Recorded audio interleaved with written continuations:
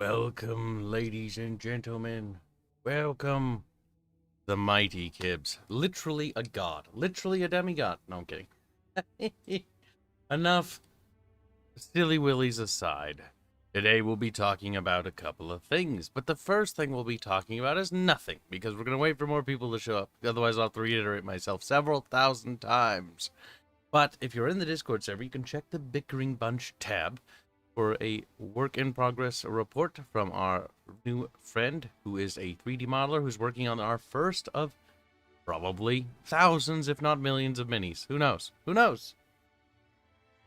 The first mini is coming along, and it looks spectacular. Spectacular, chat. Absolutely boobtastic. It's actually quite good. It's actually amazing. We are literally going to ascend to godhood.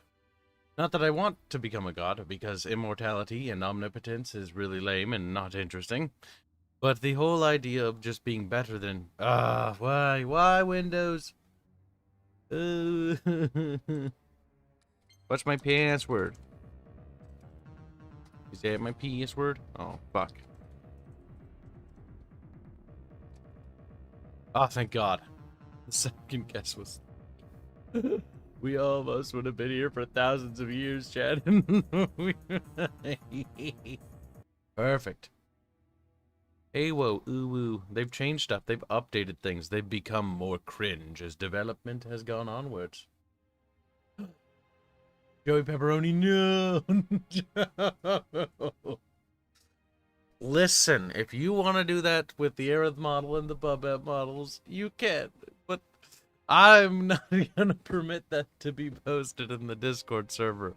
For those who don't know what I'm complaining about... No,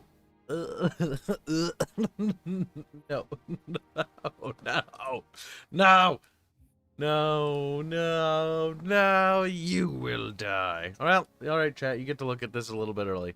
Somebody sent this in regards to the mini we posted.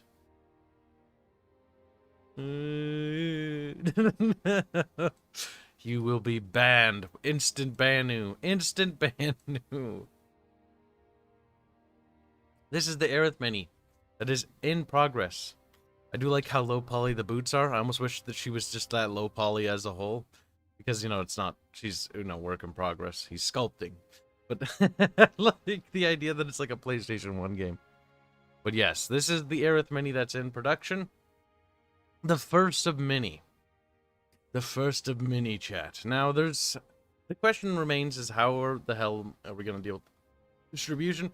I talked to the team. We have a couple of plans. We could sell the files. We could also alternatively purchase a 3D printer, one of the higher end ones, and have one of our dev members print them. I don't have the time to do that. And so put like Fairman or something in charge of that. Which again is more logistical nightmare. You know, maybe we'll do a little bit of both, but then, I don't know, my idea might not be necessarily the most popular idea on the team, but what if we just released them for free, like the files, and just simply said, you know, if you want to support your development, here's a subscribe to our Patreon and donation link. Please feel free to contribute. Things of that nature. I don't know. That's more of the reason for that strategy, in my opinion, is that's a PR move. Because, well, it is. The whole idea is basically like, you know, well, you know, we're small, we're an underdog. You can support us if you have money, but we're not gonna, you know, make you do it if you don't want to. Because the idea is to build bridges, to build, you know, connections, to earn the trust of a community, and to, you know, trust has to be earned. It can't simply just be given. And so you must, you know, make sacrifices in order to prove that you are worthy, because we are superior in every way to companies like Games Workshop. Even though we're small, we don't have anything. We are superior because we have better ethics and we have simply soul, which is what a lot of companies don't have. Now, that's not to say there aren't companies that don't have soul, because some of them exist. That's right, Joey Pepperoni, your little fucking jar was shown off. Actually, the thing is with the projects, this is something actually I was prepared to answer right off the bat.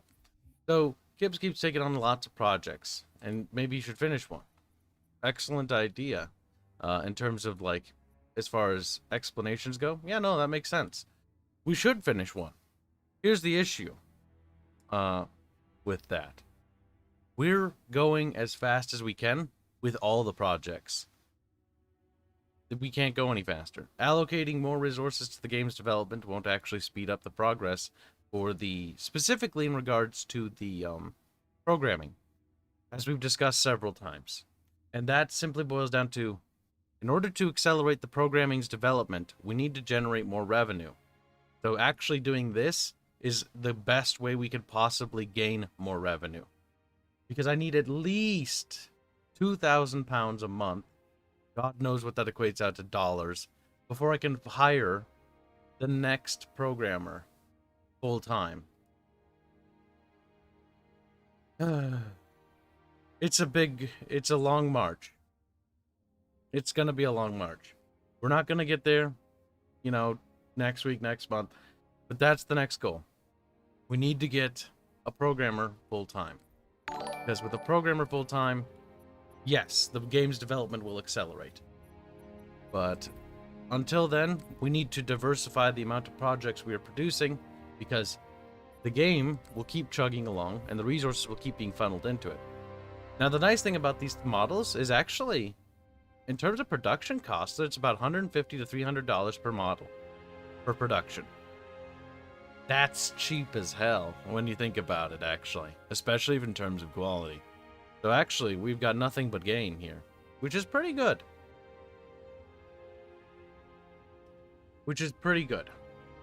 But I do agree, I want something to be done. And I actually think that Jerry Pepperoni is absolutely correct. Which is why we have more bite-sized projects. We've finished a few things that we've actually been able to release. The next thing will be the Wrath of the Firstborn song. You know, we've finished the Inner Sphere houses for BTR. The amount of things we've completed are remarkably good. Lance said, just came to say hi, and that it's super late, and I gotta sleep. Have a good stream. Yeah, no problem. I figured to have a late night stream because, honestly, things are gonna change. There's gonna be a lot, the workload's going to increase. Mostly on me. But that's fine. Nothing is permanent. Listen, we're gonna play normal. For one specific reason. Because I want to see the textures. Because people told me the textures are better. That's interesting. They have added the new skulls, I think. Interesting. So, honestly, those skulls don't make the game fun. They make it seed. But yes. Now begins the long march. Once Aerith is done, we'll commission a Babette. Once those are done, we'll then look into how we can produce them and what methods we want to take. The important thing when running multiple projects, though, this is actually something that I do want to talk about, because in case anybody else wants to do it too. You need to learn a balance of both delegation and direct oversight. Can't, you know, be micromanaging everything like Adolf Hitler was on the Eastern Front, stereotypically. Though honestly, I don't know if that's actually true, because I listened to quite a few documentaries about that, because I was interested in the, you know, Sixth Army disaster. And now I'm not sure what to think about that. I thought I always knew it. As it turns out, I really don't. But the more you learn, the more you know. But either way, you don't want to overmanage everything, because overmanaging things is very, very bad. Right, Mither, no one asked you. Black 1917, $25 say, I just realized 2 months of no streams means 2 months of no kitty noises. What do you mean? There will be 2 months of streams. The streams aren't going to stop. I'm taking a break from the RP. Because I need the Sundays for work. Work and holiday. Why for work and holiday, you ask? Because I need to actually work the same amount of time. I'm not getting any time off from this. I have to delegate what time I have. We made a blind jump. Oh my god, did they actually update the model? First, the Covenant ships have always been fast. I can't tell. I don't remember. Is that the new model? Is that the better model? It looks better. We were running I don't remember. Until we decelerated. It looks better. The hole we tore in subspace. They were waiting for us on the far side of the planet. Why would they do that? So, where do we stand? Our fighters are mopping up the last of their recon picket now. Nothing serious. But I've isolated approach signatures for Ugh. multiple CCS-class battle groups. Make it 3 capital ships. I should probably show the model. And in about 90 intermittently. seconds, they'll be all over us. By the way, if you haven't seen the model, check it out in the Bring the Bickering ship Bunch back up tab. to combat Joey alert. Pepperoni gets a I want headband for everyone being in their stations. as cursed as ever. Everyone. God, that's... I really should just ban him. And Cortana. Really should. Let's give Posting our a old friend jar. warm welcome. I didn't even think about that. My innocent, sweet, innocent mind completely forgot that that kind of degeneracy is a thing. Attention all combat personnel. Please report to your action station. He says different things, Johnson, depending on the difficulty, which is kind of cool.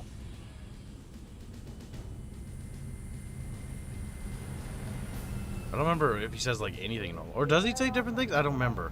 14th platoon rendezvous with 22nd Tactical at Bulkhead Charlie 14. The end of the Bickering Bunch is nigh due to this news. What do you mean? Nothing's changing except we're taking a break from the RP. You heard the lady. Move like you got a purpose. This is not a drill. I repeat, this is not a drill. This break is much needed, not just for me, but for everyone else, it seems. Once again, it is our job to finish what the fly boys started. We are Plus, it'll give leaving the Arch ship more time to tonight help and develop engaging the government other on stuff we're solid working on in ground. collaboration When with we them. meet the enemy, we will rip their skulls from their spines and toss them away. I can't say anything about the other stuff other than the stuff he's announced. So the Star Wars lore stuff is one of those such things. Now move it out. Double time. The Battletech Reimagined project is another one of those such things. Banana phone, boop boop boop doop doop. Ring ring ring ring ring ring All you ring. greenhorns Banana who wanted to see Covenant up phone. close. I've got this This is gonna be your lucky feeling. day.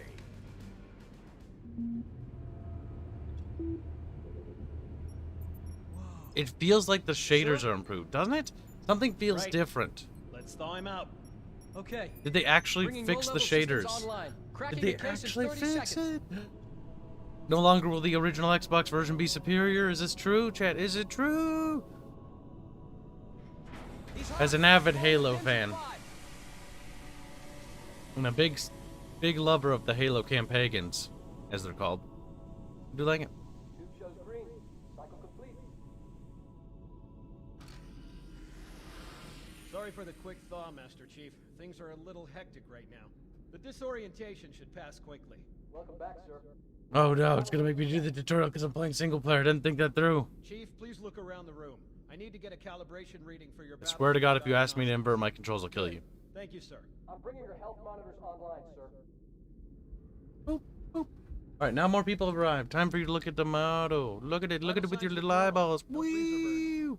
Okay, sir. Ignore go that. ahead and climb out of the cryo tube. Ignore that. Ignore that. Ignore that. You know, in the picture, I always thought the skirt was a little higher than that, or a little lower than that, I mean. Whoops. Wrong direction. I need to get back to Indio quick, because he's working on the new channel stuff, and I want to make sure I get him the right artwork. Hold on.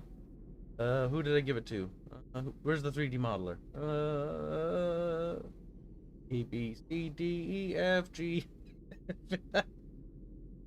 Heck, I don't remember which one it is. No, I remember the name, I just don't see it. Oh, there he is. Duh, I just DM'd him. Of course he's at the top, which immediately starts scrolling down. You know, we'll have the new art based off this same Aerith design. I'll show you which one this is. This is the, Sala loves this picture, by the way. You honestly wishes more people liked it. Or not liked it, but, talked about it. It's one of his favorite pictures of Aerith. I'll post it in the Bickering Bunch discussions if people want it. I'm pretty sure it's on the Discord server already, the assets list, but I think it's probably buried. There you go. Poof.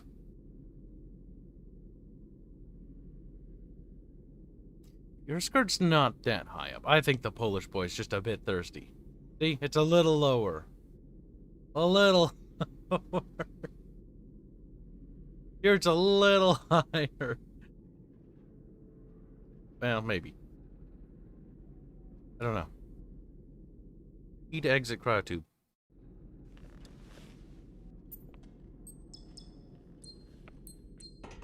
Think that's terrible. I gave you a double dose of the wake-up stim. take a quick walk around the cryo bay and join me at the optical diagnostic station. I do love how their eyebrows move when they talk. It does make me happy. Magical schoolgirl? Oh, I she. know the ordnance techs usually take care of your targeting sensors, but we're short of time, Chief. Just look at each of the flashing panels to target them. When you lock on, it'll change color. Okay, that looks good.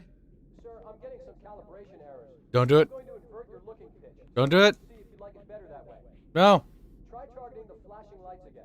Oh. Better, or should I switch it back? Oh, why? One to try it the other way. Okay. Try looking up and down again, please. Do you want me to leave it like that or switch it again? Yes, leave it like that. I'm glad you die. Change it yourself later. I'm ready for the energy shield test now. Please follow me to the energy shield test station. Defensive positions, Alpha The real question is how to produce models. People have sent me actually quite a few DMs about where I can go and contacts for this kind of stuff, which I do appreciate. But the one thing we're going to have to wait for, number one, is the file to be done. And then the second thing is going to necessarily be the, how we want to do it. Stand on the yellow square. This'll just take How a we second. want to do it, chat. Okay, bring his energy shields online, please. If Aerith was a bender, which would she be, and why is it firebending? shield read as fully charged. I don't know. Put me down to test the automatic recharge. Aerith a bender? You think Aerith has magical powers? Oh boy. Doesn't sound like a good thing.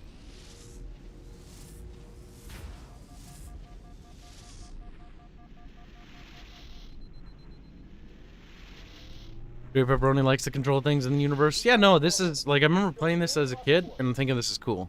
Like, right now I don't want to do it, because I've done it 1,000 times. But, like, first time playthrough, like, it was pretty cool. It was like, wee. Aye, aye, sir. The skipper seems jumpy. We'd better get moving. We'll find you weapons later. Okay, I'll leave the self-diagnostics running at least. Oh god, they're trying to get through the door! Security! Intruders in Cryo 2! Sam! Sam! Come on, we've got to get the hell out of here. Damn. This way. Alert, all hands. Boarding hard. No, Jimmy. Well, we didn't need Jimmy. He was holding us back. Boom. Model production, though. It's one of those things. Do it for free. And then see if people will donate Mon-Mons. Nice shot. Because the logistics. Now, fortunately, I can have the logistics handled by the other team members. So I won't be putting any extra workload on me, which is fine. But the thing is, what would be the best way to earn people's loves? You need their souls and hearts. It's not going to be hard, considering the competition is retarded. Captain Keys. Good to see you, Master Chief. Things Will are Earth come with a going Franklin figure? Cortana did her best, but No. we never really had a chance. A dozen Covenant superior battleships against a single Halcyon-class cruiser. With those odds, I'm content with 3. I'm not going to commission artwork of somebody else's character stuff No thanks to without you, driver. first prior permission and second the ability to sell. Report. It must have been one of their boarding parties. I'd guess an antimatter charge. Ma'am, fire control for the main cannon is offline. Captain, the cannon was my last offensive option. But why? Right then. I'm initiating Cold Protocol Article 2. We're abandoning the Autumn. That means you too, Cortana. While you do what? Go down with the ship? In a manner of speaking. The object we found, I'm gonna try and land the Autumn on it. With all due respect, sir, this war has enough dead heroes. I appreciate your concern, Cortana, but it's not up to me.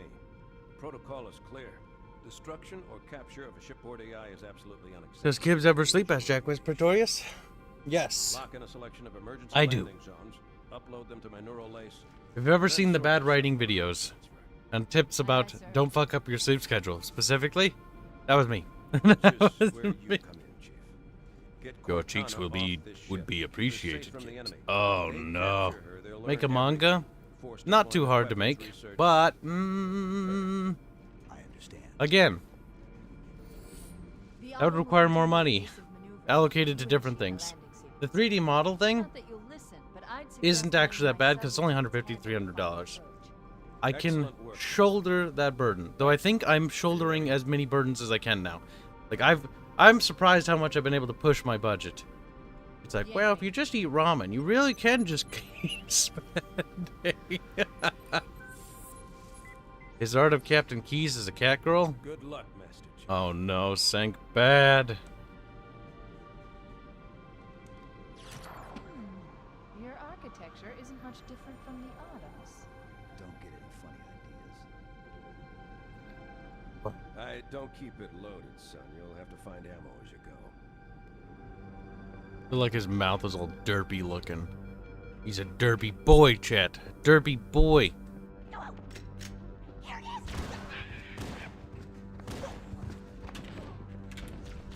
Those Marines can do some work. What you do best. Marines. That was me, my bad. Hey, whoa, ooh, woo. Dance, boys! A woo edition. Oh. A casual Halo playthrough.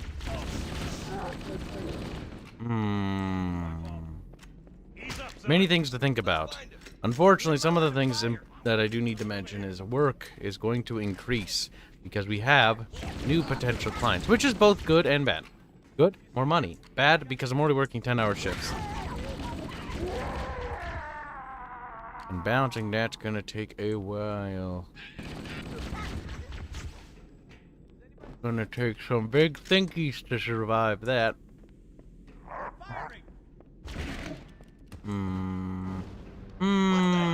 Ponderous chat. Move in! Back to the airlock!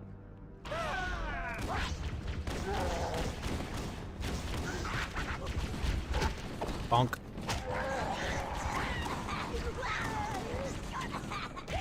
Stop that. My fault! Keep it up! He's dead, Jim. They're using our lifeboat airlocks to attach their boarding craft. We go out and they come in. Clever bastards.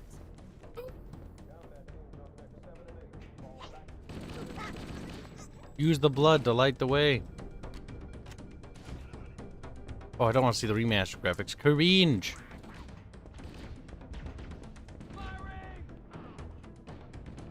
Lemonade odd caffeine concoction, and it's not too offensive, and I find I quite like the mixture of coffee, cinnamon, and 2 different types of tea. What kind of heathen are you? What kind of heresy is this?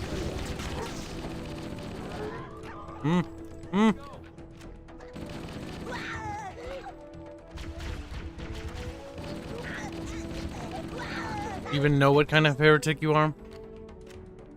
Think maybe, possibly, maybe you're just a pinch. The next question yet remains, though. The tabletop. I have interesting ideas about the bases. Should they be squares or should they be circles? If they move in block formations or formations, maybe it would be nice to have them as little squares so they could be placed on a tray and then the tray can slide forward, you know? That way it's not like you move each individual dude and it takes like 30 years.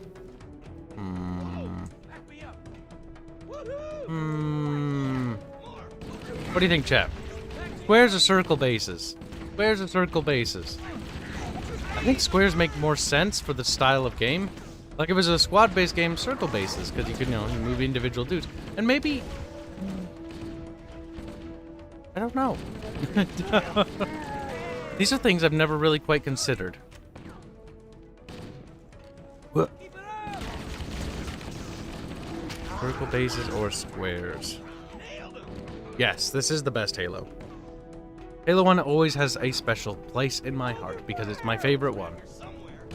Something about it just is so right. Also, I like the mods that one guy makes that makes the assault rifle not bad. I wonder if he updates his mods. They're updating the modding tools.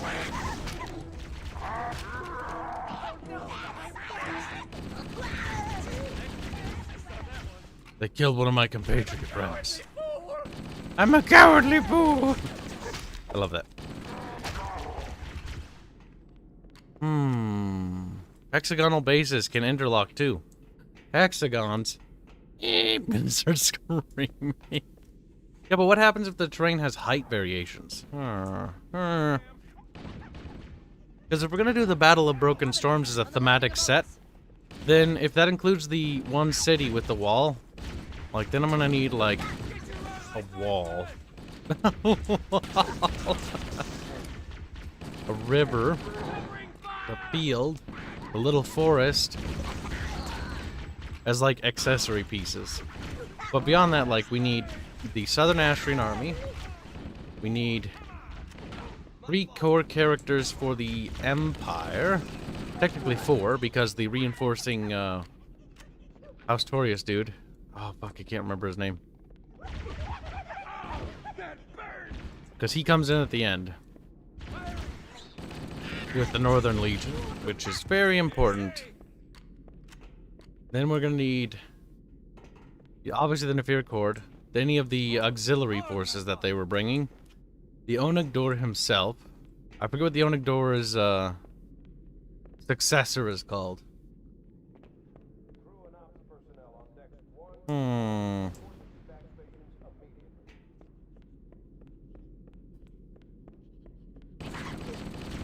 Pew! Pew!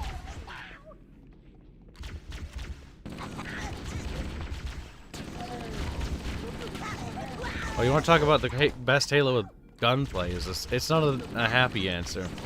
The latest Halo 5 has pretty good gunplay. The problem with Halo 5 is it's absolute garbage. Well, sure, the guns are improved, and the gunplay overall is actually the most advanced in any of the Halos. There's so many fundamental problems with the overall design, on top of the already remarkably awful campaign. So what little good there is buried by terrible stuff. Is this a bow, Jack? No, it's a bow squick.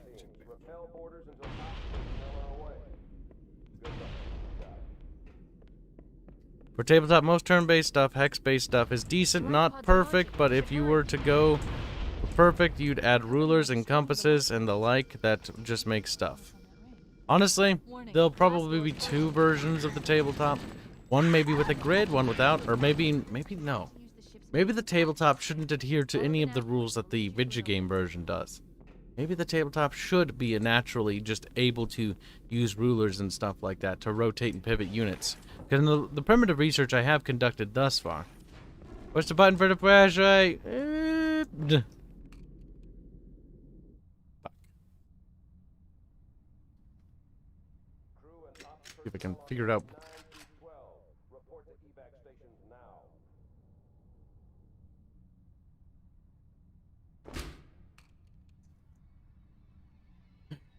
No, not that. 4. Oh my god. That took forever. I watched a playthrough for the story of Halo 5. I wonder how much Infinite will retcon. Oh, I don't think the Infinite's gonna be a good campaign, honestly, if I had to be honest. I imagine the gameplay will be fun. Like, the gameplay of the newer Halos isn't bad. But the issue is that the campaign sucks ass. And the problem is I actually really liked Halo's campaigns. So it's actually a huge letdown. That, like, sure, the gameplay's improved, but, like, the game, like, kind of sucks. Like, the level design is bad in 5. Thank you, Reggie Squeak, but I already got it. He's like, no! And if the bases aren't big enough to interlock, you might as well make them a sweekel. Yeah, that's the true question. I might make them sweekel. I don't know. Like, I'm gonna have to talk to Carlos about designing... Like, we have the Astrian army. Like, that's nothing new. We don't have the Northern army, but we have the Southern army. And it takes place, like, what, 4 decades ago? 5 decades ago? I don't remember. I think it's like 5 or 50 years ago. 50 or 60 years ago. Before the start of the game, I think. Maybe not. Maybe it's like 50 or 40 years ago. Before the game starts. So, the armor designs more or less are the same. There are some things that aren't around during the Battle of Broken Storms, like gunpowder. Not a thing. It's only recently entered, like, a couple of years in terms of being around. or I can't remember the exact date, but it's pretty fresh, as in it's extraordinarily rare. It looks like the Covenant wanted to catch you napping.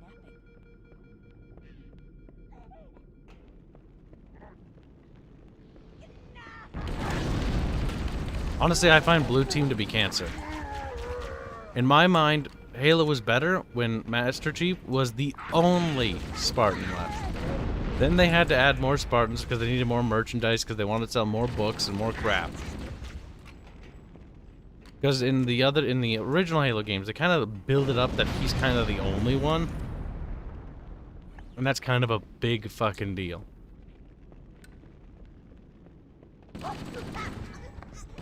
Problem is, the more Spartans you make, the less valuable a Spartan is. It's like mages in our universe that we're working on. The more mages there are, the less magic there actually is. Because if everyone has magic, no one has magic. Which is exactly why there's like 40 fucking mages in all of like Astria. Damn it! Or rarity.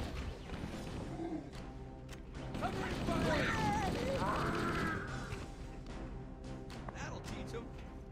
The damage to the superstructure is extensive. Sketchy. I don't know how much more abuse the Autumn can take. Minis, minis, minis. Today's goal is to work on the magic system a bit more. Now, I'm thinking of breaking the magic system into 2 parts. Much like the tabletop game is going to be broken into 2 parts, both the war game and then obviously the TTRPG, but they can also be combined together. I'm going to be inspired by Battlesquick, because Battlesquick kind of had a similar concept where it's like you have different systems, but they can combine together to create a bigger system, if need be. Compartmentalization. A brilliant idea, honestly. Very innovative they were. Very innovative indeed.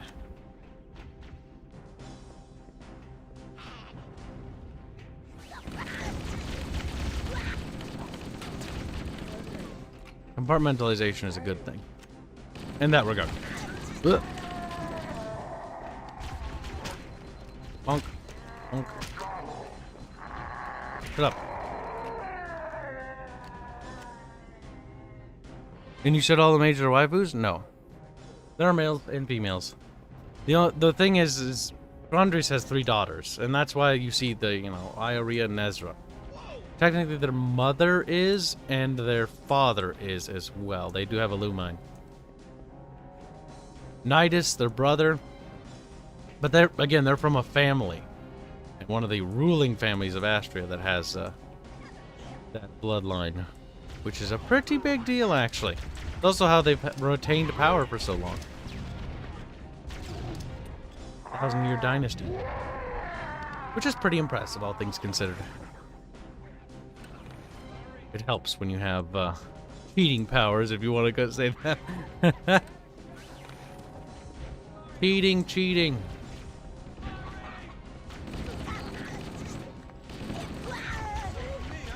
One last lifeboat. Quickly, get aboard before This it one. launches. Meep. Oh no. Oh no. Oh, yes. Now would be a very Saved that guy's life? What a Chad. But he'll die later. Punch it. Ah, sir. We're disengaged. Going for minimum safety. God damn it. Aliens? Inspired sci-fi marine design? Gonna die out here. Since forever. Like, it is Aliens. Aliens just define sci-fi marines aesthetic. Don't get me wrong, the 80s sort of, aesthetic is really good for that. So, like, you could turn an RPG into a war game for a session when a big battle is appropriate. That seems really neat. That's generally my idea. The grand scale idea is basically like there'll be, compartments for everything. So if you want to, do a war game, if you want to create your own house or dynasty, in the pen and paper, you should be able to. You want to have naval warfare? There will be a naval warfare system designed.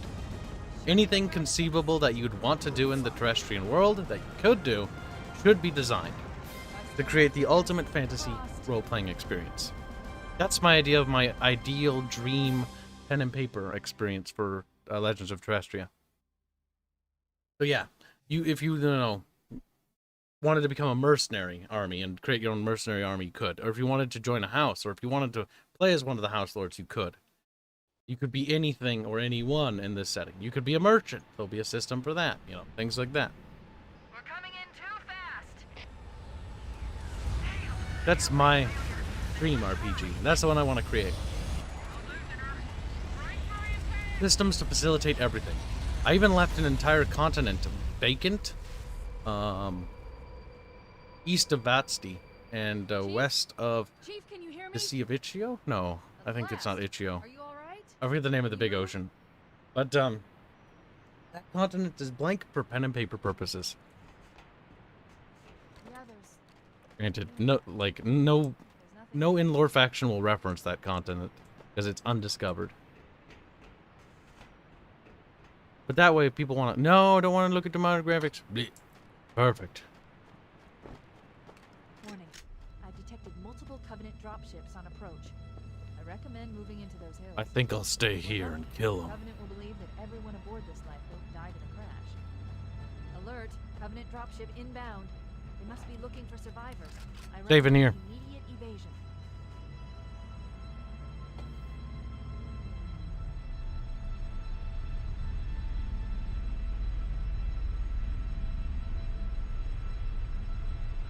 Let's see. You basically need to make stats for the units, characters you need to connect, that you need to test and balance, and you need to basically also stay away from doing dumb stuff. Well, yeah. But in order to make good stuff, you're going to have to make some occasional dumb stuff or mistakes. Because that's generally how game design goes. You're like, oh, this sounds really cool, and then you make it, oh, wow, that was remarkably cancerous. Because not every idea is actually good. Actually, I wonder, will they just sort of come in here? Oh, actually, they were completely unaware of my existence. Until I did that.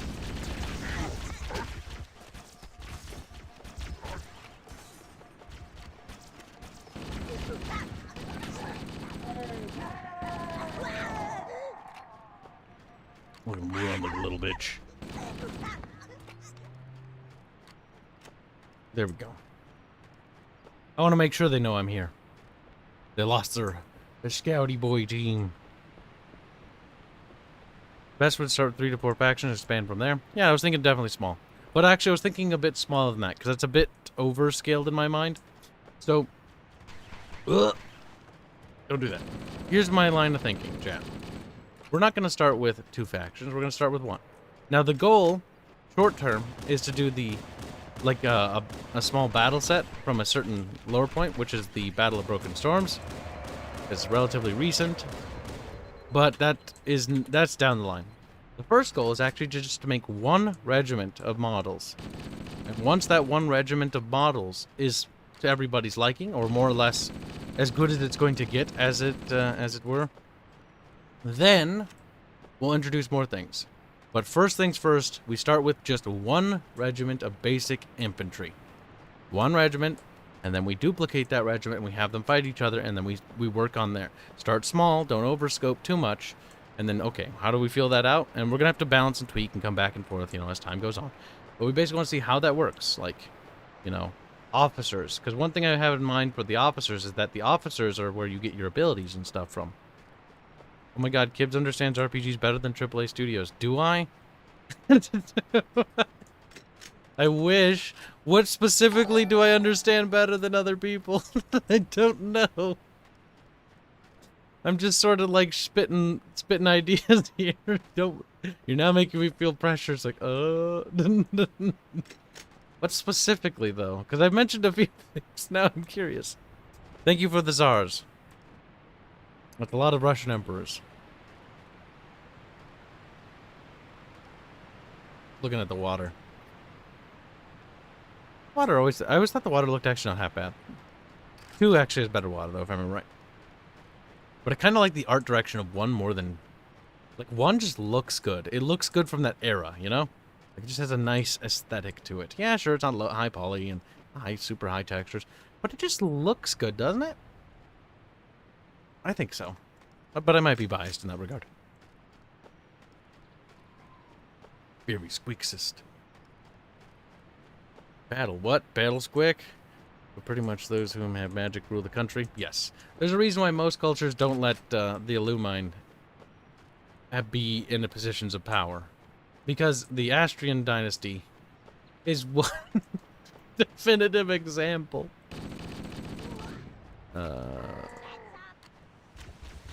Different societies have different views, but generally they are considered useful, especially in times of war.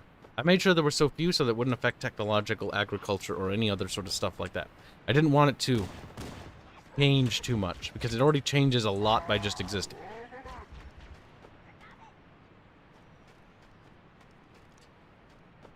Also, don't forget that you donated. You should get access to the Chamber of Squeakrits. Send me a DM of your receipt, and I'll give you access on Discord. The reason why you should is because it's lifetime access. Permanent.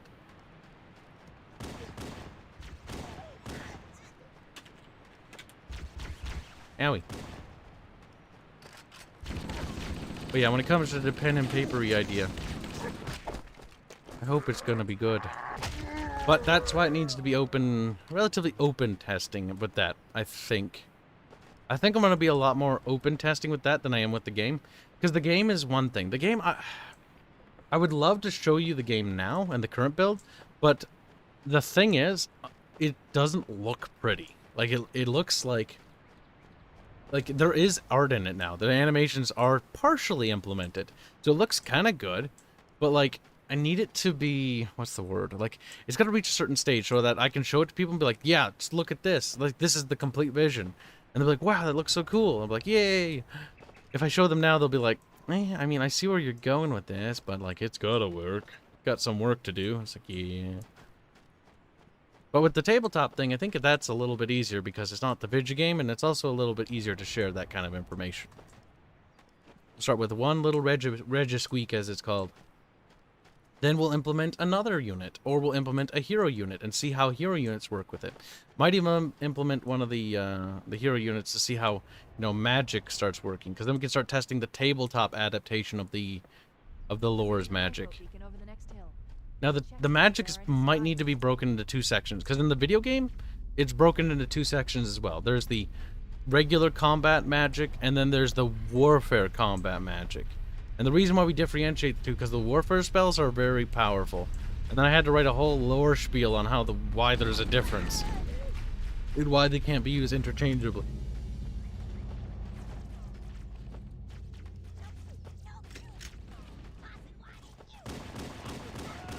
No, he died. Murderer.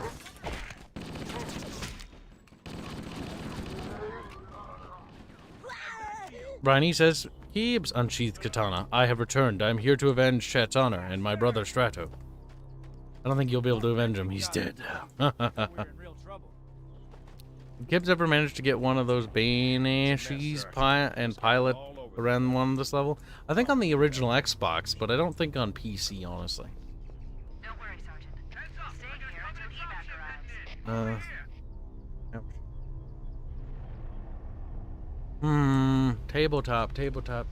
Tabletop. It's an interesting thing because this is relatively dropped into our lap rather recently. Literally in the span of a few days. But there's a lot of ideas in my head changing around and moving around. I've got a lot of ideas. But I think we'll just take it kind of slow and see what happens. Don't want to go too fast. Not like we're in a rush. We only got one modeler to begin with. Because the other question, I need to talk to Carlos. I didn't finish actually on that note. I need to talk to Carlos about designing the Astrian infantry to have multiple variants. So that way you can mix and match the pieces when you build them. Because after talking with several people who've actually paint minis and stuff like that, and doing a little bit of research on what they kind of like, it seems to be the general consensus that people like to sort of assemble and customize their armies. They like to, select different pieces and put them on different little helmets. And so it's like, okay, cool. So we're gonna need, it's a bit more complicated, sure, but it's not out of reach.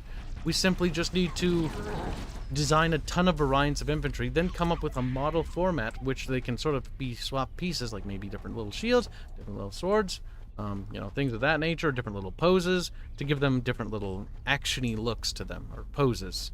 I said poses twice now. I'm going to reiterate myself several times when I'm thinking hard about something. It's just what I do. I do that while talking to myself or while working on the game.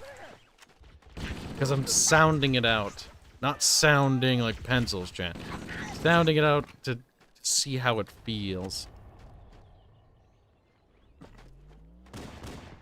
My head itches.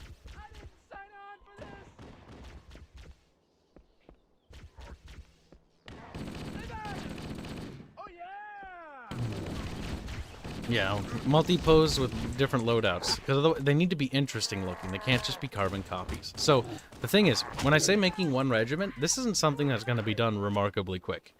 It's going to take a while. The first thing that's going to need, we're going to need a bannerman, an officer, and a musician. Those are the 3 specialist units of every regiment, because bannermen, musician, and officers actually do something in terms of gameplay mechanics.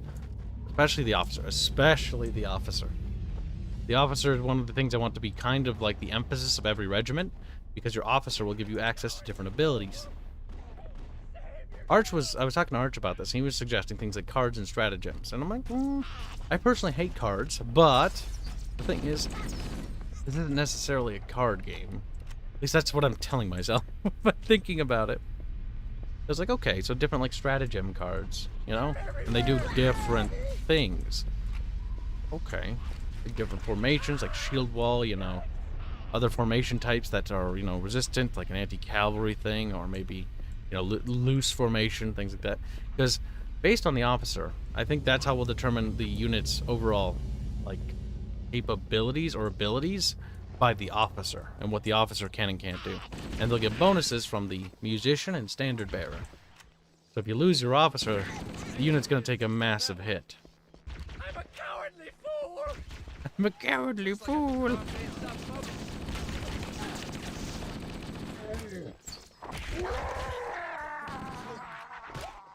I think all the Marines just sort of got wiped the fuck out. Oh my god, they did. Kib fucked up. He was too busy thinking. They're all dead, Chant.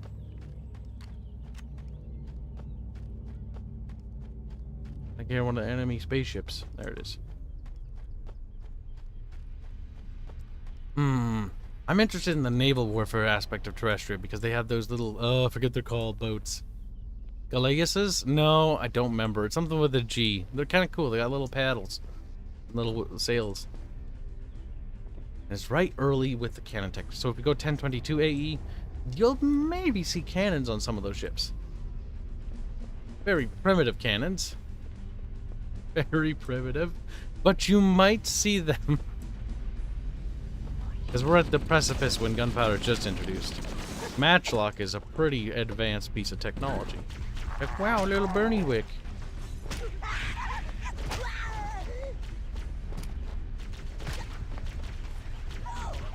Bonk.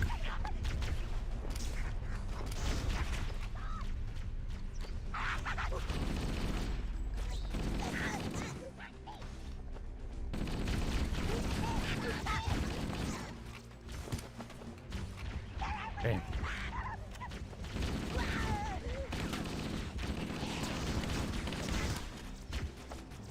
Honk. But the time period of Terrestria. It's in an interesting period because technically speaking, while we originally designed Terrestria, we're like, okay, let's base it off of, you know, the Terran timeline in terms of technological progression. And then we realized that that actually doesn't make sense. So, like, windmills were invented differently, just like ships and ship innovations were invented differently in different ways, and they had different hiccups along the way. Because they're not Terrans. And so it's like, okay, so they have to do things a little differently.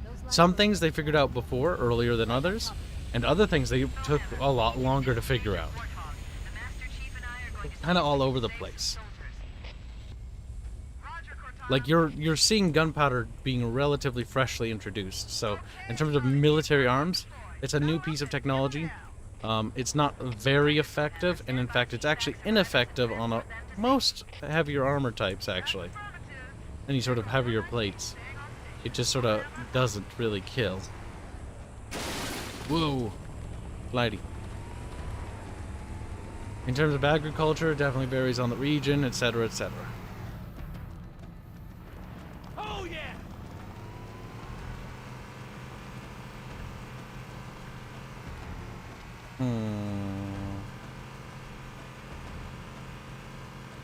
Galleass?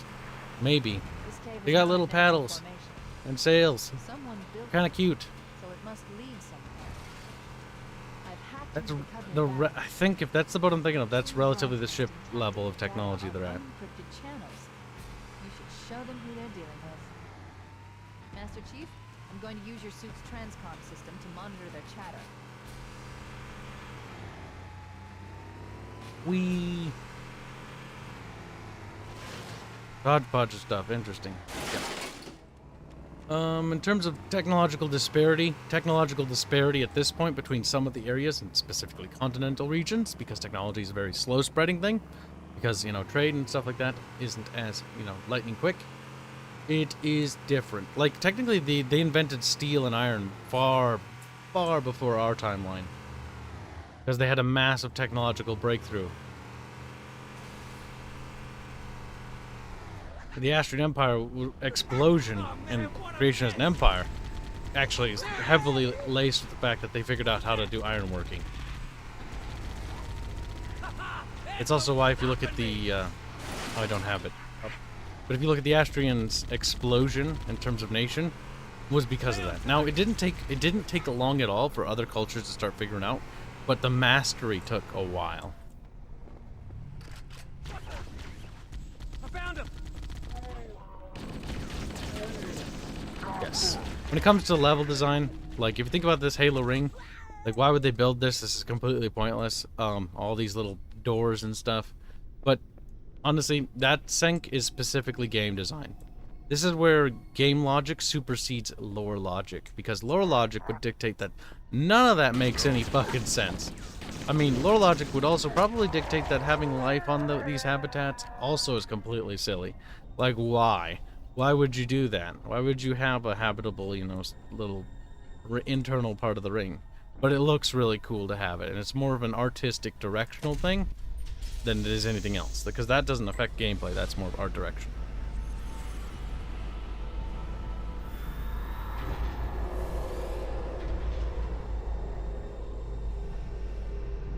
It's gotten to the point of massed pike and shot formations. No.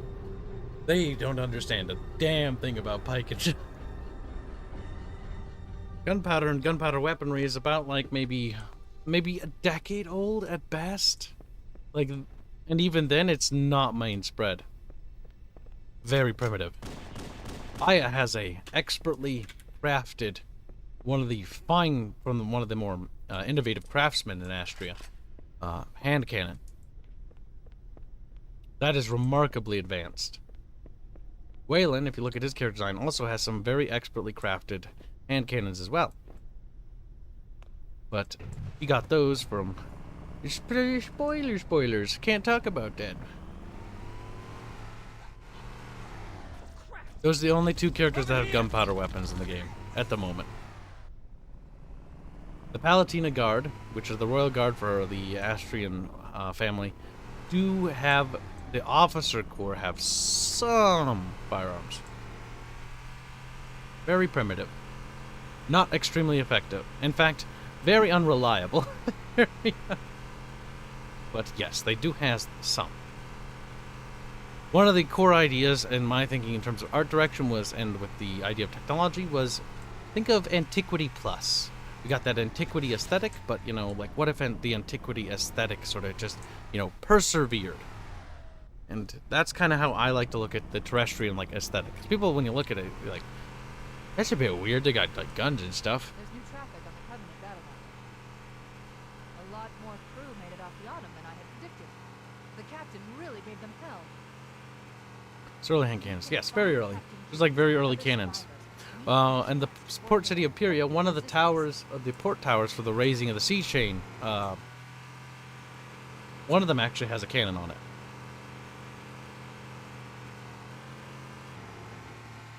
So we're Archer's last hope for a pike and shot game. You were Archer's last hope for a pike and shot game. I mean, pike and shot. Think about it. Technologically, in 1022 AE, they have the technology to do pike and shot. They just haven't discovered the method. They're very much still in that very dogmatic view set of how warfare operates.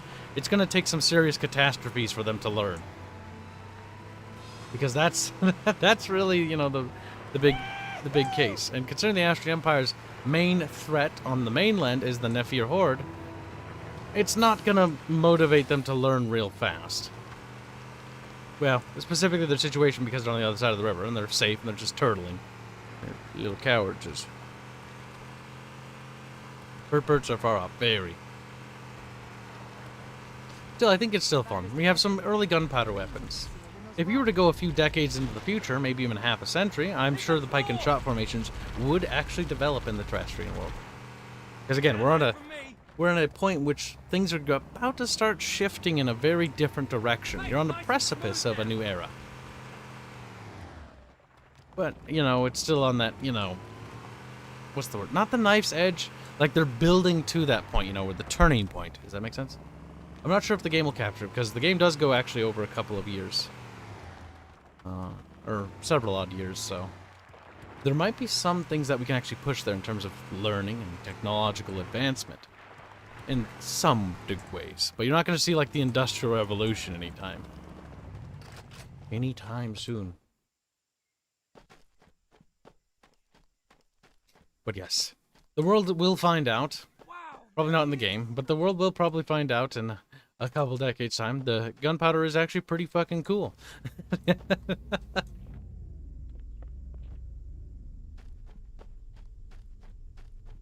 It's kind of a tragic point, in my opinion, time point, because it's also the end of a lot of things. It's a lot of old ways of fighting are bound to be replaced by new technologies. Kind of an interesting and fascinating time period, really. Which is honestly one of the reasons why I kind of picked that sort of setting, because I like the idea of change. Whoa! Damn it, they're everywhere. Yeah, kill them then. Come get some. There it is. God damn it. Who's the Bonk. man?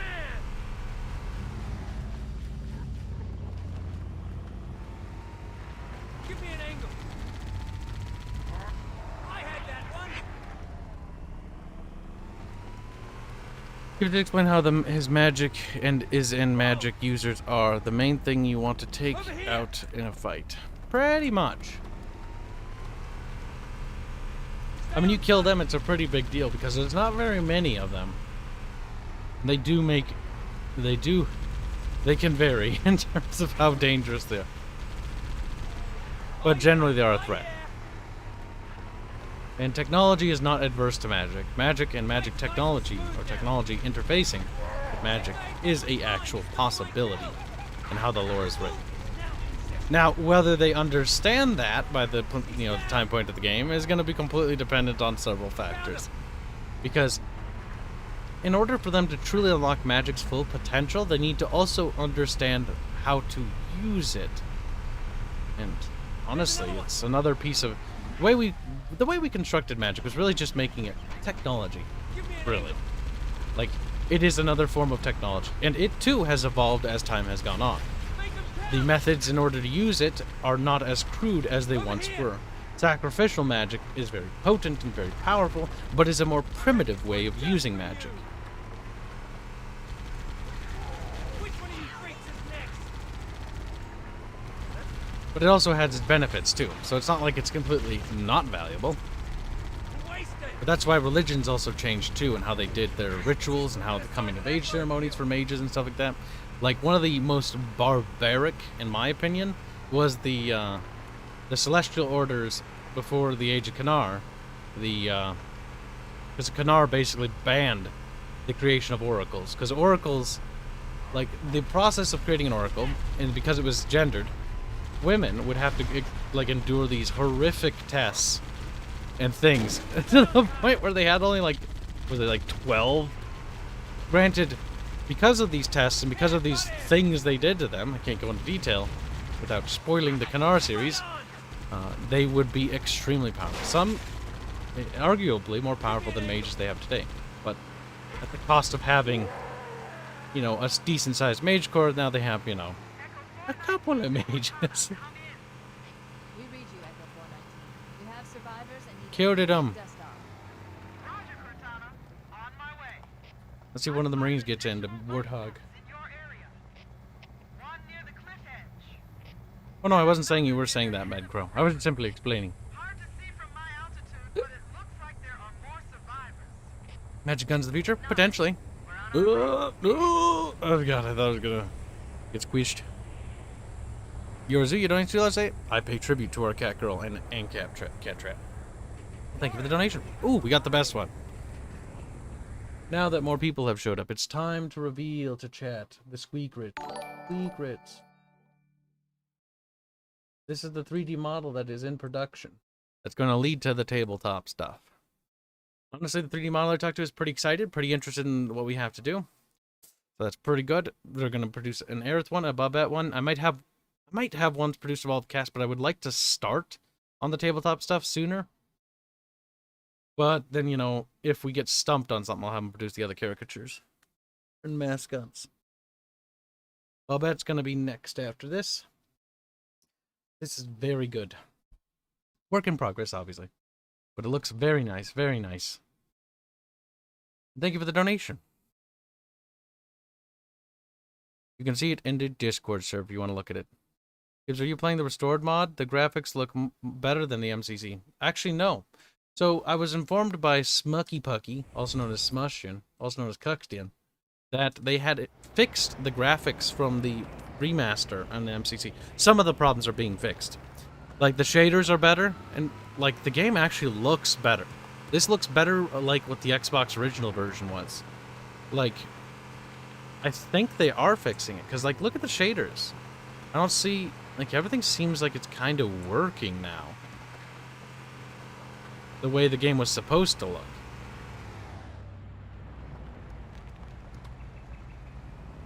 We're gonna see when we go on board the alien spaceship, one of the Covenant ships, because the shields on those things were broken. So we'll get to see if the beta placeholders are still in, or if they actually got the proper textures and entity effects and animations working. Hiding in the hills above the structure. There it is. Yeah, let's do it. Oh, that didn't suck at all. Get your own ice storm first. Kill him. I took bread out of the freezer, some Italian bread. I might make myself a sandwich when it's thawed. Toast a sandwich. Everybody loves a toasted sandwich. Who doesn't love a nice toasted sandwich?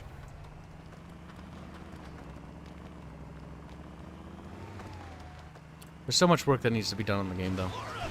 And not even just the game, the lore as a whole.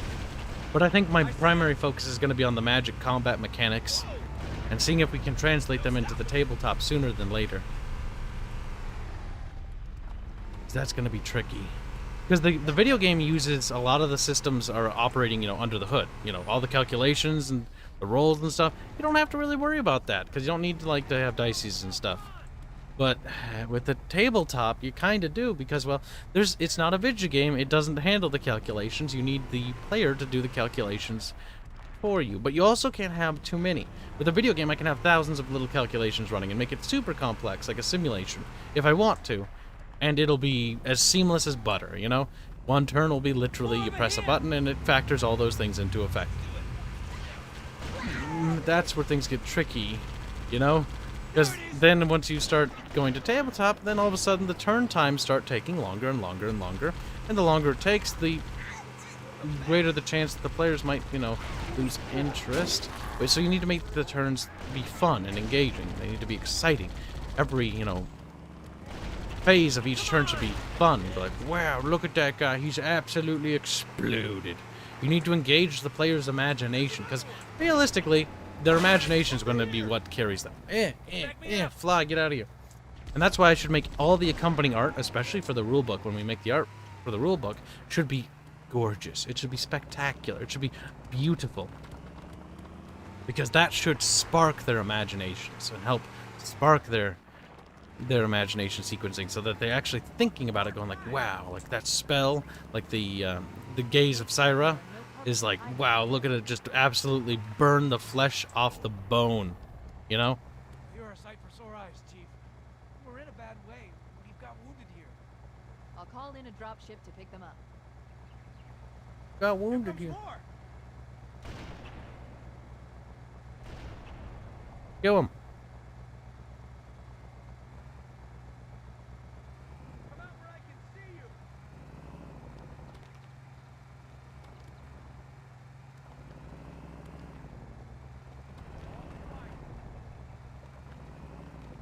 Can you not see him, Sniper Boy? Can't hide from me. There you go. Roger that. Echo 419 to Cortana. All hammers on. Your game please up. Will you continue to create games and or move on to comics, movies, animated series, and will it take place in terrestrial or new IPs? Echo 419. Good luck. Probably gonna focus on one IP, to be honest. While I have hundreds and hundreds and hundreds of ideas, I can actually just really fit them into the same universe. I mean, that's why it was called the Mixers IP as a whole, the Mixers project, because I could make anything I wanted in it, because the rule set was so pliable. It was like clay. Like, if I want to make a Total War style game, I could set it in Terrestria. And we could have like a technological progression where it starts before 1022 AE, maybe, you know, and then you actually progress past 1022 AE, and you actually see pike and shot formations. I could do that. I could set it in a different... Nope. Don't say anything, Kip. Shh. Shh. Shh. You don't know anything. Kibs, think before you speak. Otherwise, chat will start piecing the puzzle together. They're too smart, little bastards. Alright, wait a minute. I would have said that, and that would have been one of those moments where chat would have been like, wait a minute. Hold on a second. I mean, what's to say terrestrial... Listen, if there's technological progression, Sonic Killer, who knows? There could be a space game. Our setting with space and magic would be actually really cool. Here comes more. I found him. Fortunately, technology and magic integrate. Or can integrate. Don't have to. You get some really interesting things with that, actually. Sure, the Pillar of Autumn's crash site. Good news is the captain's still alive. The bad news is the captain. I wouldn't be opposed to that at all. Let's hurry and finalize. But I'd like to break it up into different compartments. Like, we'll still have the terrestrian thing, but then we'd have, like, space restria. Then we'd have spaceships. I always wanted to make space sci-fi games, too. I'm cool with that. Maybe they took cover. I can make that work, too. Who knows? Maybe I already did. My meat hog. There it is. Hey, leave some for me. Man, I like Halo 1. It's just dripping with soul. It's dripping with soul. And you can feel that when the game's dripping with soul. It's so good. It's just so delicious.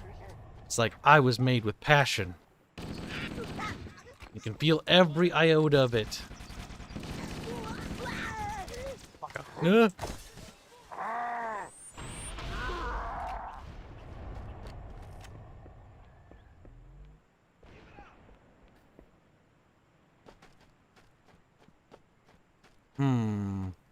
Terrestrial 40,000. Why shoot for a meager 40,000 years, chat?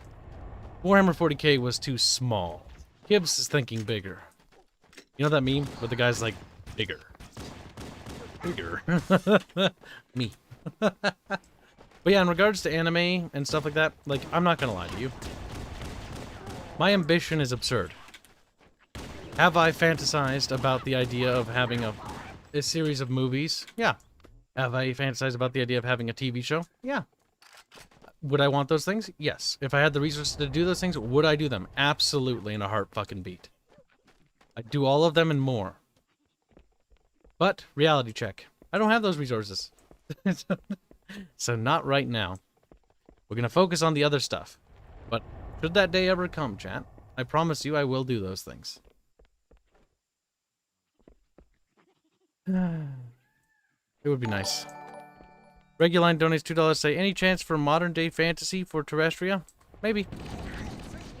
I'm not opposed to continuing the storyline. I mean, Legends of Terrestria is a footnote in the greater story, so... It's not like it already hasn't been planned. Actually, that's one thing I should also talk about and clarify further. 116 was the name of Terrestria. At least I'm pretty sure. I get 117 and 116 mixed up. 116 is in reference to a note number. There are a various amount of those notes, because I can't tell you them, because when you figure out what those notes mean, that's going to put pieces of the puzzle together. Now, right now, that's just a number to you, so you don't understand what the fuck that means. And you never will. Never, never in 1,000 years. So, 116 is in reference to a note. That note is a part of a redacted thing. That is to build up a redacted thing. That note later became more than just a less than a paragraph of text, and became Terrestria. Everything has small but humble beginnings in numbers. I never was planning to make 116 into anything, to be honest. It just sort of happened. And this happened specifically because we're like, okay, we want to make something in the Mixer's project, which is basically the project name of the IP, because it doesn't have a name, it's the project name. The Mixer's project, we wanted to make something, and we're like, okay, we need to start over. That is what I told Tyler. We need to start from something small, something we haven't done before, something downscaled, because the project itself is too actually gargantuan to be feasible. So we need to do something in the project, if we want to work on the project, but we need to do it on something that has nothing about it. We can start from the beginning. And from the beginning, we can redefine the entire project with this new beginning. And that became Project LOT. Legends of Terrestria,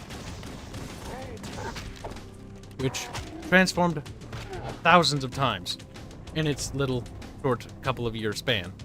It was originally a sort of pseudo Castle Crasher style game, almost like Golden Axe, where it was a side scroller beat 'em up, but it was multiplayer and it was story centric with characters, and each character players played as could interact with dialogue and stuff like that. That was changed to be a turn-based RPG. And that was changed to a tactical turn-based RPG relatively in short order, because we realized that actually, to better illustrate that, then multiplayer as a whole was removed as a concept. Then it was also suggested that we bring back multiplayer recently. Tyler would like to integrate a multiplayer aspect of the battles, because I think that people would have fun with them. And I'm not opposed to the idea, but I strongly and vehemently think that we should focus on the single-player experience first, and then, you know, when we're done with that, we can then readdress that issue later. Because it would be kind of cool to play the multiplayer, or have battles like that, or even maybe introduce some sort of, this is a far-flung idea, and it wouldn't really work, but it's some sort of cooperative experience would be nice. I've got a soft spot for that. But the thing is with that, is the game's not designed for that. So sure, you'd share half your party with somebody, but the game's dialogue and everything else would still be handled by the other player. Because fundamentally, that changes the principles of every design. But that doesn't mean that we couldn't make an expansion pack that actually is focused on cooperative experience. Because like talking with our various other team members, once we have this engine down, the engine we're building for Legend of Terrestria, what we're using is Unity. Once we have all the core systems, you know, the buildings programmed, how line of sight, fog of war adds, making an expansion pack and having an expansion pack set as like a mercenary company with some sort of cooperative experience as just an idea. Just spitballing. It's not intentionally, fucking stupid kid. It's not entirely impossible. These are just ideas, though. No, these aren't things that are actually in the works to be implemented, but just fantasy ideas. Things that I would be open to, if that makes sense. Multiplayer seems expensive. I'd have to talk to the programmers, because what they told me is not necessarily that it's expensive, because, well, no, it is, but it's a different can of worms. Does that make sense? Like, it's a different thing. But again, that's just more of a far-flung idea. A nice fantasy is what I'll call that. Not reachable. Not from where we're standing now. And I do want to be completely transparent with that. But it is something that if I had the resources to do it, it would be kind of cool. Aboard one of their cruisers, the Truth and Reconciliation. The ship is currently holding position approximately 300 meters above the other end of this plateau. It's important to always be as transparent and as clear as possible with people, especially the people that give you money, because they are supporting the idea as well. They have every right to know. Except for the spoiler bits. They don't get to see any of the characters. Lots of characters are not available for preview or looking at for obvious reasons. I wish I could show you, because I think you'd love them, but I can't show you them. I've detected Covenant stationary guns near the next pass. You'll see them in time. I know. It just takes time. Radio Squeak is being yelled at. Good. No, yeah. Covertly take out as many of the Covenant as you can. Don't open fire until you hear the enemy return fire on us. That should let us keep the element of surprise.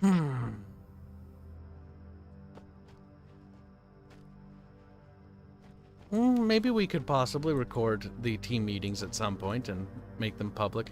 But generally, I don't want to do that right now because I don't want the team members to feel like, there's people going to yell at them for an idea. That's my fear. I like the idea that my team members aren't afraid to tell me ideas.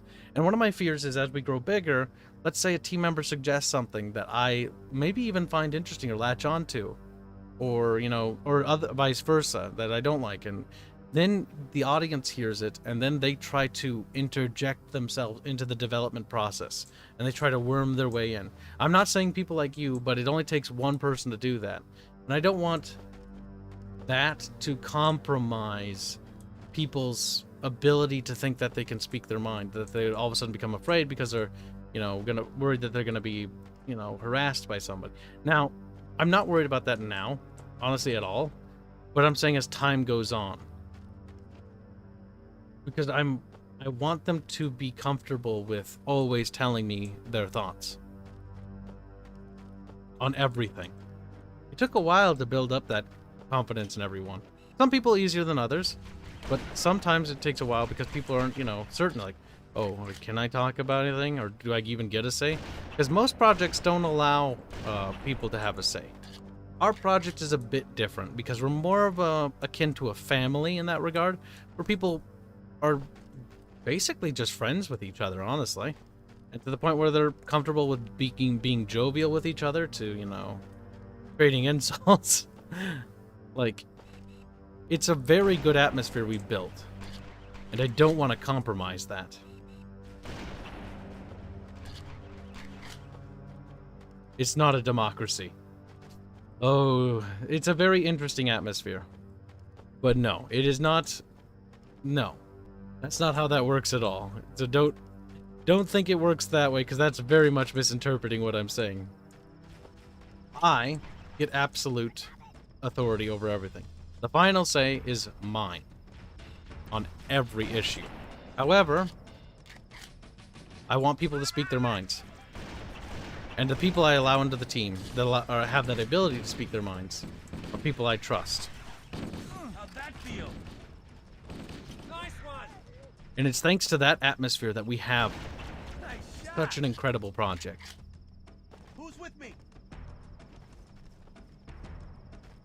We're able to inspire each other to continue to push forward and push in new and unique ways. It's a happy dictatorship. Yes, basically. It is a dictatorship, though. It may sound like everybody gets to say. Yeah, they get to say. That doesn't mean they get to decide anything. At the end of the day, Kibs is the one banking over 90% of the project. Kibs gets final say on all matters, and will always, because the project and the IP are, well, I own them. The IP is mine. What's canon and what isn't canon is determined by me. But that's why I have a team of writers. I don't just do it myself. I have other people to work with and bounce off of. That's part of being a team.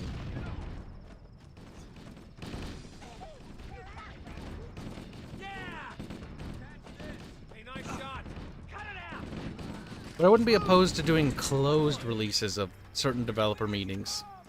for the people who supported us or donated for it. It would be exclusive access to that kind of stuff, and it would be for specific ones.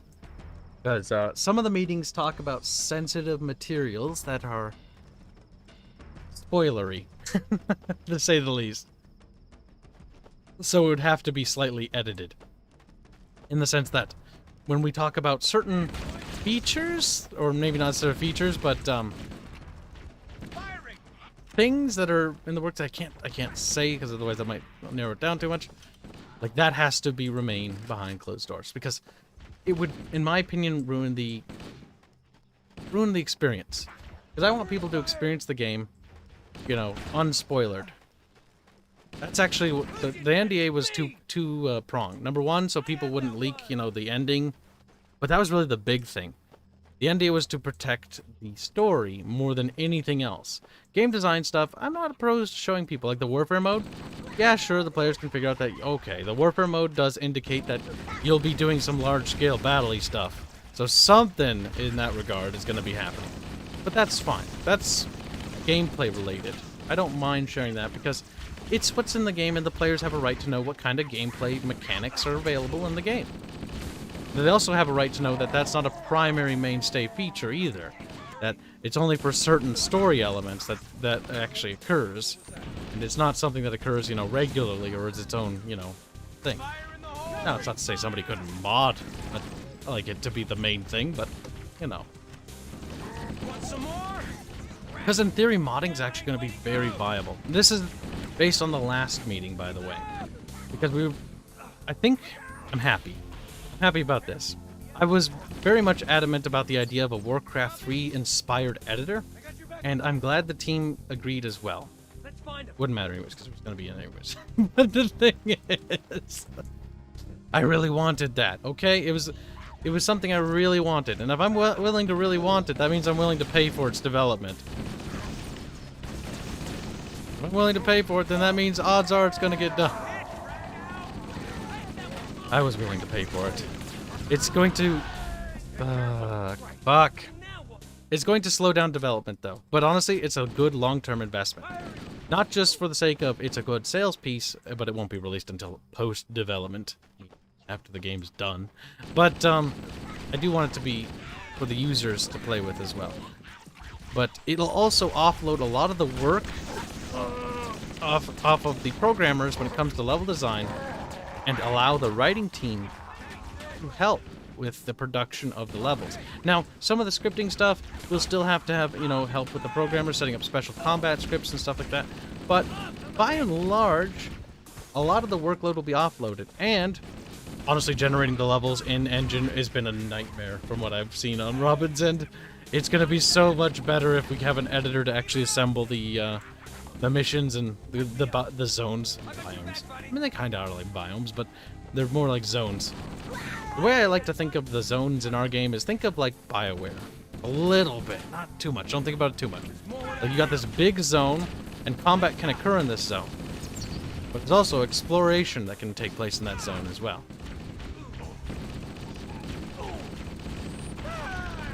Kinda.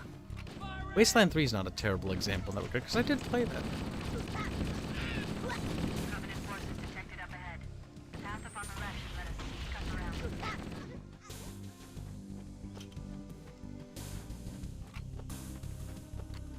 around. Kibs, is there a way to get Steam's key through Steam? Steam's key through Steam. Yeah, there is. Oh, okay. So I was looking into putting our game on Steam. Now there's a fee. It's not too bad actually, so I'm not going to need, you know, to ask for help with that from any of the team members. I can do it myself. It's only a couple $100. GOG requires an authentication process, which is rather long, rather annoying, but honestly, I get it. They want to vet what content they have on their channel, on their platform. Totally reasonable. But there's a series of requirements that need to be met. I'll have to look and read into that and make sure that the game can fit all those requirements and can be appropriate to actually enter for application process. But that is not an issue right now. In regards to Steam, yes, you can get Steam keys to give out. And that's actually what I intend to do. I actually made sure I got the permission of the team members before doing that because honestly, I wanted to make sure that everyone's on the same page and agrees that that's okay. And that if there isn't a disagreement, I want to explain to them why they're wrong and why I'm right. But anybody who donated a certain threshold, let's say the game releases and it's 20 bucks or 30 bucks or whatever, in that ballpark, right? If somebody donated on the YouTube channel 30 to 20 bucks, I think they should get access. Now, I know people like Strato and some other individuals, not a majority, say that they'll still buy the game again to support us, and that's fine, they can do that, but they still deserve to get a key. Like, that is something I'm going to stick to my guns on. You can't reject the key. If you donated within that threshold, like Strato, who has, which he's donated a ridiculous amount, you're going to get that key anyways. If you choose not to use it, that's your prerogative, but you're still getting it. You can also elect to give it away if you so desire. Your key to do it as you please. Maybe give it as a gift.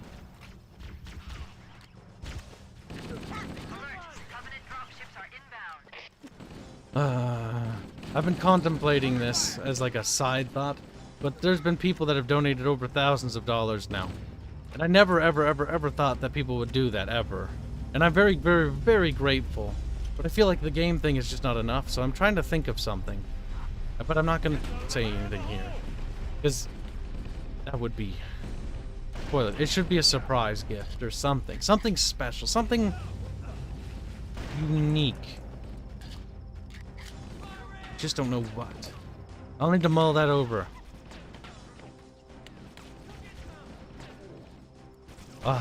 This makes me smile. I've got a terrible idea. What if we sold boxes? I wouldn't mind having a collector's edition, but the collector's edition, I want it to be... Oh god, this makes me smile.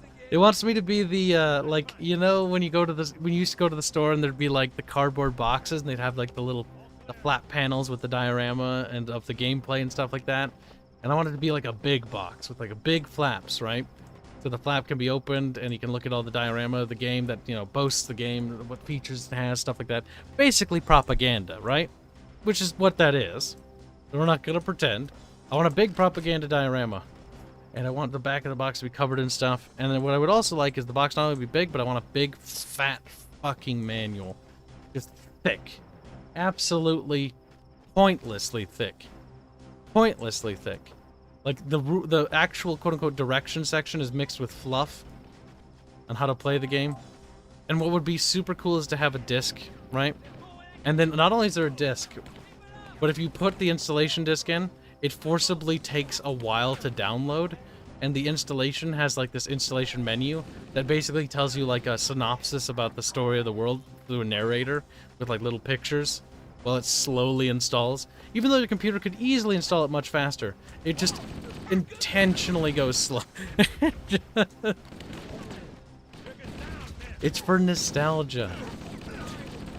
We'll put the game on 7 discs for extra nostalgia. Insert disc 20. The Kibs game is like 10 gigabytes. This is ridiculous. Yes, and each disc has 100 megabytes on the disc. We need a plan. The Covenant use a gravity lift to move troops and supplies between the ship and the surface. We need to ambush them at the grav lift's... I wouldn't mind putting a mouse pad in there. I don't know. Well, it depends. See, if you put a mouse pad in there, that means you can fit less stuff. So it's like, what should actually be in the box? Oh man, I'm gonna order one of these for myself. I'm sorry, but I'm greedy. This is for me too. This might actually be more for me than for even the potential customers. I'm not going to lie to you. This is something I want, I think, more than you. I think I'm doing it mostly so I can put it on my desk and be like, look at the little flappy panels.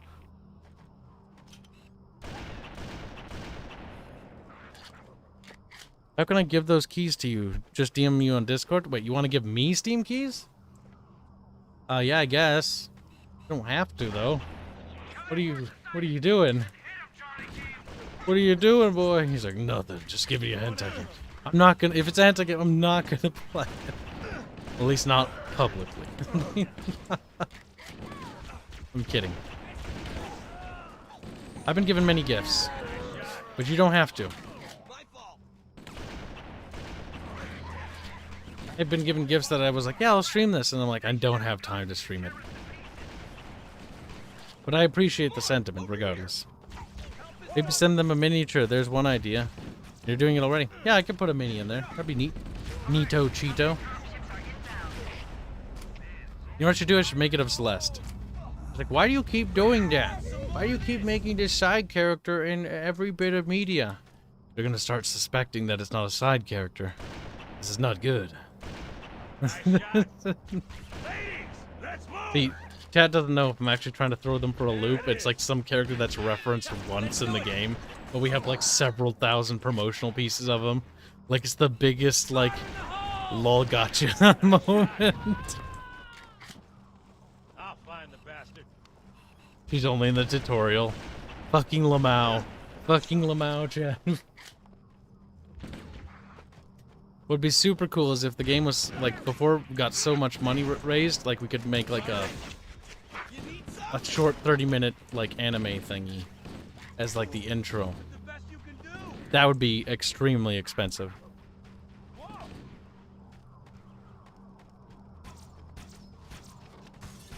Ouch. Alert! Covenant dropships are inbound. There's another one. You don't need to give me Syrian Warfare. I already own it. You can save that for a different friend. I played it for like 20 minutes. Oh my god, I died in the same area. No.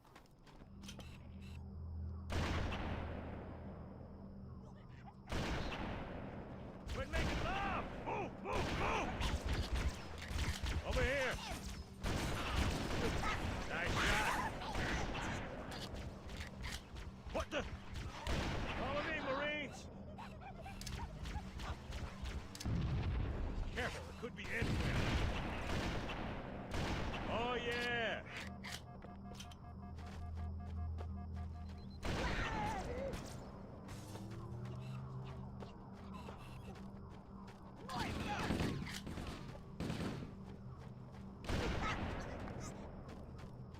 That's how we do it where I come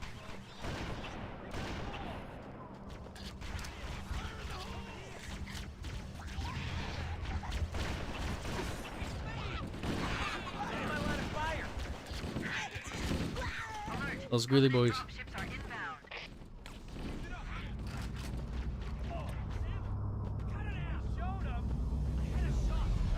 We've got to kills to them. Oh, they're all over there. Don't squish me. Swear to God.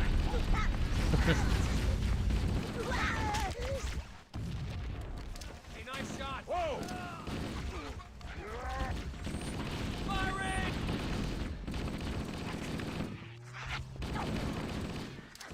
Come on! That got him.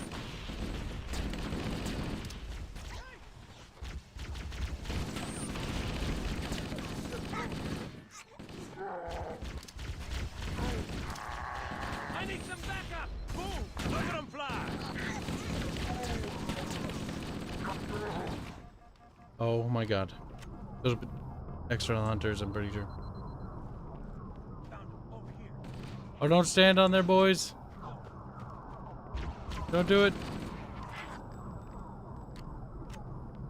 Maybe they're not gonna send hunters.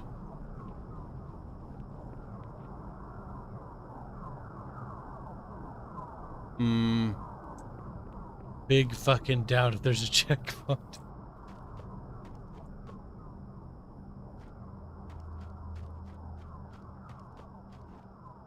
Oh yeah, definitely an art book. Definitely an art book. Definitely the original soundtrack. Oh, dudes, run! Cover fire! What's up, son? Cease fire! Make them count! Yeah, man!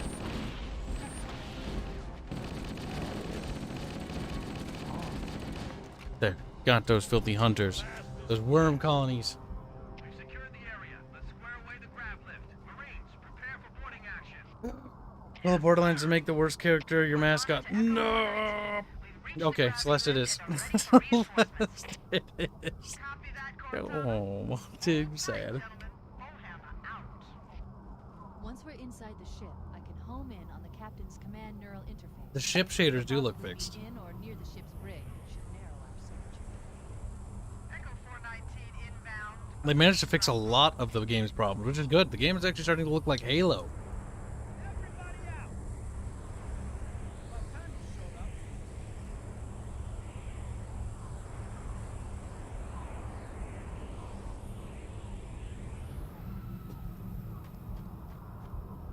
Night, Reggie Squeak.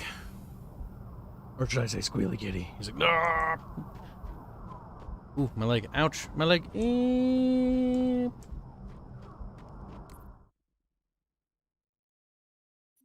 owie, owie.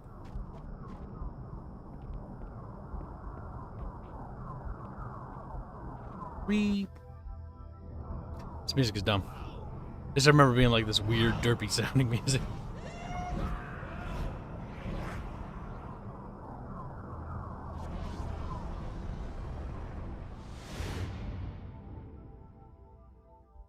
We're in. I've got a good lock on the captain's CNI transponder. This section always kills all the Marines. What? There's no covenant here. I think maybe nobody's home.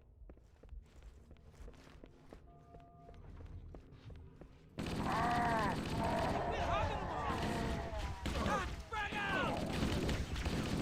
No covenant. You had to open your mouth. There we go. Did anybody see me? I kicked ass. I do like the Marines. They're good little companions. Pocket clear.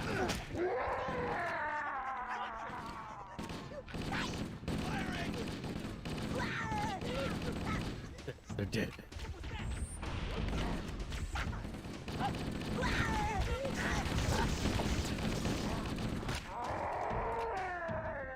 That can't be all of them. You make me proud, man. Bam! Dead. At least the majority of your nation's rations and bitches about the weather when she's with you. Oh my god, should I just make her an absolute whiny little brat? Just like, yes. He's gonna be the most annoying 12-year-old you've ever seen. You're to actively try to get her killed.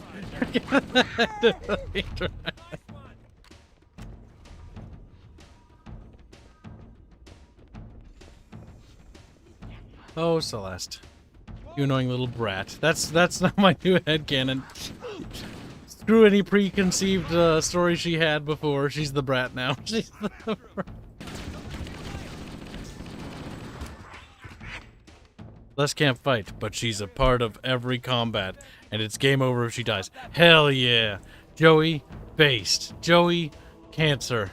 That's the worst. Best part is, not only is she part of every combat encounter, but you can't control her. So she'll just go, like, we'll put it under an NPC director, and we'll specifically set the director to actively send her in front of everything. Like, no! She just, like, runs in front of the giant monster with the club. And open the door from the other side, Chief. Chief, let's see if we can find a way to open this door. What do you think? Give her the grunt death audio too when she moves. She just likes to make squeaky sounds. You know what grunts do. They sort of squeak.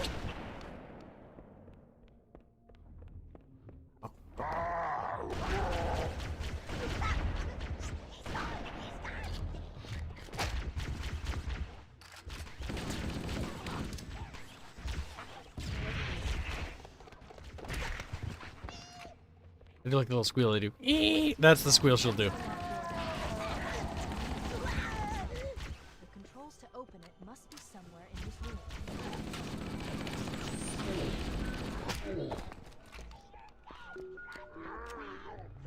I could just jump down, but I kind of like killing every Xeno that's in my path for the sake of just killing them. For the sake of basically just ensuring that humanity has that many less of that, you know, particular alien to deal with. So she's Scrappy Doo. Oh my god, Celeste is a little brat. Nothing in the art could have prepared you for what she'll be. But turn on the AC, and people are like, "What the fuck are you talking about?"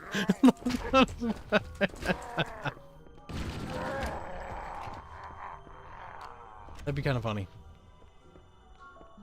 He also has a cell phone. Like, where's your new signal?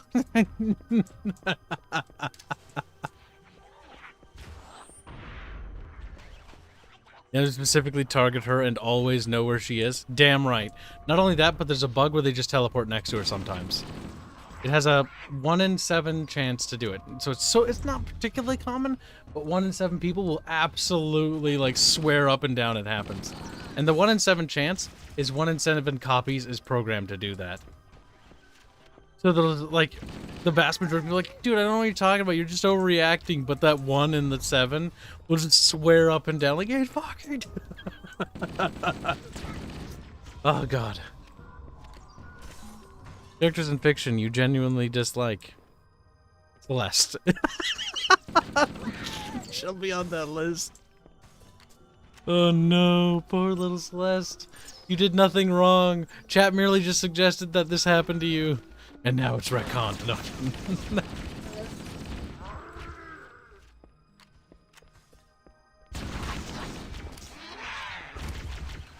Ew.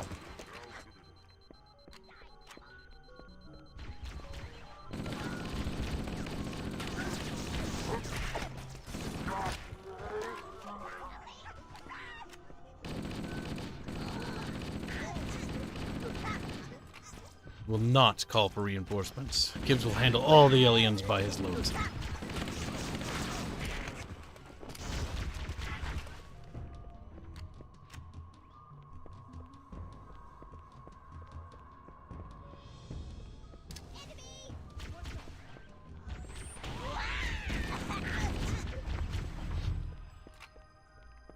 You're evil, Kyle, said Lothar for 26 euros. I mean, I could make a terrible game really easy. Well, no. It wouldn't be necessarily easy because we'll have to actually put some effort into it. But if enough effort, we could make it really bad.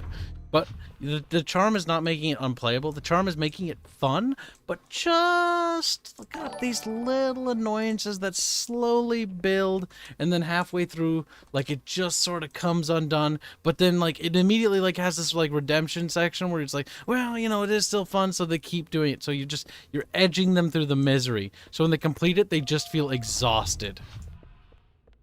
Yes, this is what we need. See, I already talked to the team on actually how to handle escort missions if we were to ever do them. First thing, all characters are under the player's control. No NPC ally director. It's just gonna end badly. It always does. The AI ally is just gonna act really stupid.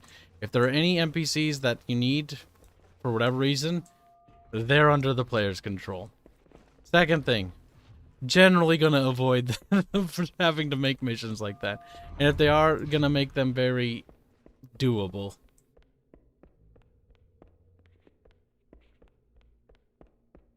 There are other ways. And also, secondly, if they go down, the escort character, they don't die. They're just incapacitated. You only lose the encounter if everyone goes down. I think that solves the problem there. Sure, yeah, it does trivialize it, but honestly, I've just eliminated one of the most cancerous level design archetypes. And I don't think nothing of value is lost in the process. Make Celeste talk like a valley girl? No. She's gonna have a really dumb accent. You're gonna be like, where the fuck is she from?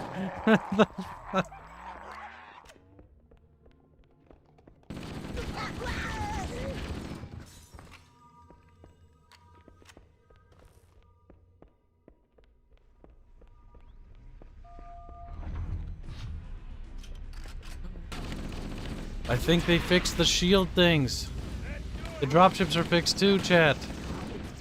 Oh my god, chat, it's actually a Halo game now.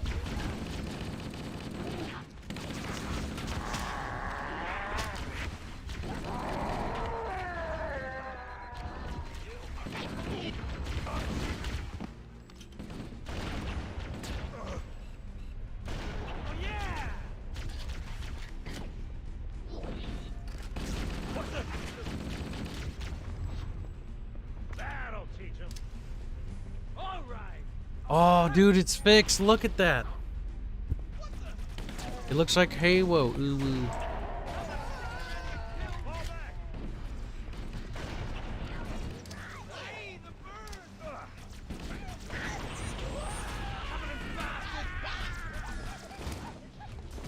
Oh yeah!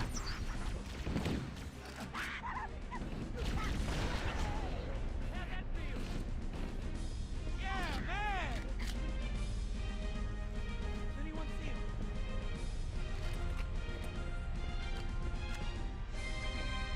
Where'd they go? Hell, it could be anywhere.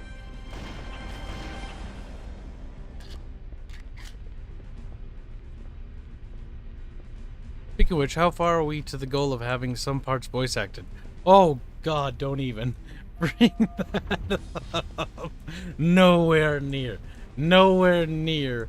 Nowhere near. There will be 0 voice acting until the game is done. For the sole purpose of, good God. I did a little bit of research of how much voice acting will cost. Because I'm not gonna, like, I don't know, volunteers, meh. Like professionals, people that know what they're doing, but also underrated professionals that are smaller, that have yet to be defined, that are less seen. That is the idea there. Fuck no, fuck no, fuck no, fuck no, no, no, no, no, no. There will be no voice acting in the closed test build. Just, it's so expensive. And here's the problem. Once you get voice acting, you might as well get all of it, because what if the person moves on? What if they don't want to do the project anymore? What if they got another thing coming on? So it's all going to be done in one go. Celeste, she's just a total racist, but not in a funny based way, just obnoxious. Yeah, I don't like black people. It's like, wow.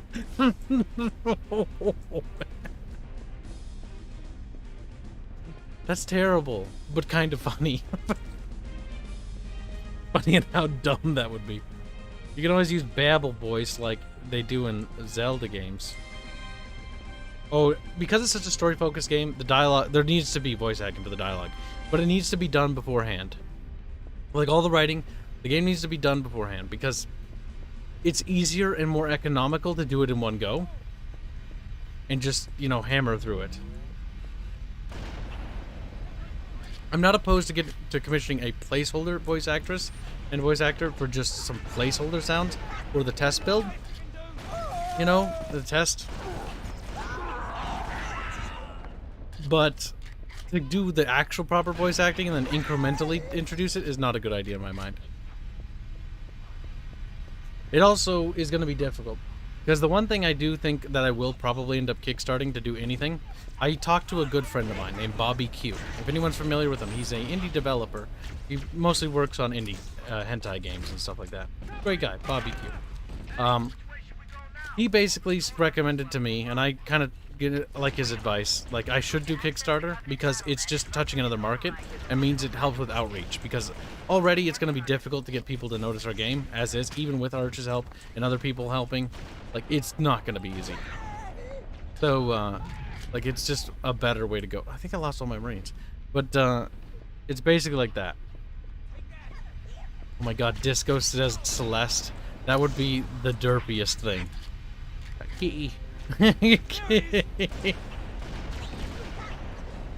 Ouchies.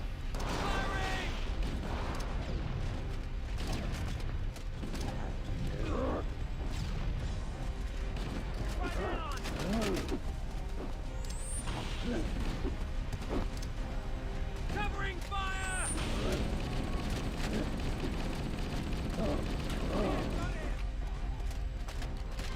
The fact that the Marine NPC is still alive. Great shot! Hey! No! Hold your fire! Holy shit, we survived that battle, buddy.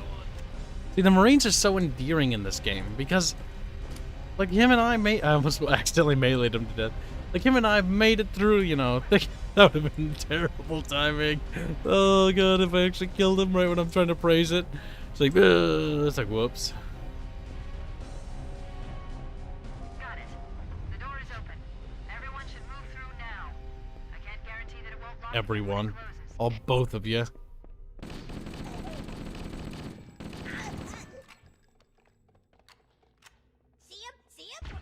Charge off the edge. That's no fun though.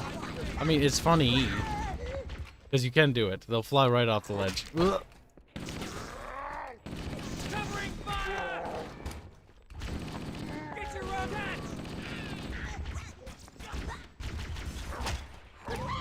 Back! I died from a grenade explosion. Oh no.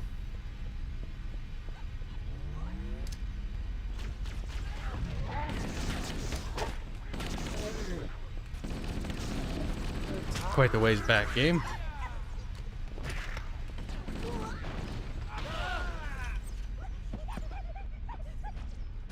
Firing! Cortana to Echo 419. Requesting reinforcements at our position. Oh, you get reinforcements. Here, Cortana. I read you, but you're inside the Covenant ship. Lock onto my signal and approach fast and low. There's a shuttle bay on the ship's starboard side. Roger, Cortana. Echo That's really cool that they actually bring reinforcements like that. Fuck, that's actually cool. Like, it's neat. It feels like you're in a war. Not just, you know, some solo dude killing everybody by yourself. Like, there's actually other people there. You're part of a greater operation.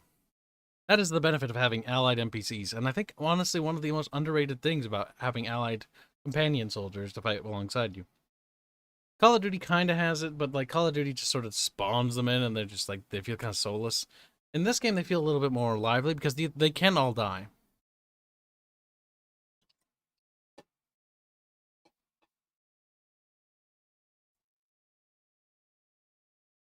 Celeste hurt smirking with holding a pencil. No, she's too young to know what that is.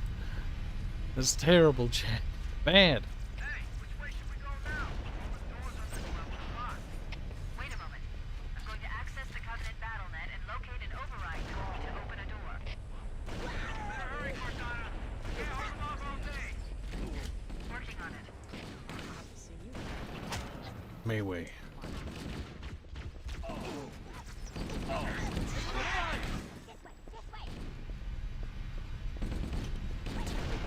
Some for me, huh? My fault. You like that? It won't mess it up.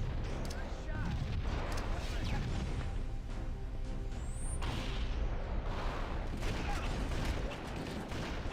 Fuck yeah. That's right. Eat the sniper rifle. Might have to get Bubbles to do another co-op playthrough of Halo. Now that they've fixed the textures for one. Everyone should Look at that. go now. Like it's what it's supposed to look like. You know what it looked like before? Just glow. Had no animation to it. It's supposed to have this like wavy animation. That's very nice. I give it a 6 out of 7 squeaks. No, Solid Bagel. No. But $10 say, Months for game. Glad to see the universe of your game is expanding. Hope to see some statues of Aerith Rhea in the future. Speaking of that, here's the progress on the Aerith statue right now. Thanks to your guys' donations, this is all made possible. Partially. I get partial credit too because I empty my paycheck into this too. So does Tibbs. Little baby Tib. This is the work in progress of the Aerith model. There'll be one for Babette, and then we'll probably start getting some tests for the actual miniatures. Assuming, you know, assuming everything goes well, assuming that he enjoys this, and he likes making these, and that the pay is adequate for him. Which I hope he does, because this has so far been very exciting. He seems to be excited as well. This is not a bad side project, because I can actually... Like, it's going to be slow because he's actually a miniature professional, so he makes miniature stuff. So he'll be working on only the weekends for our stuff, which is totally fine. Means it'll be slow going, which is fine, because that's perfectly fine. I don't have resources for him to go full-time or go, like, faster anyway. So having him do approximately 4-ish models a month, well, probably not 4 because this one won't be done till next. So maybe 2 models per month isn't going to be terrible. And then we can obviously increase. As LiveStream voice Celeste. I don't know who that is. But he sounds French. But he's... Thank you for the donation, by the way. But not too shabby. Not too shabby. Oh, man, I love producing this stuff. I hope that I can make this into a full-time living, because making these things or directing these projects is, oh, this is what I want to do. Here's who's happy. Lots of pencils.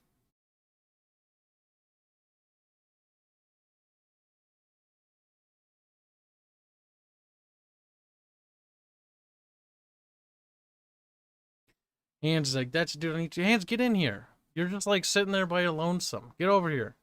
Your little bottle of hands. He's like, okay.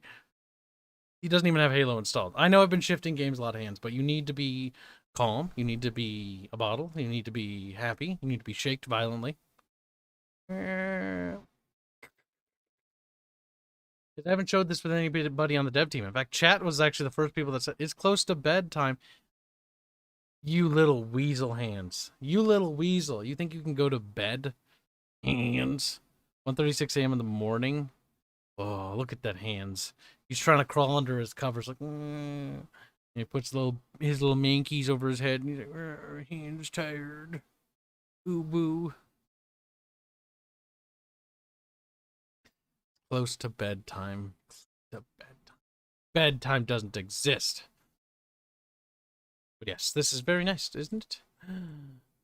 Very nice. We're gonna have so many miniatures made, it's not even funny.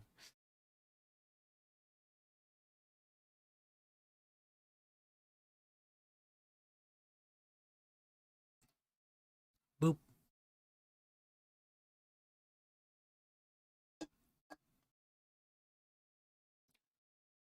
Said ketchup too, until splat when opened. I've been subjugating Japan and Shogun 2 and lost track of time. Hands raised, he said hands like a Japanese people. Man, I really hope Halo MCC adds workshop integration. That's the next big thing I want them to do. Besides adding 5, workshop integration. Sure, let me buy Halo Infinite on a separate thing, but also let me just put it on this. Like, I would like it all merged into one launcher. Does that make sense? I would even like them to merge Halo Wars 1 and 2 and the stupid twin stick shooters into this, just for the sake of having a centralized place for all the Halo content.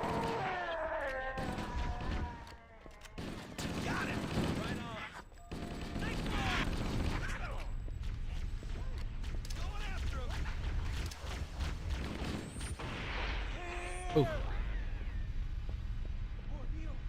Oh shit.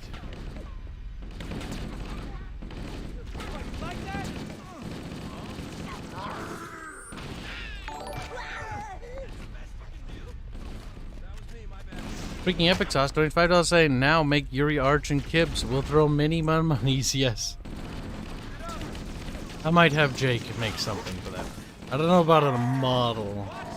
I don't know if the modeler will be comfortable making that kind of model. But I also want to produce things that aren't just that. Like, I want to start on the IP stuff.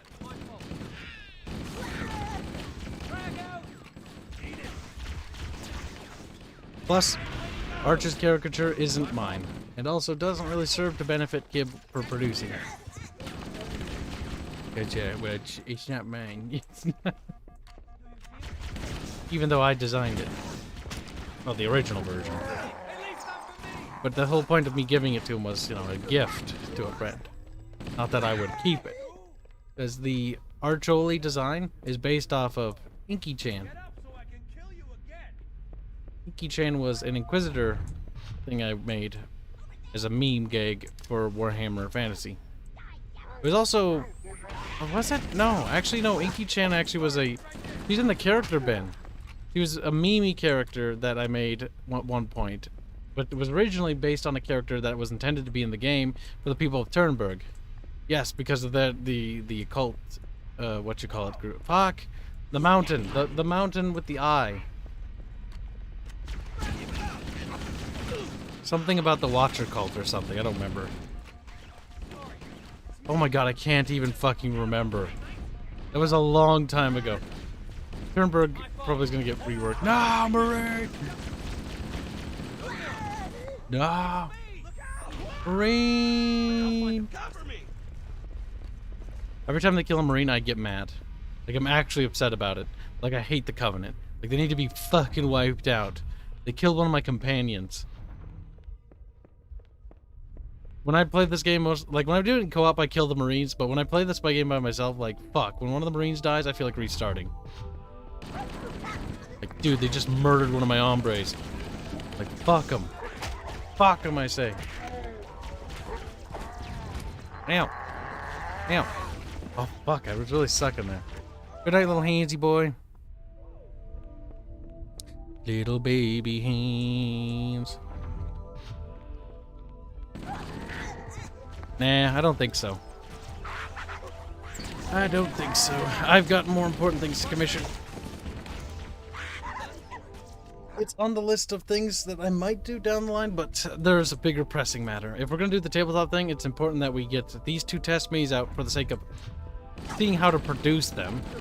Because they are for testing purposes. And then we need to start on actual stuff. Oh my god. There we go. Oh, shut the fuck up.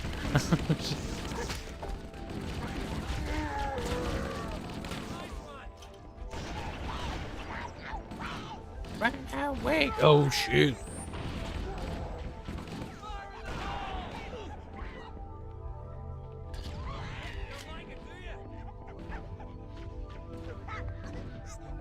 Hey, that one's free. Yeah, man. Covering fire. Hey, that's the way to do it.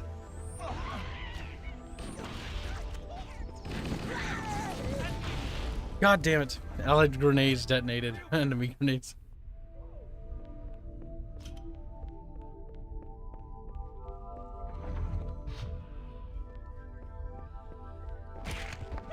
Covering fire.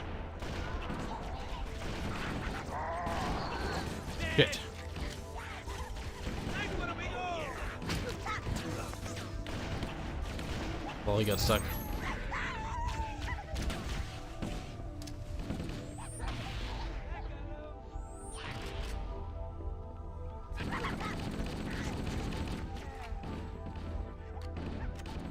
Yeah, the shaders being fixed, like the glow of the ship looks so much better. That's what I'm talking about. Very nice.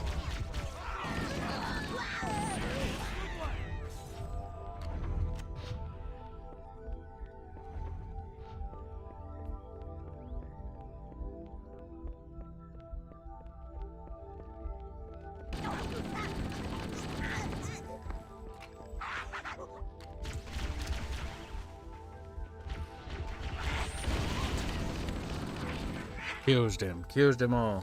But thank you for the donation. Thank you for the donation. I'll have to talk to Barch about that too as well. Because the thing is, if I'm gonna produce it and set it up, like, he'll get a, you know, percentage, of course, but like, we deserve a percentage too because we produced it.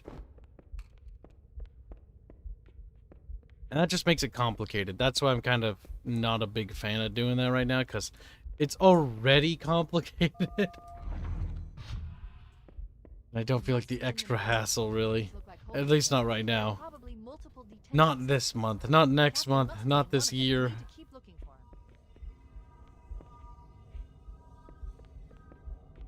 Little bubble shooties.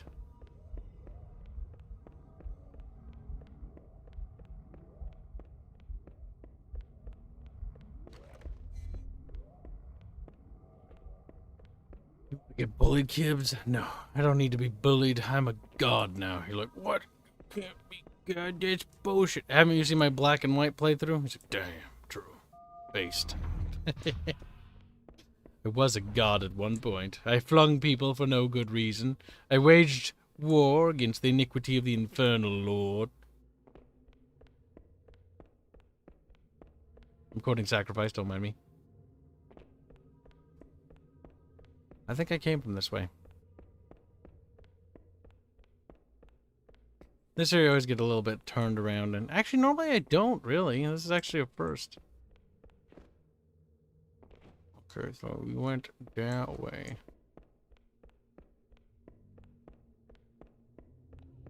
There we go.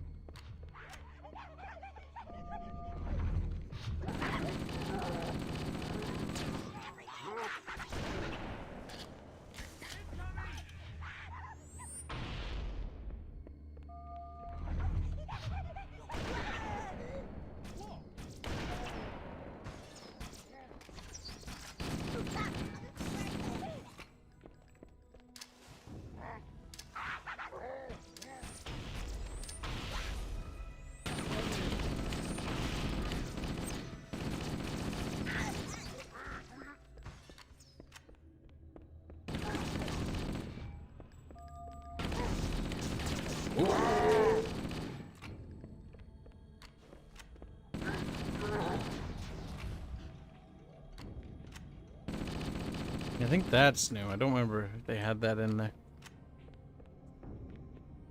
That was a fun playthrough.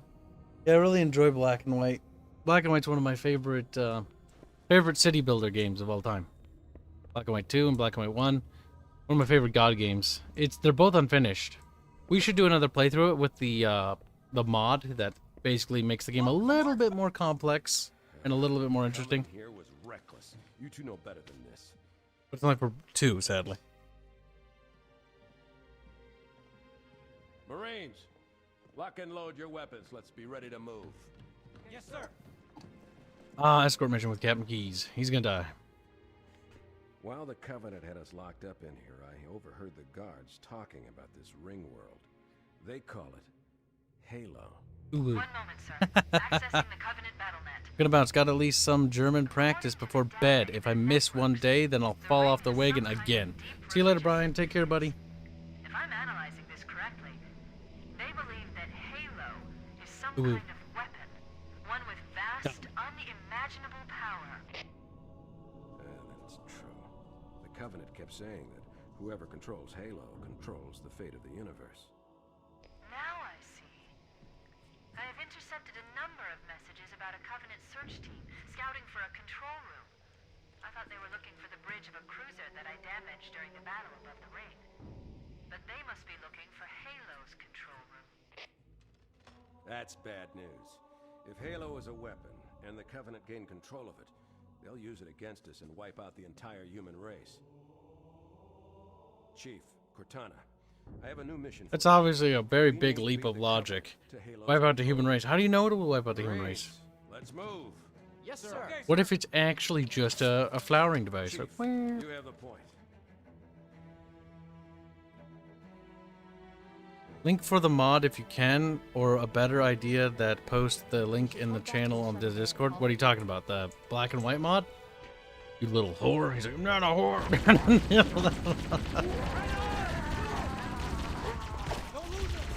Ow, dick.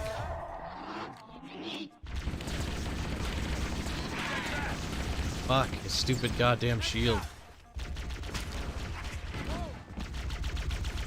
Get him, blast him, shit, blast him.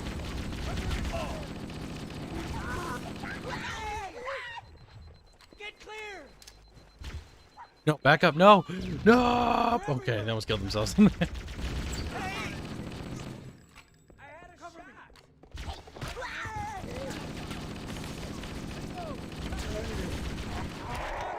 Fuck you. Wow, man, you got skills.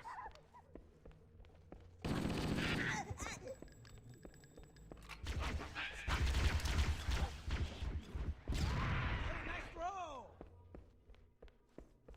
Good, good. We're almost back to the bridge. And if I'm a whore, then I'm a broke whore, and this is bad at this show.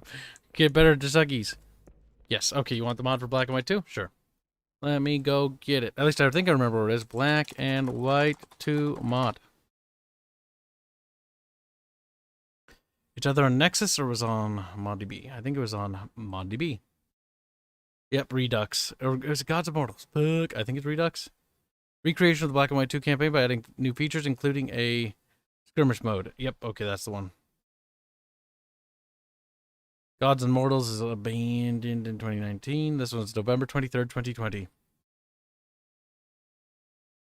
Inherits 13 campaign lands in total. 1 completely new Aztec land adaptation of Battle of the Gods campaign with 3 new lands. Oh, so they actually did do Battle of the Gods in the same campaign as 1? Okay, well, whatever. I will put it in the Bickering Bunch discussions.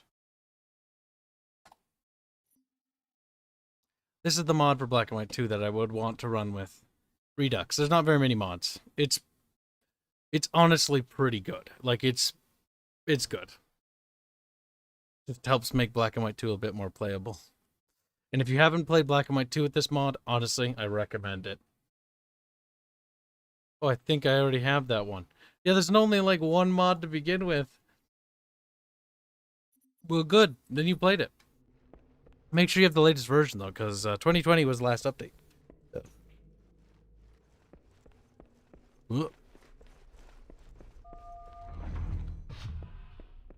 That's right, they killed all the dudes in here that we left behind.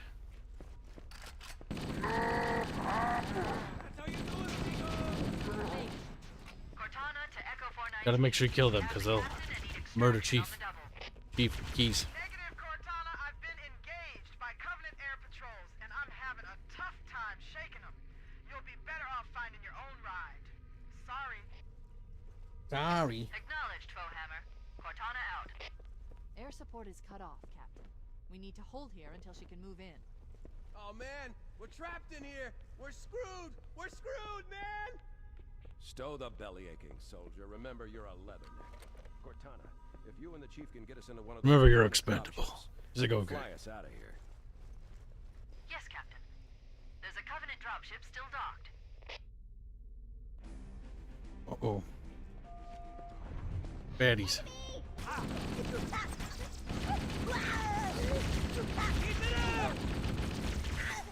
Ooh, we killed him.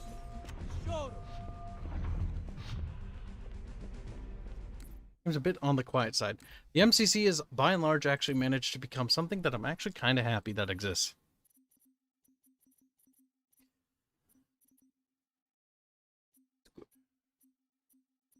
Because the guys running the MCC have done a pretty good job, I think. They've made a fucking couple mistakes here and there, but they actually managed to fix things. That's good.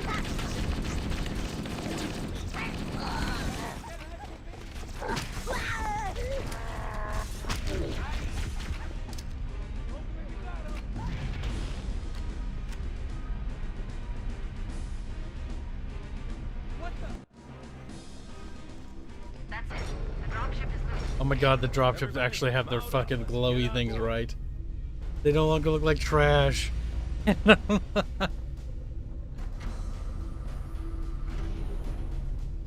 minute to interface with the ship's controls. No need. I'll take this bird out myself. Captain, Hunter! Hang on.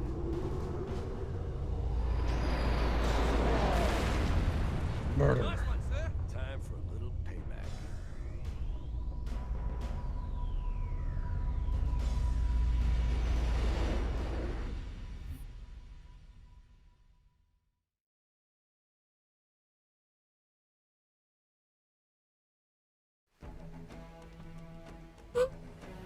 One of the best missions. Actually, the best mission, I think, in the Halo franchise.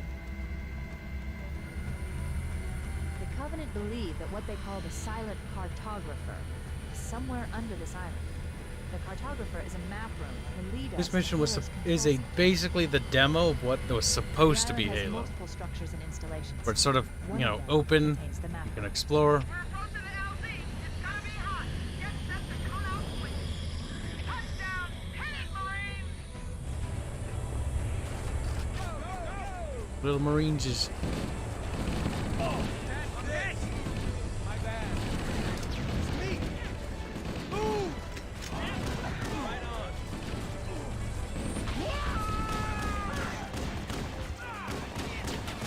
I had that one.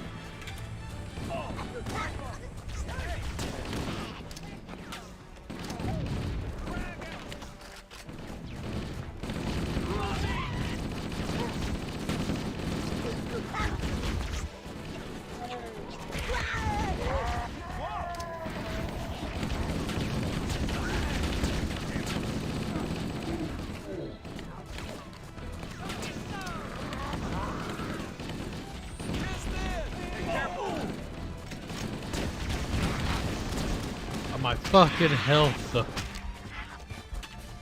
secure. All hostiles have been eliminated. Affirmative. Echo 419 inbound. Somebody order a warthog. Hey, I didn't know you made house calls for him. You know our motto. We deliver. All 3 got some stability improvements on Steam. Oh, that's true. Microsoft's basically going to be running the show. Literally, anyone is better than Bethesda, so there's hope. That's good news, because Fallout 3's stability is absolute piss. Oh god, maybe Microsoft will actually start, like, Okay, let's move making out. things just Let's go run. find the map here, though. Maybe they'll patch out games for Windows Live, even. I'm getting ahead of myself, I know.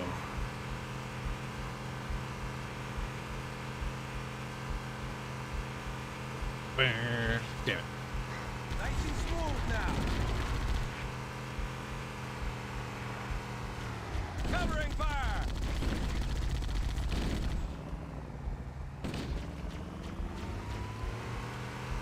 Whoa.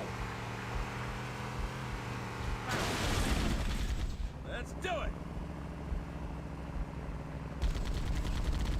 Kill, Come on, kill. now, Marines, let's go.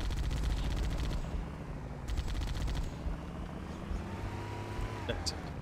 We must leave no survivors.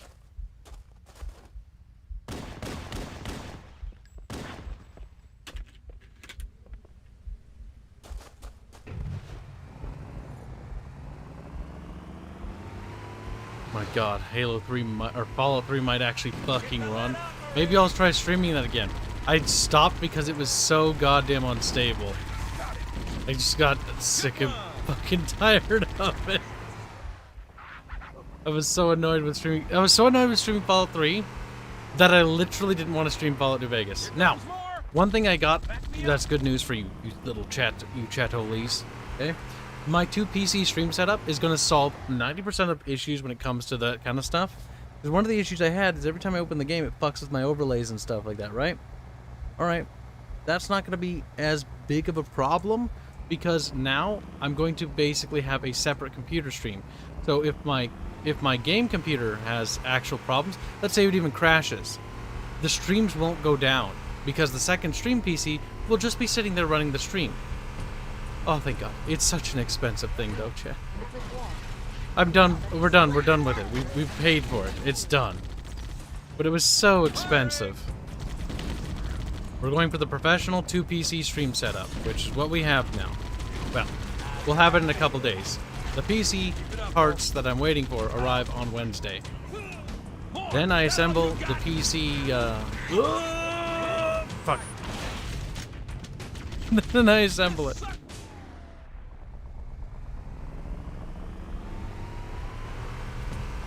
I'm not opposed to Microsoft going back through Bethesda's titles and forcing them to update them, because Microsoft might actually do that. Microsoft isn't a great company. They're kind of scummy, but they do have this one thing when it comes to standards, generally, and their standards are higher than Bethesda's, which I'll take that over Bethesda's any day. Come on, microcunts. Come on, microcunts. I've got family that work there. Surely I should get some sort of bonuses. I mean, I do actually. I get Xbox Live for free. But I don't use it. I get free Xbox Live. I've got so many years of free Xbox Live, it's not even funny. And I never use it.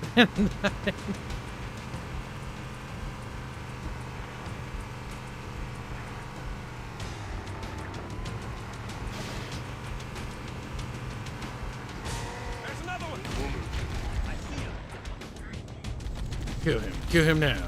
Secure him now. Oh, that grenade.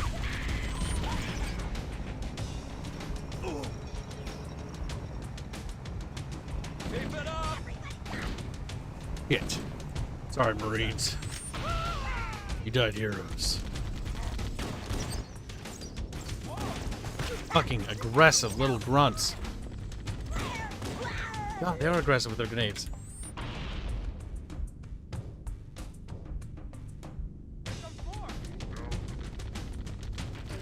Oh, I don't want to play Skyrim. I was never really a big fan of Skyrim. I beat it once, barely. So, like, if I did stream it, it'd be basically somebody playing it who has no idea what he's doing anymore. How'd that feel? Because he's never really played it. Because I literally did the main story quests, binged through it as quickly as possible, and then went back to school and was like, why are people, like, why won't they shut up about this game? Covenant are putting up a real Like, I was still playing Fallout New Vegas and going like, my New Vegas is better than this. Now, granted, I was a bit of a fanboy for New Vegas, which is honestly why I've kind of tried to tone down my fanboyism for New Vegas, because New Vegas is actually deeply flawed and is built on a very flawed system. Well, it's still a fun game, and that's, you know, good. I should be more critical of it.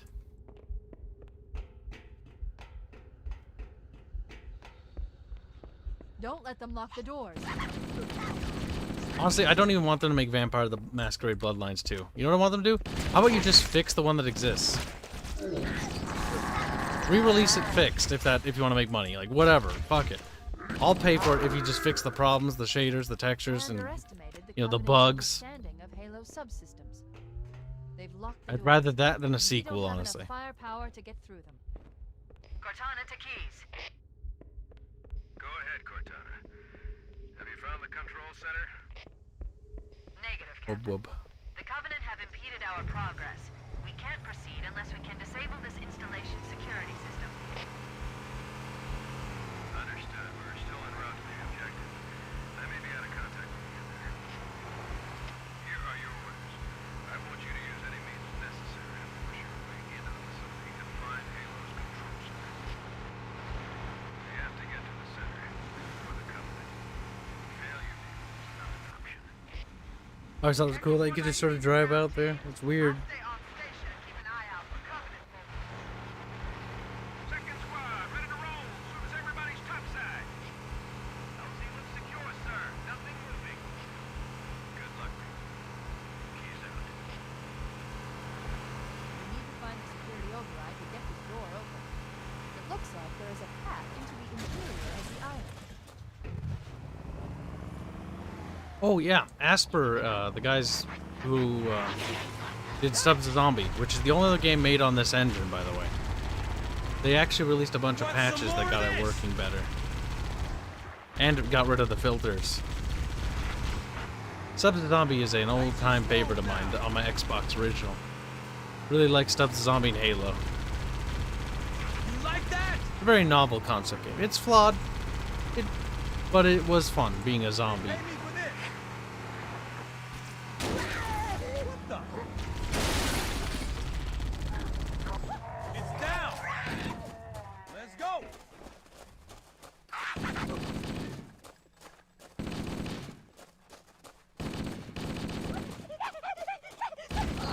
It reminds me of me.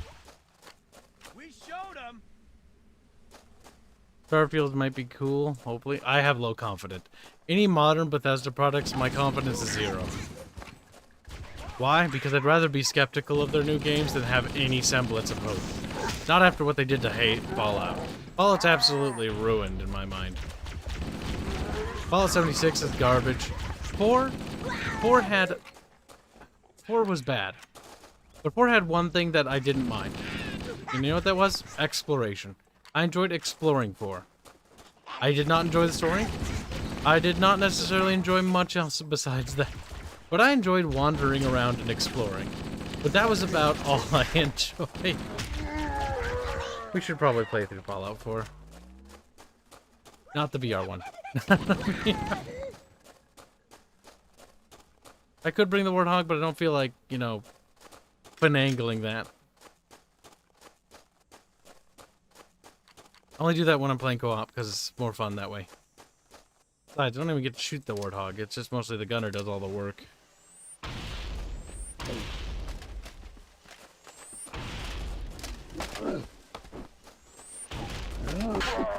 Lol. Lol. You are the weapon. Oh, what's this achievement? I don't even know. But I got a new achievement. Achievement.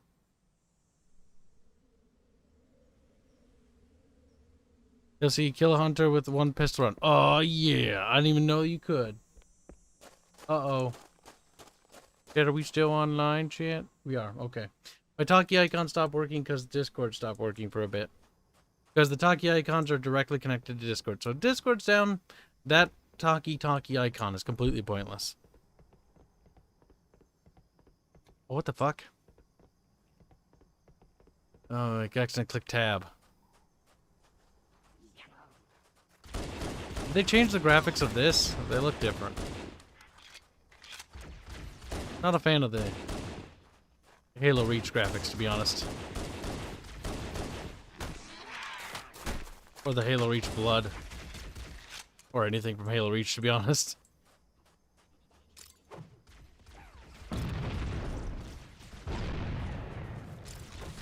Or the Halo Reach Elites. Yeah, I much prefer the originals. The original graphics look way better. Now that they fixed them, like, I don't really want to look at the remastered graphics. I think they suck. I'd rather play with my original graphics.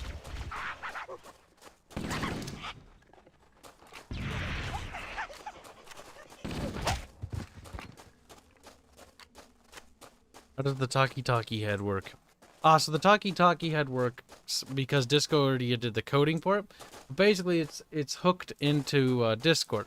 So anytime my talking icon lights up green in Discord, that's why the profile picture changes as well. That's how we're able to get multiple peoples with talkie icons. But it has to be programmed, and then it has to be connected. And then art has to be made for it. If you're very curious about it, feel free to DM Disco. I know she likes talking to people about it, at least I'm pretty sure she does. And she can probably tell you how exactly it works too. So if you want to set it up for yourself, you can do that as well. You obviously need art for it, but yeah. Halo 2 Anniversary was so impressive. Okay, here's the thing. I'll say this. Halo 1 Remastered sucks. Anniversary. Like, it was generally downgraded because it used the PC version, which is bad. Now, the creators of MCC, or the people who are running MCC, are fixing it. So the shaders are slowly coming back online. Everything's, the textures are working. They've switched out Master Chief's beta model with his actual model. I think he no longer is using the beta model, but I thought he looked different. I don't remember 100%. Like, they're slowly fixing stuff. Halo 2, when it launched, looks like ass. Halo 2's original graphics suck. Halo 1 has actually better graphics than 2, in my opinion, and always has. 1 has a better art direction than 2. But this is where Halo 2 Anniversary comes in. Halo 2 Anniversary's remastered graphics are worth it, because it looks a lot better.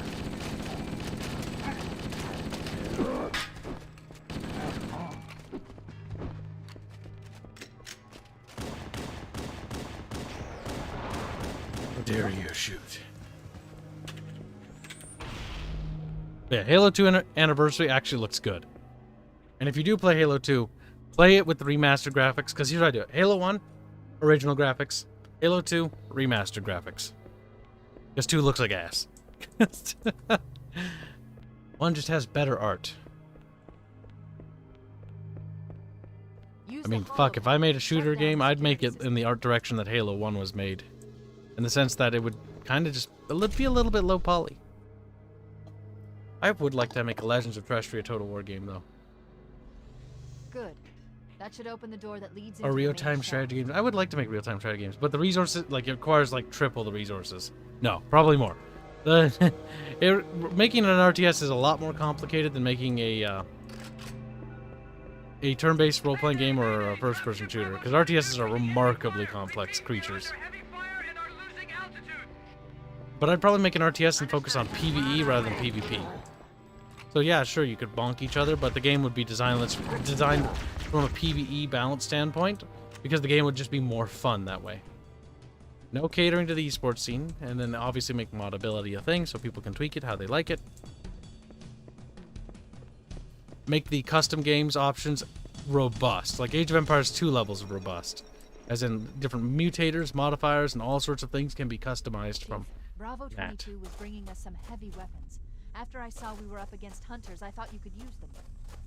Let's move. Hoping they down never the beach. release a Keep 3 an eye out for any remastered. cargo we Yeah, can I don't find. really want Halo 3 to be remastered, because honestly, Halo 3, here's the thing. Halo 3 looks fine the way it is, actually. 3 doesn't look bad. 2 looks like ass. 2 needed an anniversary. 1 didn't need an anniversary because 1 just looks good. It didn't need it. Reach could use it. Reach's art direction sucks. I stand by that. Reach's art direction conflicts with Halo's IP as a whole. Like, while I don't like ODST, at least ODST looks like Halo. Reach, like, the elites are big and stupid looking. Like, everything looks fat and stupid. I would like somebody to basically mod Reach with Halo 1's graphics instead. Or 2 Anniversary. Because which version of the Flood scares you the most? Which ones do you find the hardest? Halo 1's Flood and 2. I think 2 is harder than 1, actually. I enjoy fighting the Flood in 1. It feels more fun to fight them in 1. 2 is, I think, the worst because 2 has a lot of problems. 2 has a lot of problems. Not with just, like, the Flood, but just balance problems. Like, the Brutes aren't fun to fight in 2. 3 fixed that and made Brutes fun to fight. But 2, Brutes are just fucking annoying. So are the Flood in 2. Like, I just find myself running past them. In 1, it's fun to fight almost everything. 1 just feels all around well balanced as a game. Even though the multiplayer is not balanced as fuck. Like, it's the PvP, it's very skewed in one direction.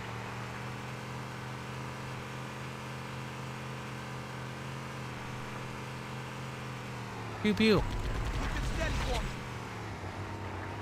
Let me get that for you.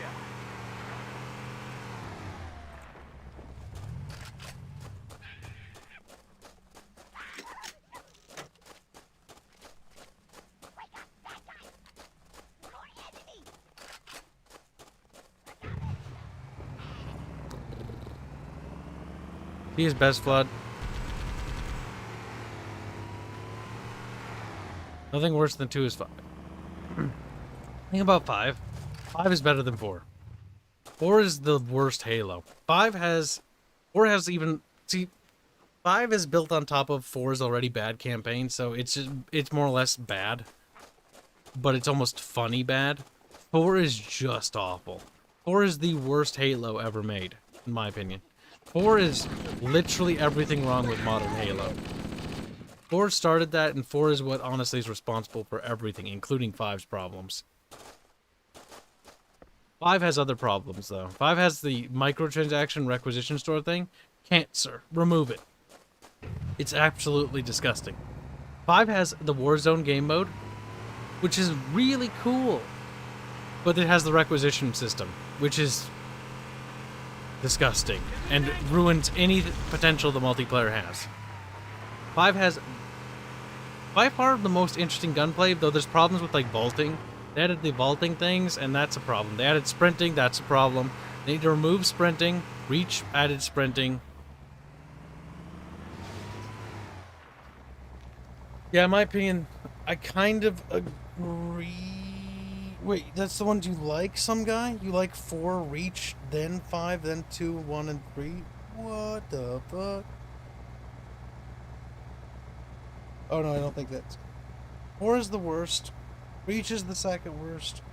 Then 5. Then 2. Then 3, then 1 for me. I'll rate them in terms of best. The best Halos... Okay, fine, we'll do it this way. Best Halos. Halo 1 is just the best for me. Halo 3 is the second best. Halo 2 is the third best. Halo 5 is the fourth best. If you could say best anymore. Halo 4 is the worst of the mainline Halos. I'd add ODST right next to Reach because I don't like ODST, and I'd add Halo Wars right next to Reach as well. Both 1 and 2. Halo Wars is not a good RTS. Halo Wars is watered down as fuck. And Halo Wars is the reason why we didn't get Halo Gen, which was an awesome looking mod. Okay? Halo Gen looked fucking sick. Halo Gen was a mod for generals that looked fucking amazing. It really looked good. Like the blood effects for the elites, like, just Google it. Halo Gen. Like, fuck, it's so good. Oh. Halo Gen. They got DMCA'd because of Halo Wars.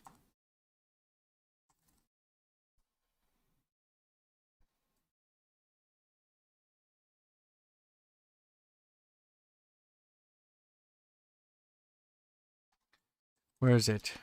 Does it even exist? Halo Gen Command and Conquer. There we go. This is the mod that I'm pretty sure got DMCA'd. But I'm not sure. Let's take a look. Halo Gen was a total conversion mod for 0 Hour. The mod was developed by Slipstream Productions and Derelict Studios and takes place in the Halo universe. It was the first attempt to bring the Halo franchise to the RTS genre. From the available videos and screenshots of the mod, it seemed that only 2 playable factions were available, the UNSC and the Covenant. The mod was never released, and its 3-year-long development ended in September 2006 after a cease and desist order from Microsoft. It is assumed that the reason was then for the upcoming Halo Wars game, which is a fucking console game. It was never going to compete with this game. Oh, man.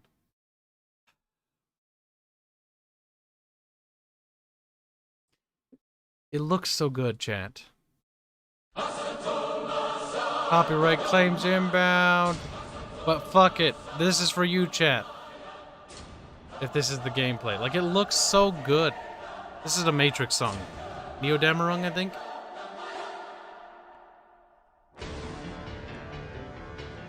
Are they gonna show gameplay, though? Like, the mod looks so sick, dude. Oh. This is definitely from the 2006 era.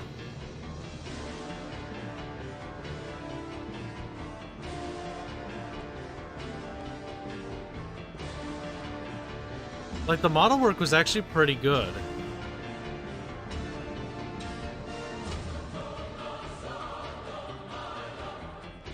We could have had this, chat.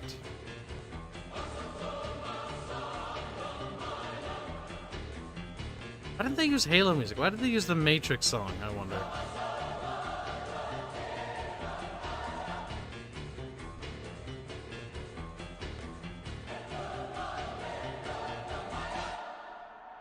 Like, it looked very promising.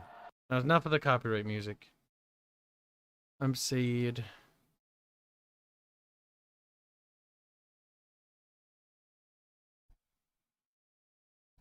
It looks better than, it looked way better than Halo Wars. It looked absolutely better. Because it would have been basically just generals with Halo. Fuck, it would have been so good. That was the RTS we needed. A proper Halo War, or Halo RTS. Halo Gen. It was a CNC mod, but it got cease and desist. Because Halo Wars. Oh man, what a mess! Get up so I can kill you. Specifically again. General 0 Hour. Oh man, it looks so good too. I remember seeing the gameplay and stuff. And then Halo Wars was what we got instead. And Halo Wars is this watered down garbage.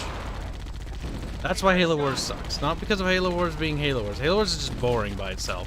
Firing! Halo Gen was gonna be so sick. Ah. You feel like I need a little bit more ammo? That's why I hate Halo Wars. It canceled one of the most exciting mods that I was looking forward to. I think one of the most anticipated mods I'd ever had.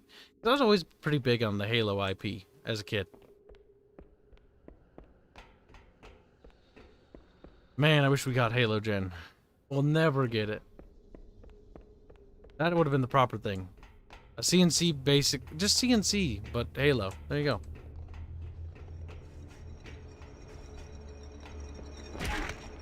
Bonk.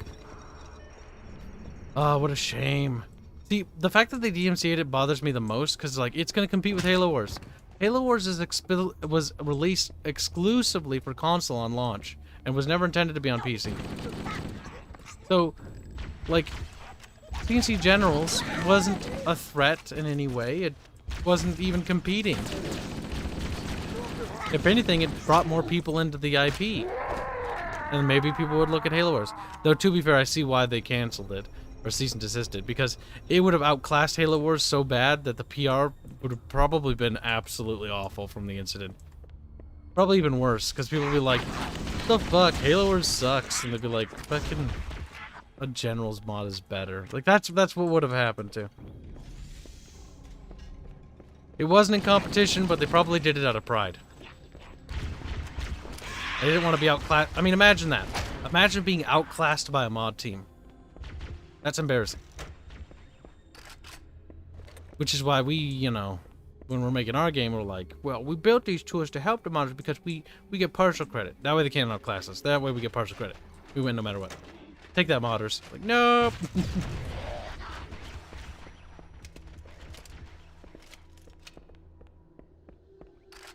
Back then in 2006, monetizing mods, you'd be... I don't remember. I wasn't fully aware about monetization as a kid and stuff like that, so my understanding was very primitive back then.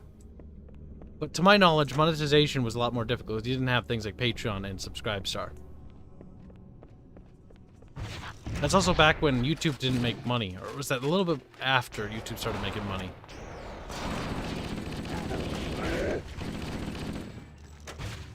Fuck.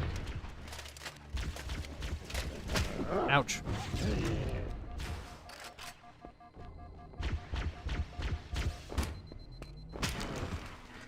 He did.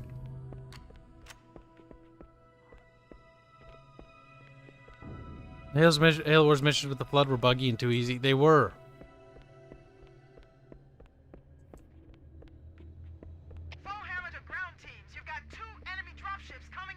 Also, I think a Gears of War RTS would be pretty cool. Looking at your profile picture, Sonic Killer. Gears of War would be so cool as an RTS. It'd be like a Company Hero style squad-based RTS, I think. Yeah, that would work well, I think. It'd be sick. I have 3 factions. Locust, Humanskis, and the Lambent. Perfect. We'll be in a tight spot if we don't get out of here before additional reinforcements arrive. Let's find that map. Bethesda needs modders to make the games playable. That's true. They do.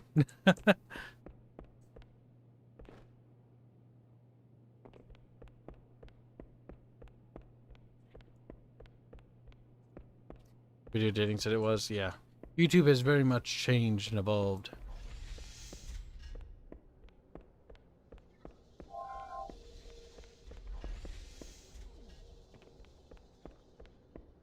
Pip, pip, pip.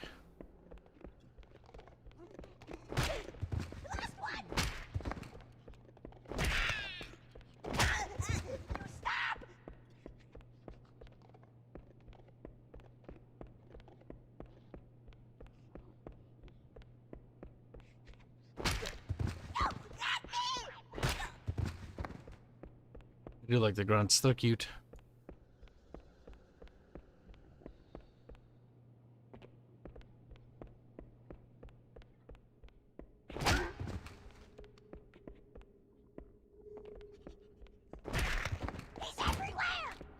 True.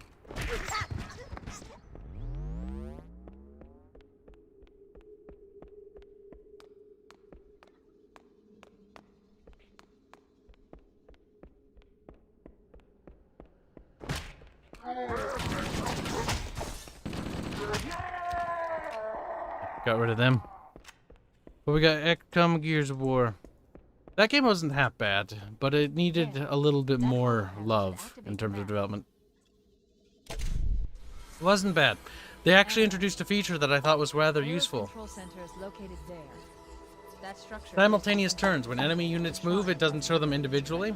That's something that I think I was inspired by for our game to help expedite turn times. Enemies, when they move, they currently don't do this, but enemies when they move, if they're not doing an attack action, I want there to be a setting where they just all sort of move. That way the AI's turn time is reduced further so the player can play the game faster. If they have simultaneous turn. Thing is, it's initiative based, so if your character, you know, has higher initiative to go, but if let's say 2 enemies have a movement thing, then they'll both move.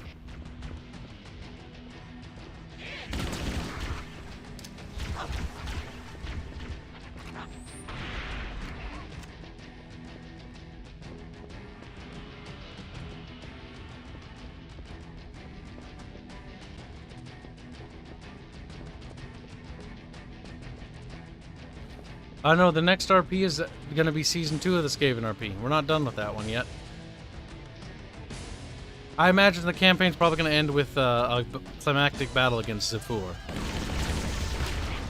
Right now we need to build our power base and prepare for revenge.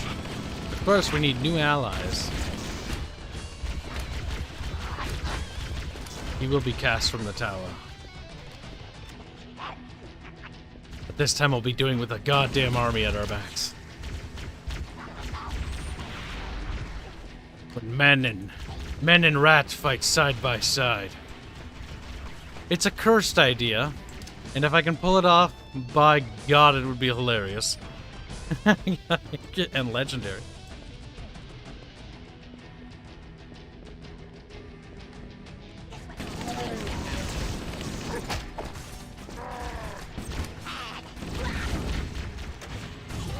Oof, fuck you.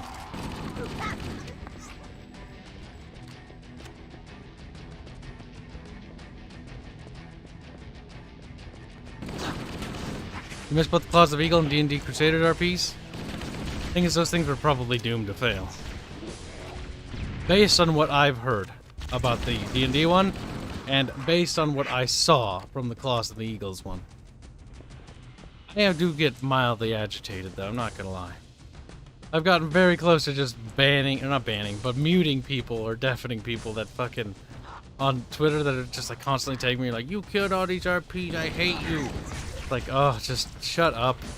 I didn't kill any of them. They all killed themselves. And if you're too blind to know that, then I can't help you. I just don't care about it.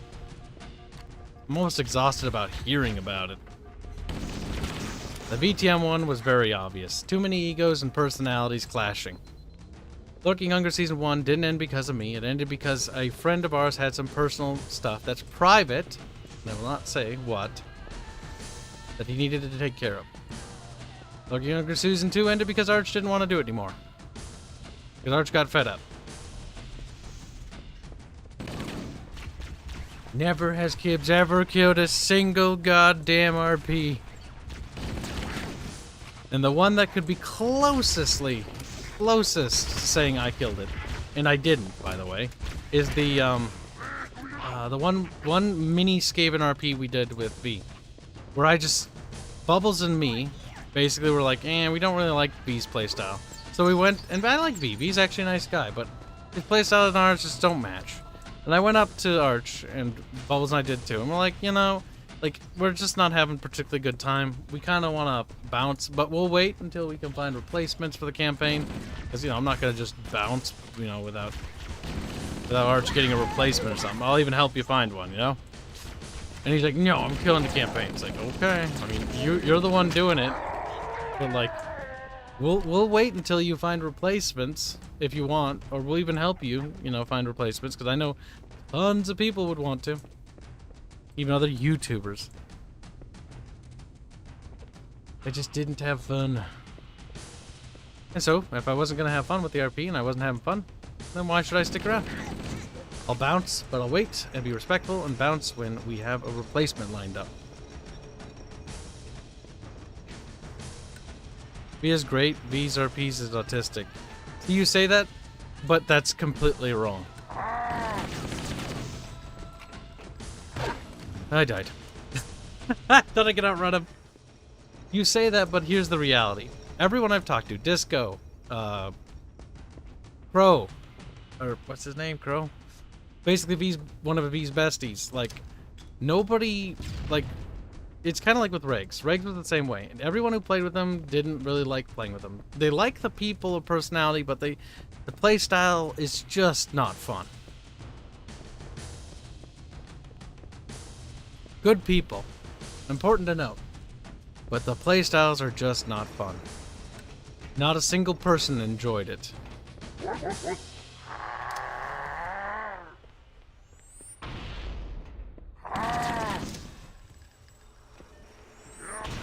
I mean, V was the one who almost, and V and Sargon actually almost ruined the first Lurking Hunger. Though that was the unaired ones you don't know about. Because Alldog basically just walked out because he just didn't want to do it anymore. Because, what was it? Sargon, yeah, that was when Sargon was like, well, let's go kill some random monsters for XP.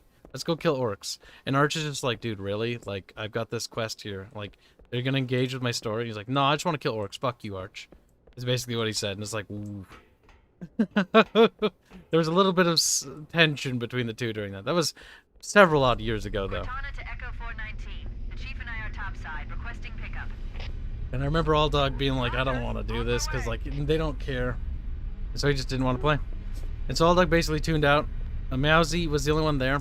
That was when Sargon's plan went south so bad that I almost died. My character died from the Catachan frog.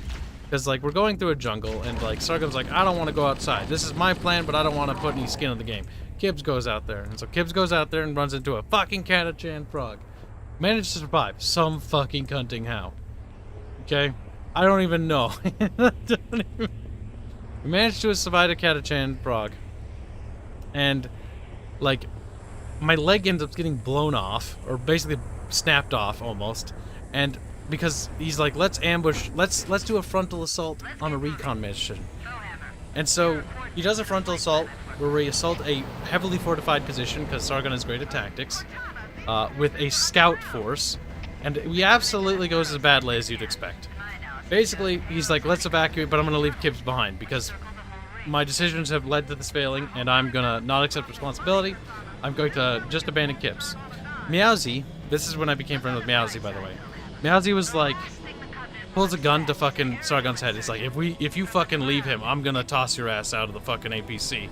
And Sargon just like goes, it was great.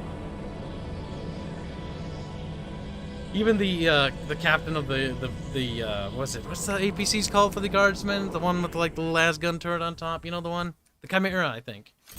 They're like, if you leave him behind, like, we're gonna fucking kill you. And he's like, oh, okay, we'll go back and get him. And so they drive back and pick my ass up. And I'm like, thank you, man. Then Sargon leaves the campaign because things didn't go his way. Then, it's just V. All Dog comes back because Sargon and V hate each other. Like, they got into a huge fight. A massive ass fight. But, yeah. Sargon leaves the campaign. Doge comes back. The campaign goes up and down, you know, in terms of things. It ends badly because we get in this epic confrontation because we have an AI on board our ship with this other ship from a planet that we're trying to flee. And basically, we line up our ship with one shot. We get one shot with our primary, like, little lance battery thingy or whatever it's called. And we do this, like, epic maneuver. We line it up, and then V's like, I close my eyes and I fire the weapon. And then because he closes his eyes and he's not connected to it or anything, he just misses. We miss the one shot. Our ship gets crippled. We send out, you know, like, fighters and stuff, and they manage to cripple the enemy vessel. And we basically limp into an Inquisitor fleet some fucking cunting how. And the Inquisitors basically take us on board, and then the campaign basically over. They find the AI. We're basically going to be sent on suicide missions. Arch ends the campaign. V is kicked out because Arch doesn't want to deal with it anymore. Yeah, that was what happened. That was fucking special. Then the second Lurking Hunger attempt. That one was the good one. That one had some dude with like a brain profile picture. I don't even remember who his name is. We played with him like once, and he showed up for like 2 sessions and never again. That was awesome. It was so awesome that's why Arch's like, we're gonna YouTube this. This is fucking amazing. And so we redid it, but the problem is Arch then invited some like egotistical twat YouTuber, and then so fucking All Dog didn't want to show up because All Dog's sick of dealing with YouTubers by this point. And then so Lurking Hunger Season 1 starts off bad. Then we kick out the egotistical twat, and then all of a sudden it gets better. You know, Meowsy starts getting more fun. Like, everyone's having more fun with it. It's going up and up and up and up. And then we invite some fucking guy named Machinated. Jesus Christ. Oh, terrible. Then we bring in Bubbles. But yeah, that was Lurking Hunger Season 1.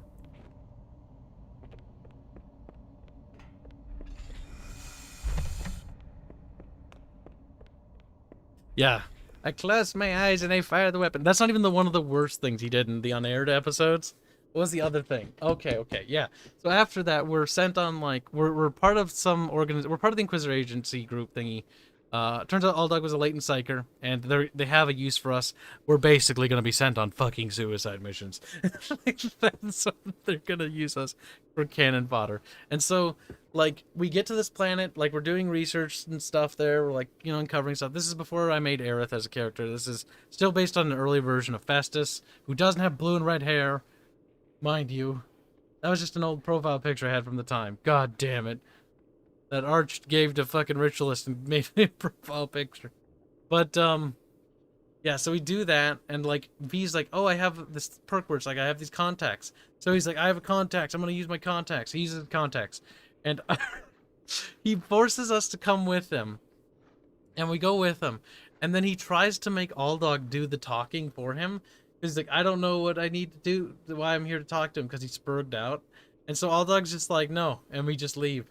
And I remember, like, V is sitting there trying to talk to this guy, but he doesn't know what about, because he has no idea why he did this. And Arch just makes him fart loudly. Like, the other character just, like, V's trying to be like, so, like, he's trying to talk to Arch, and then, like, Arch says something like, this fat dude, like, that he's in the apartment room that he's in, that's supposedly contact, like, looks at him, and he farts loudly. Because Arch is like, look, what do you want to do? I don't know why, but I thought that was the funniest shit, the fact that he just randomly farts. And it was in a particularly, like, long pause of silence. And he just rips ass, and it's like, oh my god. The campaign basically ended after, like, a combat encounter in the Underhive, but it didn't really go anywhere.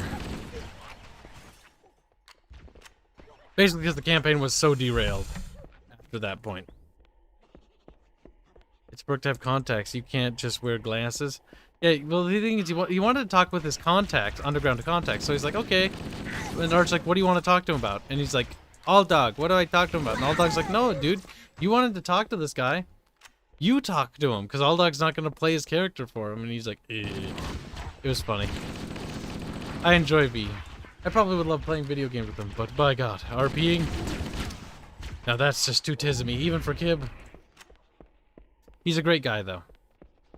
Generally kind as hell. That's one thing I will say about V, and V's defense and in his honor. Good man. Needs to be looted and molested more, but, you know, whatever. Beggars can't be choosers. From what I've seen, it says Isaac will shake. Oh god. One time that was funny, after one of the Skaven, or one of the VTM campaign sessions, towards the end of it, V came in, along with, Arch was already there, everyone had left, as usual, because nobody talks about the session after session. Like, Sargon just leaves, Uzulu just leaves, Regs just leaves. Like, nobody ever talks about anything. And so, fucking Arch and I are chatting, and then fucking little Vitoski pops in, right? And V and him go into a goddamn tirade about the fucking D&D Crusaders campaign and the other one, the Cyberpunk campaign. And they won't shut the fuck up about it, like, Christ. I listened to them both bitch and moan about these things for, like, what was it? God, I swear, like, an hour. They're like, they were just complaining about how bad Sargon is. It was hilarious. You know what? If I ever get them in the same room, I'll bring it up so you guys can see, because it's quite funny. I anticipated. They seem to have the entire region secured. It was quite hilarious. It was something to see. It would have made great content, I have no doubt. Oh man, I can't even remember half the things they complained about, because I halfway tuned them out. I was like, Jesus Christ, complain. Something about boards and nails and how they didn't have to keep track of them, but then Sargon changed his mind and they did have to keep track of the nails and boards and stuff. It was weird. That was, I think, the Crusader one. I think the Cyberpunk one was better received, if I remember right. If I recall correctly.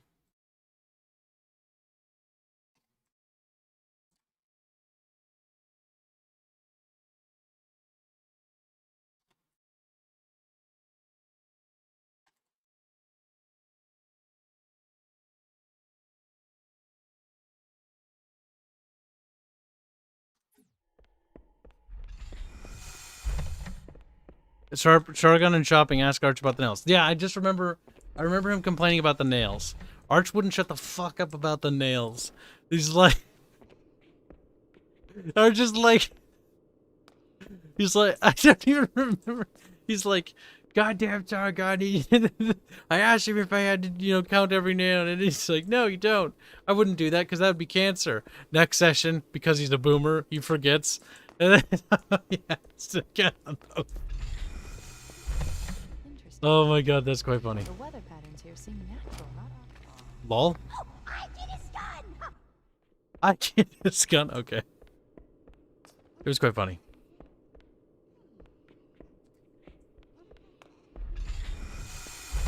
Interesting. There's nobody in the turret now. Here seem natural, I think not that was a off. bug that they ended I up in the wonder if turret. ring's environment systems are malfunctioning, or if the designers wanted the installation to have inclement weather. This is Fire Team Zulu requesting immediate assistance from any UNSC forces. Does anyone copy? Over. I didn't think there were any human forces left on this part of the ring. Cortana to Fire Team Zulu. What? I read you. Fire Team Zulu, this is Cortana. How did he get in the turret? I killed him. We're on our way. Roger that. Make it quick. I love Halo. It's such a fun little shooter. Is it a perfect shooter? No. If you haven't played the MCC though, you should. You should. Chat, listen to me. Listen to me. Look at me. Look at me. Look at me, chat. Look at me. Some of you haven't played Halo MCC, okay? Go get it. When it's on sale. Wait for sale. Wait for sale. The amount of single-player first-person shooter content you get out of it is pretty good. Halo 1, 2, and 3 are well worth it. Reach. I mean, if it's co-op, it's not so bad. ODST, it's co-op, it's not so bad. 4. If you want to endure cancer and unfiltered, cringy-ass writing, be my guess. God, 4 sucks so bad. Oh, I hate it, Chet. I hate it so much. Help me. I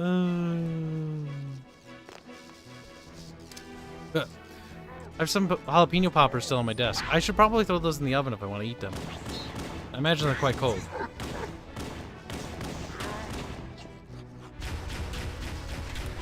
Stop it. You're hurting Kib. Uh-oh. Detonate. See you in hell, bitch.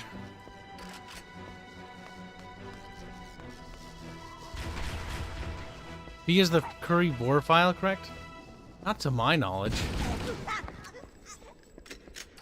And again, I don't know about his kinks. I know he got married not that long ago.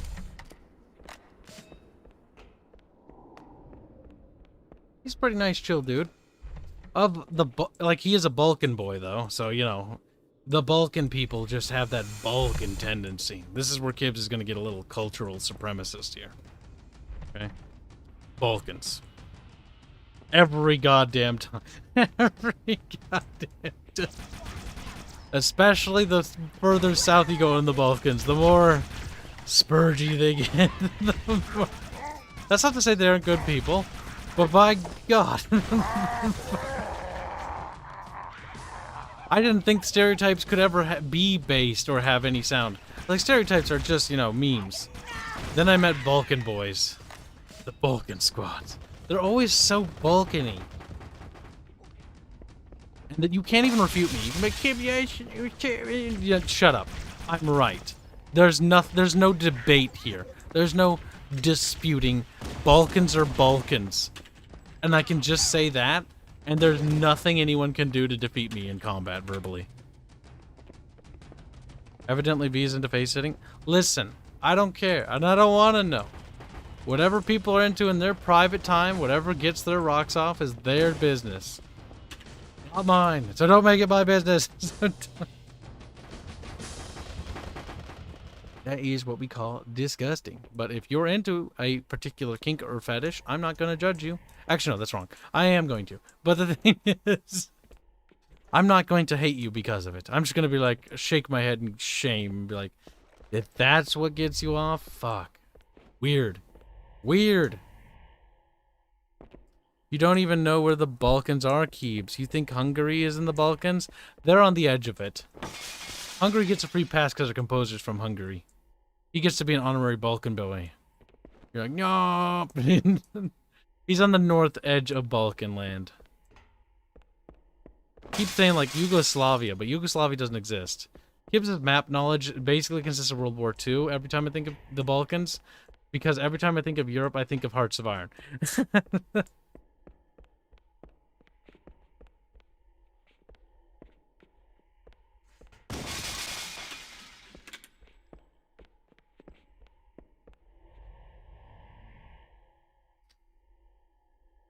Let's see. You don't even know where the bulk is. I read that. Open air nut house. War did come up during the vampire campaign. It did. I was there. No, wait, no, I wasn't there for that. I don't think I saw that. That's before me. I'm going to hate you just for shit and giggles. Why would you hate? I know you're quoting somebody, but why would somebody hate people just for the way they laugh? Why would somebody hate somebody? It's such an effort. Like, even the people I dislike, I'm annoyed by them, but I actually don't hate them. What's one person I've actually truly hated? Like, I use the word hate often incorrectly and misuse it in my own setting, or not my own setting, but in my own mind. I say hate like I hate that. When hate is generally like, I dislike that. Hate in my vocabulary has become synonymous with dislike or moderate disgruntlement. Which is terrible. But then again, I like to play things up a little bit. And Bubbles always gets mad about it. Anytime I play things up, you can't... Shut up, Bubbles. It's not fun if I can't play it up a pinch, okay? More funny that way. You know, I've got a craving, chat, and I hate it. I kind of want some of those Burger King... What do they call them? The spicy chicken nuggets they have on sale right now? I had some when I went to the grocery store the other day. And now I just have a craving for them, and I hate it. They are pretty cheap. Like, oh, they were very good. They're everywhere. Like with a little bit of ranch, like a spicy chicken nugget with a little hint of ranch. I love that. That's my favorite combination. You know, buffalo chicken or like ranch. It's just like, you get that spice, you know, and you get that, you know, the ranch comes in and it cools it off, and then you can take another bite.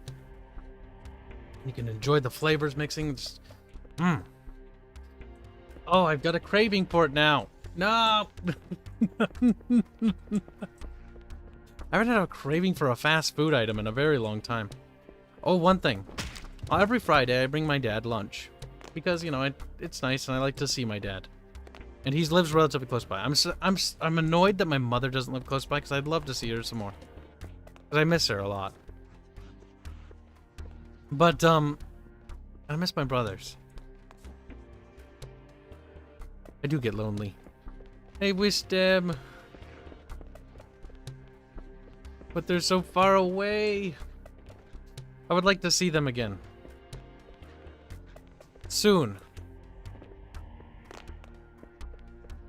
Maybe they can come over and bring me food. Because they're from over by the city, so there's a lot more food over there. And there's a lot more options. When they do visit, they sometimes bring food, which is quite nice. But I wouldn't be opposed to like having a potluck. It would be fun, you know? You could cook stuff, hang out. I miss my little bros. They're a decade younger than me. Oh, they're both good. Devin and Dylan. Good lads. Good lads! Sometimes I forget I even have siblings. Because, like, honestly, I never got to see them that much even, you know? Because, like, I was so older than them. Like, I was such... Like, I know they revered me and stuff, but it's like I was the cool big bro, but I was like... where are your little tykes? What do you want from me? What do you want?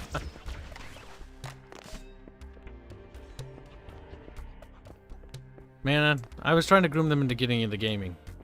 Sadly, that failed.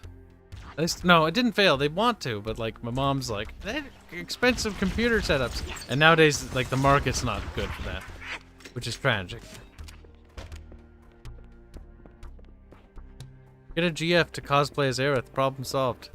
See, I gotta find myself another cute gamer girlfriend. I've only had one of them, and they're quite cute and adorable. But they're also slightly retarded. Only slightly, though.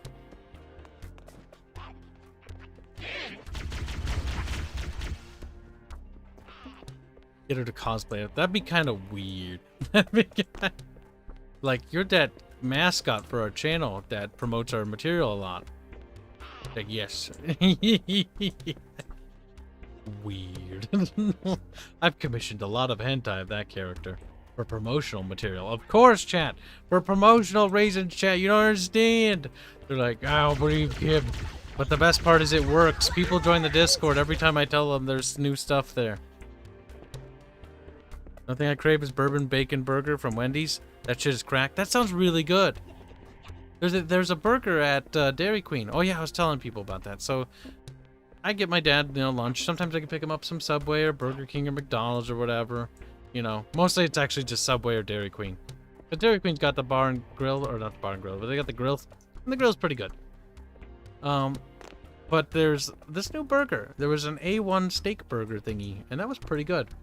And it reminded me of another restaurant that's over in Sauk Rapids, or by Sauk Rapids, by the new bridge. There's one over there by the Walmart, I think. And they sell steak burgers. And those were really good, but that's far away from me. I can't justify going over there.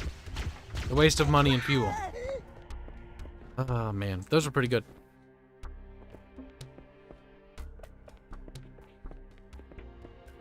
Who was the most retarded GF? I'm not gonna name names because that's mean. I've had technically 3 girlfriends, but I only really count 2 because that didn't really count. And then the 4th thing was kind of like them hitting on me a lot and wanting to go out with me, and me going like, nah, you're a little bit sleazy. A little. Kibs kind of has standards. I'm actually very picky.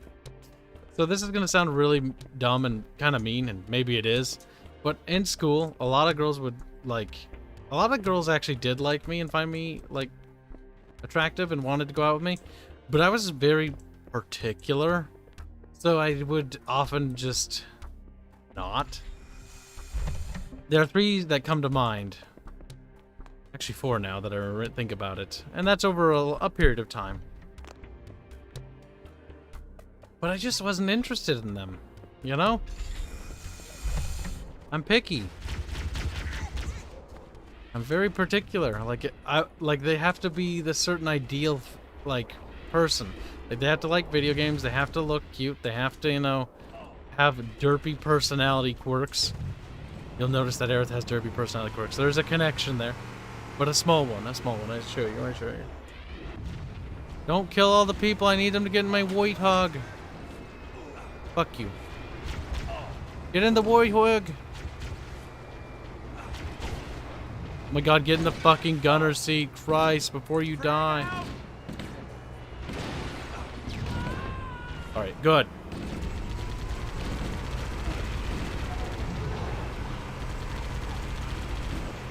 Imagine having a girlfriend. Having a girlfriend is nice. It is nice to have a companion. A female companion. But here's the issue. Every time I've had a female companion, the project takes a hit. Especially if I am very affectionate towards that female companion. That's not good. Because it's distracting. And while I would like to get a girlfriend again, I think I will elect not to.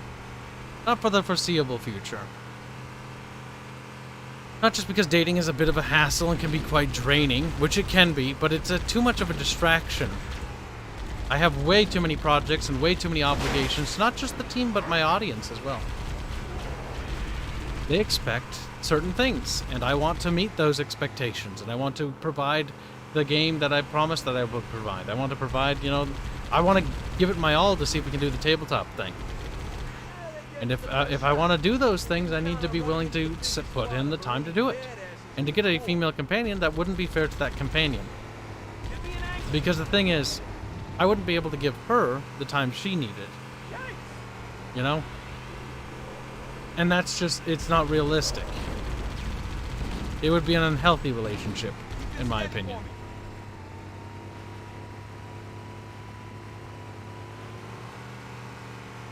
About my girlfriend, because thing is, that's actually kind of important. You say that, Bafios, but that's kind of important. You need a companion that can give you time to do the things you want to do and pursue your ambitions. And I also want a female companion that has ambitions, and not a weird kind, but she wants and desires greater things than just what we have. A little bit more. Like me, I want her to be ambitious, to desire greater, to push herself to want more things. A lot of the women I've dated, the majority, only one I dated that had greater ambition. But the ones I dated were just complacent with the way things were, and I wasn't particularly happy with that. Because I want to strive to do more. Kibs becomes monk. No, I don't want to become a fucking monk. I'd like to have a family, but honestly, a family's not important right now. The game takes precedence because that is the family. The development team is the family. The child, the offspring, and the legacy is the game and the IP. Lives are at stake. People are depending on this. It needs to be the best it can be. People are investing a bit into it, at least in the team. People's hopes and dreams rest on our shoulders. So we need to make sure that we put everything we have in there. My life for Aya. My life for the development team. Don't bother getting up. Mark 5. I do have a life behind the scenes. Very little. My life has become more and more digitized as time's gone on. And not necessarily that am I unhappy about that. Cover fire. This is actually the ideal life I wanted. I wanted this. And I still desire this. I desire this more. I love my dad. And I love working on the anti-piracy stuff and helping him with that. And I want to continue to help him with that. But at some point I want this to be the thing. I want the game. I want the tabletop thing. If that becomes a thing too. I want to be able to survive off YouTube. I want to be able to fund the game with all those things. These are a lot of desires and a lot of ambitions. These are not realistic ambitions or desires. But these are things I want.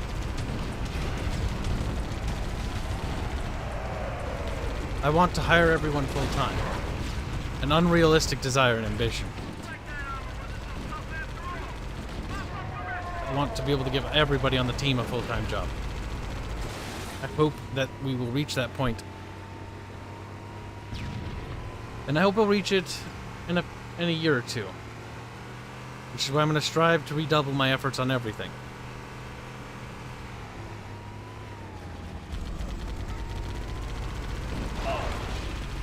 You're all gonna die. Get in that goddamn warthog, you dipshit. Come on, Lord. Don't charge it. Dipshit. I should have taken the tank. One alien down. We're going back for the tank. I'm prepared to die alone. I'm fine with that. No, Sonic Killer, you should strive to look after yourself a little bit. You do want, if you want a female companion, go get one. Or a male companion, or whatever. Or a dog, you know, maybe you're a zoophile and I'll burn you. He's like, damn it, don't burn me. Disgusting. Burn in hell. Burn in hell. I hope you do die alone in that case. Everybody out. Oh, terrible. I kid. Let's roll. Battlefield 2 is fun. I own that game. And there are expansions for that.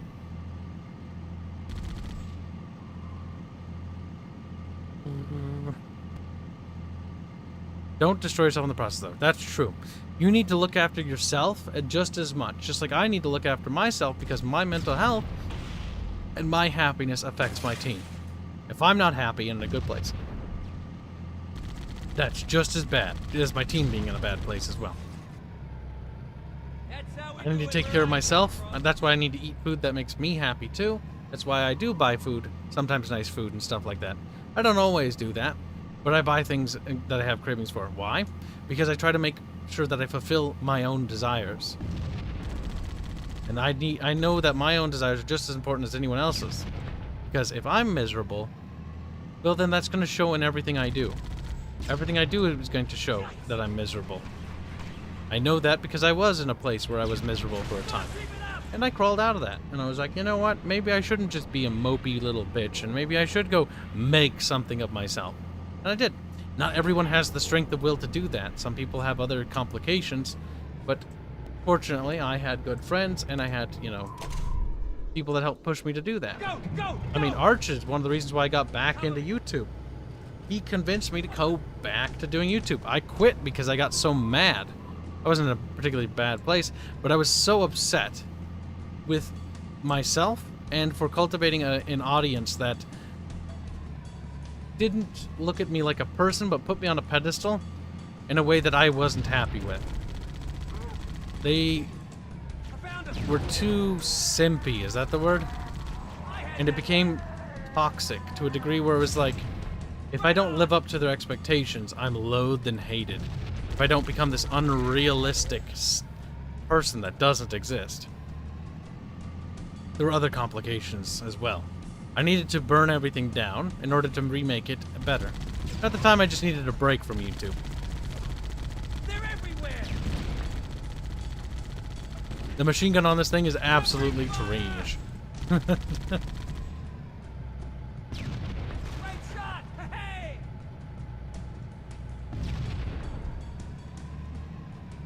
Them feels, mood, kindred, Sonic Killer. What's Sonic Killer up to? He's just being a potato. No!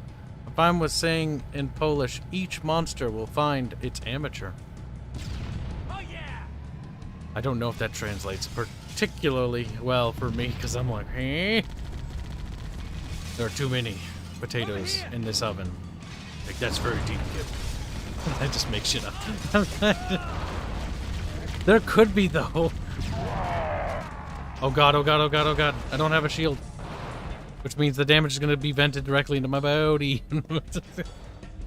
Ew. Let's see if there's some squeaker weapons behind this corner here. Maybe a squeaker health pack that the developers put here, just in case for Kibs' sake. They did. I know they do. But they did on the other side of the map.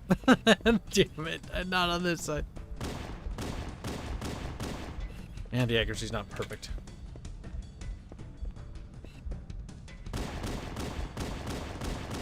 Oh, I do like how it lobs. That's kind of cool.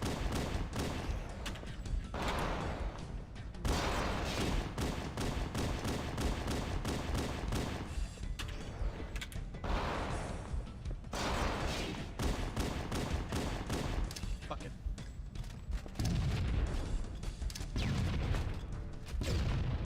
Nice.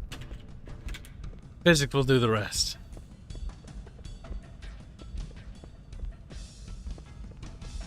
Now we should probably waddle back and see if there's a health pack over here.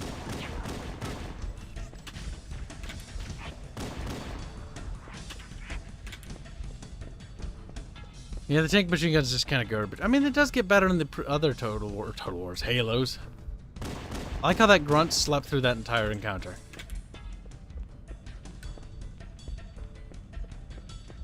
Flashlight really doesn't have range in this game. Unfortunately, it looks like the health packs are on the other side of the map. Kyle donates £5 say, be careful you don't end up alone or with a gold digger when your game comes out. You have a bit of money and you may need to be careful. That's true.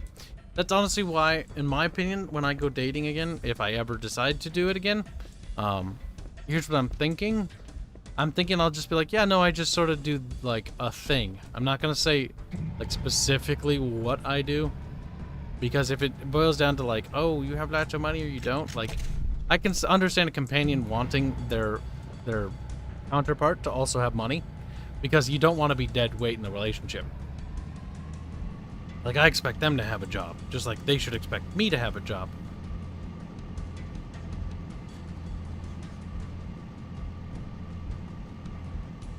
Oh god. Senk is thinking about that zones animation or whatever. No, he's a degenerate. How do you know about that, kid? It's like, listen, I was a younger child. I know when I was a kid. I found some anti-flash games. Good stuff, you know.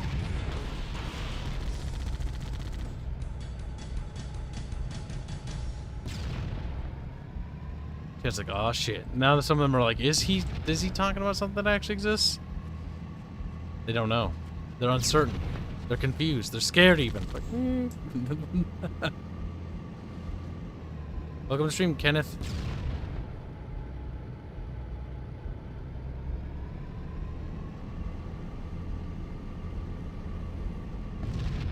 Ooh. The amount of content you get in the Halo MCC in terms of single-player campaign gameplay is actually quite staggering. And if they, with better modding tools, I hope we're going to see some better campaign mods.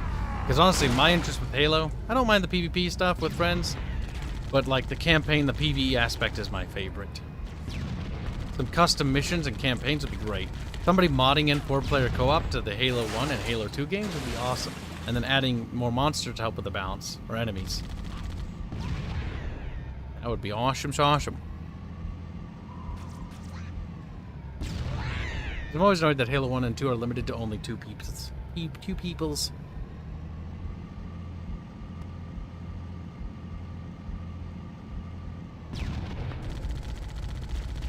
The accuracy is so abysmal.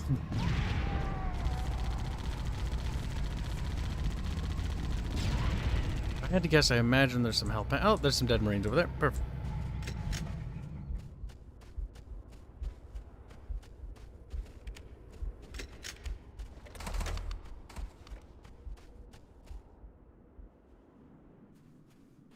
See, I feel like the remastered graphics, they just don't look as charming as the original, you know?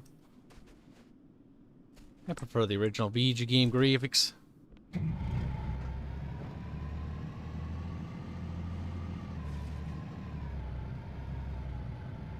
See an enemy tank there.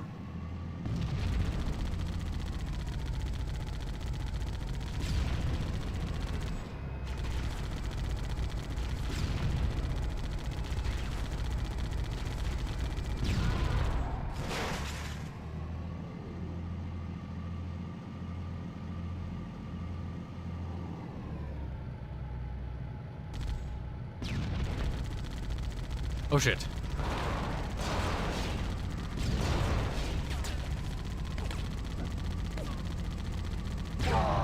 God damn it, I killed myself.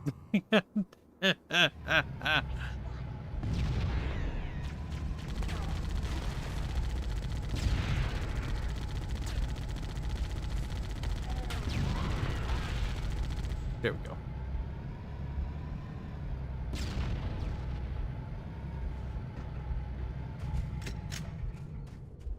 When you do go back to dating, if the game is out, just put yourself down as head of copyright protection within your game company. That way nothing changes. You know what I should do? Yes. Cosplayers are wonderful people often to date, I hear.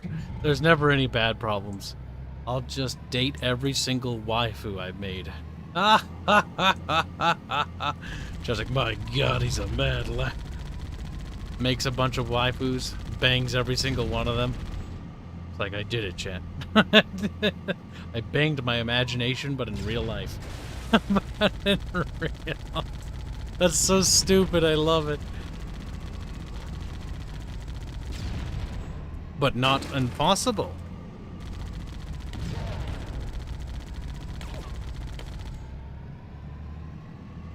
What do you think, chat? Pretty bangable or pretty bangable? Alright, chat. Now's the time to spill beans. Of the waifus you've seen thus far, which ones are the most bangable for our game?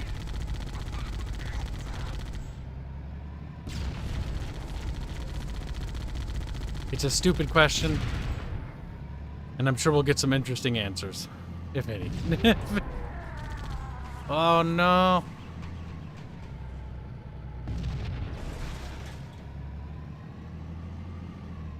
I thought the Covenant had eliminated all the Marine forces in this area.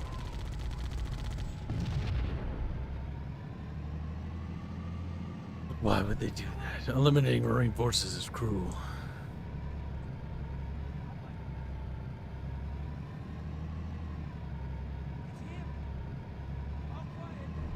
Wait, is there a lolly in his game? Oh no, Chad, no! Chad bad! Chad dumpster! Or Chad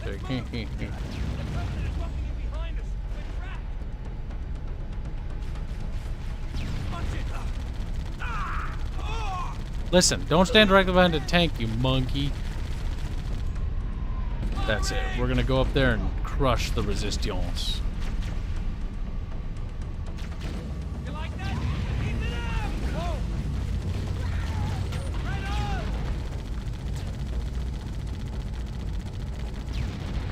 The high ground DLC count for both Marines were run over to death. It's fine, Chad. Marines were expendable.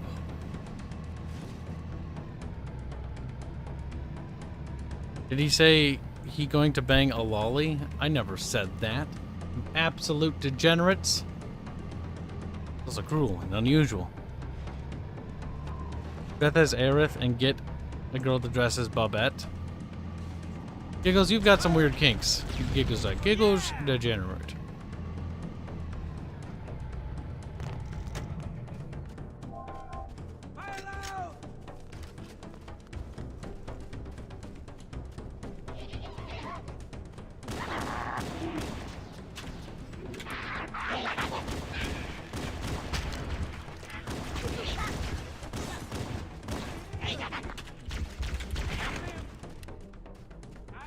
Gets him. Chat didn't. What? You don't like Rhea, Aya, or Nazra chat? Start crying. That's not particularly convinced, it seems. Hold your positions. We'll handle those guns.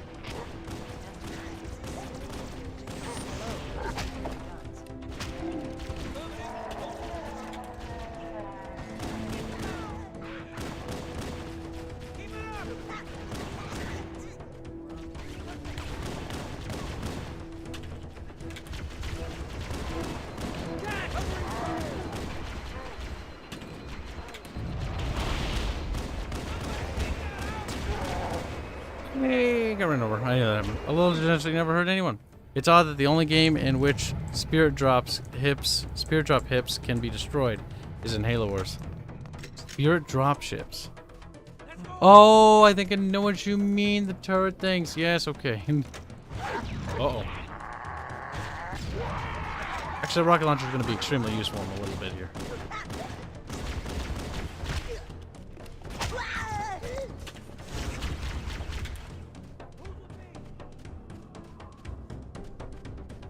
True. Time to become the waifu, Kibs. Now put on the dress. Ah! We need to get up this ridge. Marines, hold your positions. We'll handle those guns. Master Chief, As they come up again. can get below those stationary guns. Affirmative. Holding position. Yeah, man. Fuck.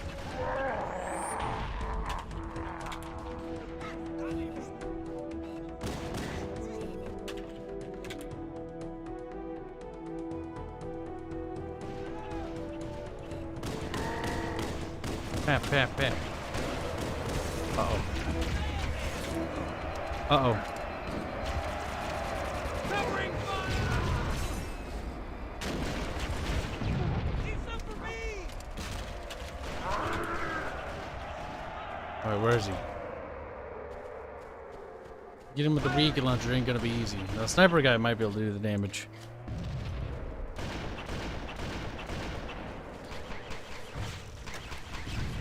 There we go. We did it. We killed him. That's how you do it, amigo. There we go. Pip, pip, pip, pip, pip, pip, pip, pip, pip. Pip, pip, pip, pip, pip, pip, pip, pip. That's the sound my shoes make. I said yes to the wife who said Mad Crow. I'm not a picky band. Damn. Rhea's one of my favorites, says Todd.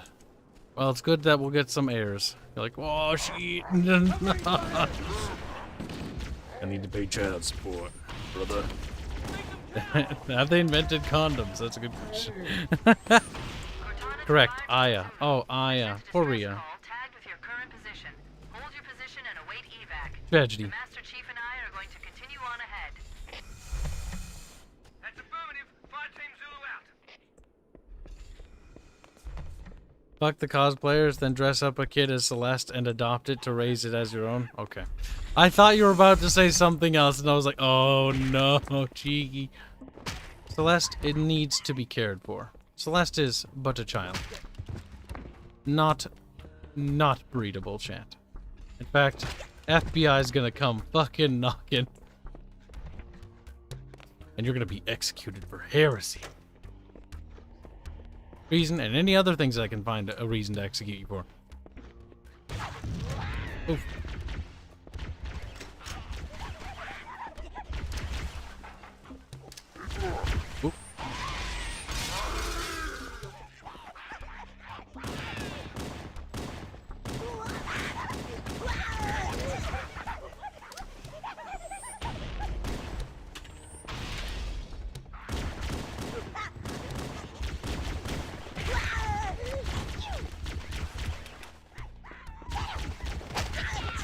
Oh, running out of ammo for the pistol.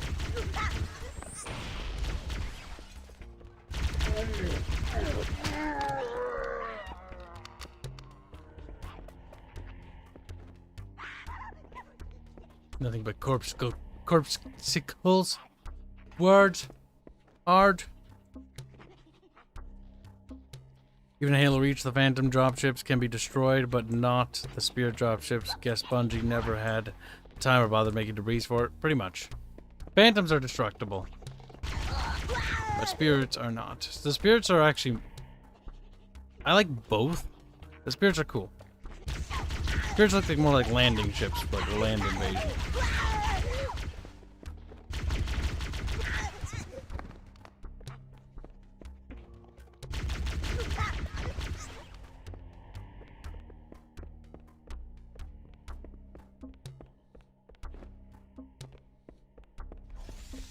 Boop.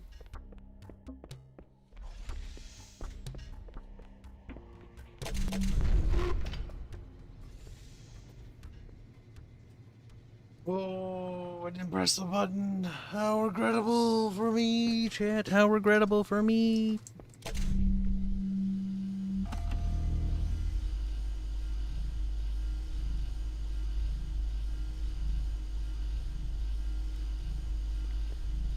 Upsy dopsy, upsy popsy, upsy wopsy. You know, the usual. Pep, pep, pep. Dead. Oh, time to heal.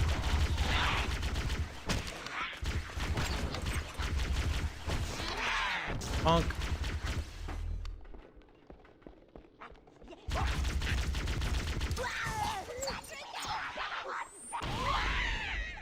Beautiful.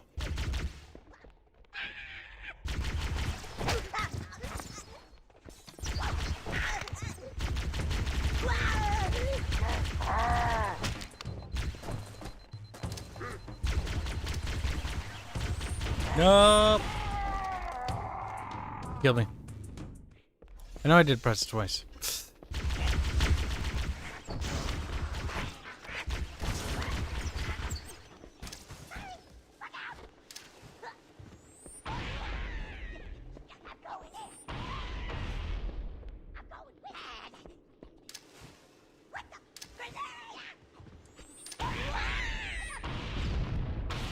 Ooh.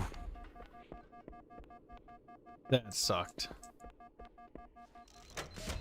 Oh, nope. We're not doing that. That is what we call a bad trade.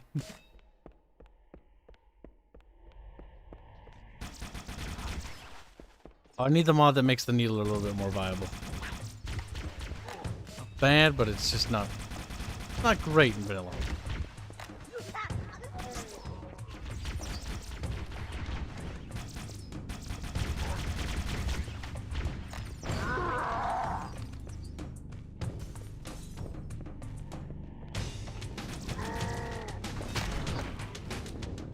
I always like the melee for this weapon because it would be like ridiculous.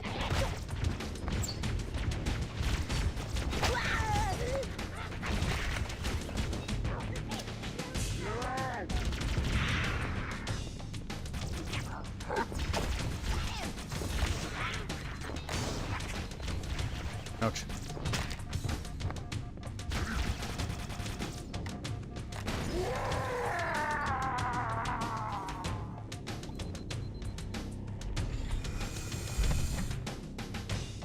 You ever watch the anime for the Halo series, Halo Legends? No, I didn't. The one different animation styles for each episode. Yeah, it's kind of like the Animatrix from what I hear. They also did something similar.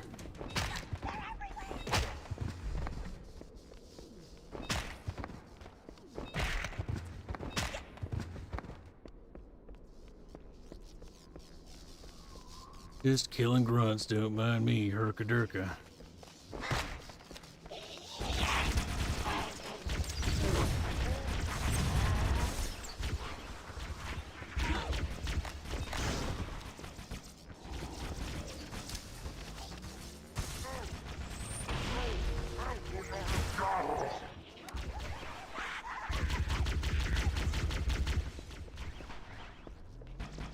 Oh boy.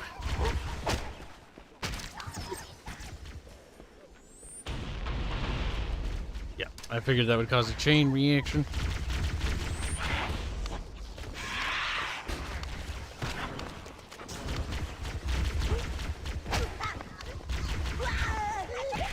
Bonk.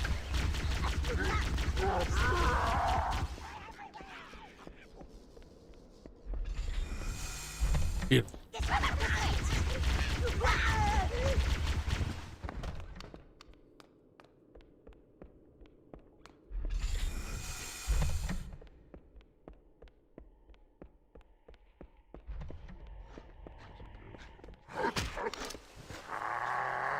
I'd be mad too. But don't run at me though.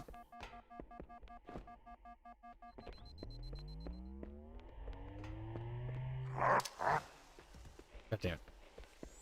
He dodged just in time.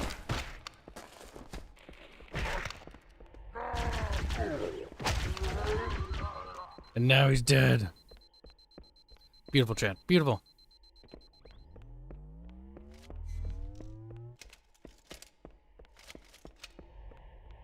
I need them rinkets because I'm pretty sure we got a hooter. A hooter.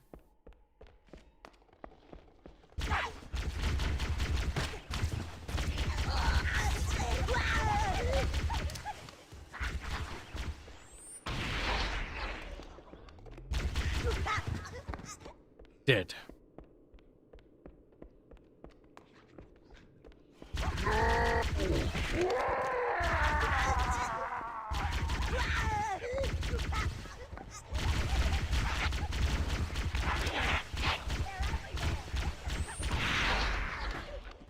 There, murdered proper.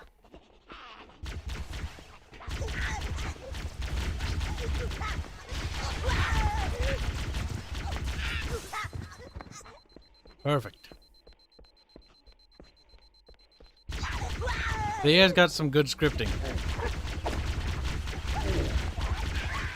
Like when they made the AI for the... Generally the Halo games aren't too bad in terms of the AI scripts, but they have very good behavior.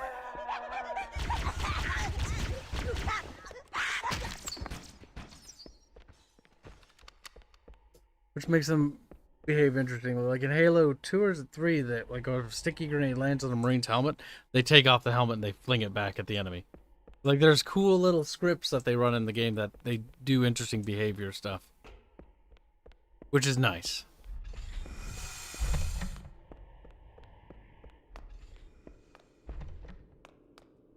And this is just on normal, by the way. Just a casual run.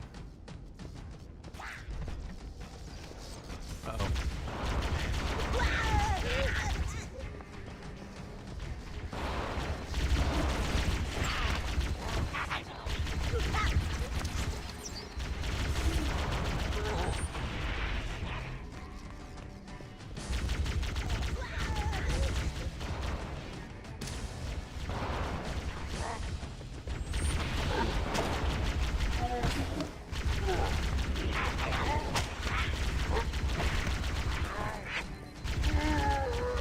He's dead, Jim.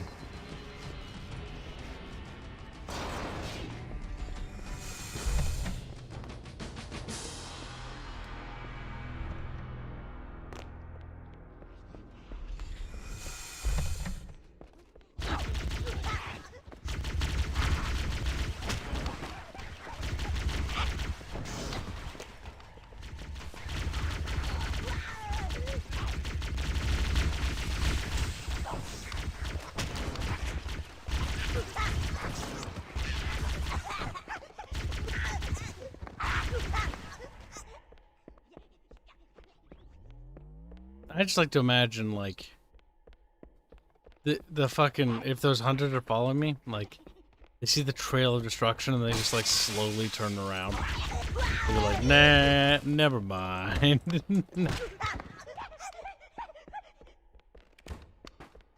Maybe not today.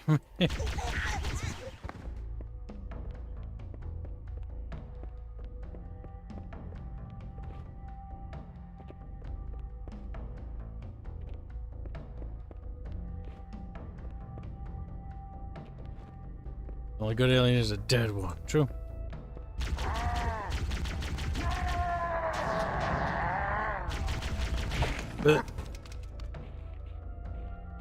Sword is insta-gib for Kib.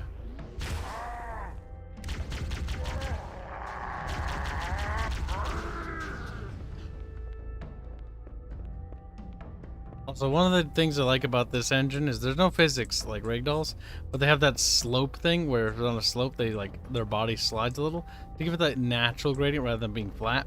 It's a very interesting thing, but when something goes wrong, it looks really derpy. Like they droop so bad. But it's an interesting like solution to try to make the bodies look interesting. There's a lot of attention to the carnage in this game, not only just like the damage on the walls, but to blood, and not just blood, but corpses, which is honestly an important detail in a shooter game, or in a game in general, that's set in sort of a combat scenario.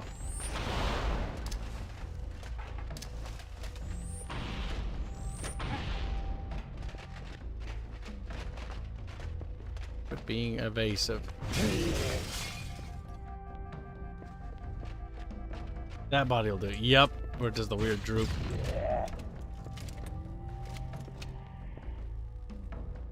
The body gets in a funny location.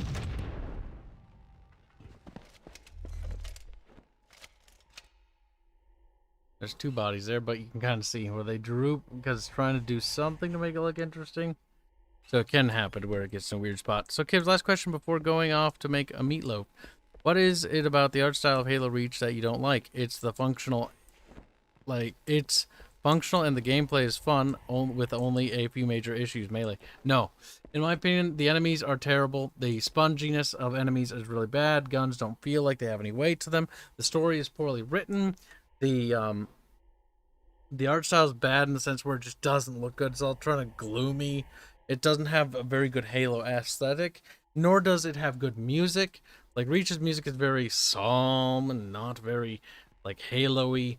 The thing about the Halo franchise is it's always very upbeat, even when it's down and gloomy. Like, it's got something. And Halo 1 and 2 and 3 established this, but Reach ignores this. ODST does something similar where it has this smooth jazz music, which I don't mind jazz music, but is not fitting for the Halo franchise, and is horribly written. Anything post the 3 out of the 3 Halos is very badly written. I mean, honestly, 3 has some contrivances, but can honestly be ignored by and large. Ugh.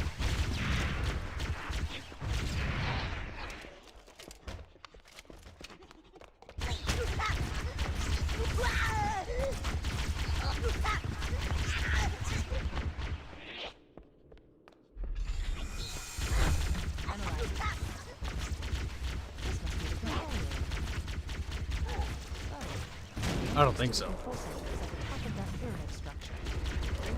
No! Try to get him, but failed. If I can actually get that, that would be good.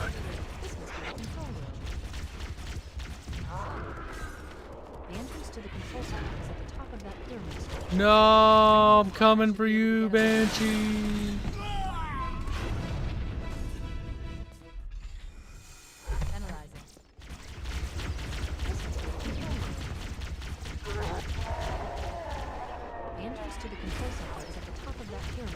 Fuck you.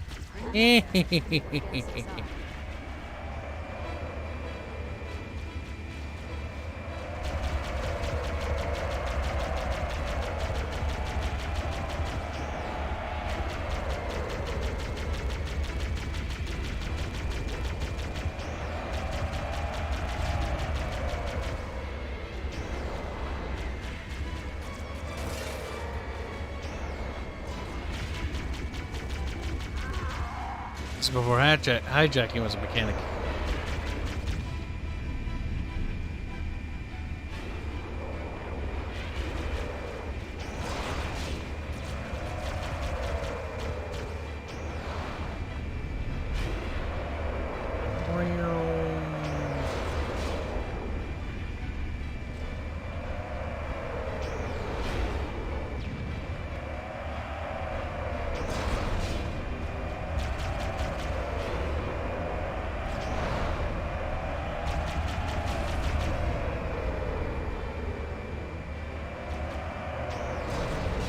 Oof.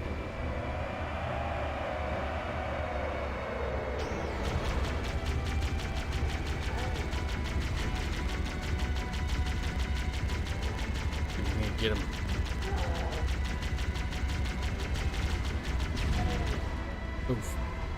Perfect.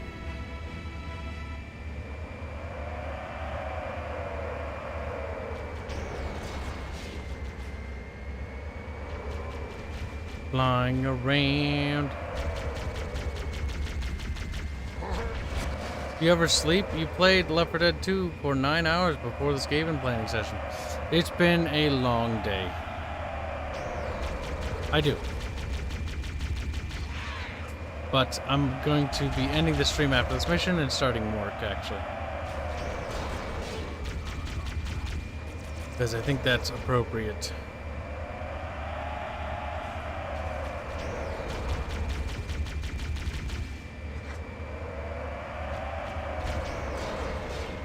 Whee! See you in hell, bitch. Crunchy.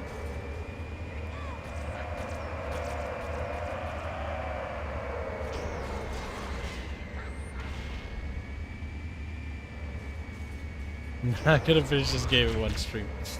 Though, if I remember, what was it? The one time I binged the most Halo, I think it was either with Bubbles, but before then, by myself, was like I played through Halo 1, 2, and 3.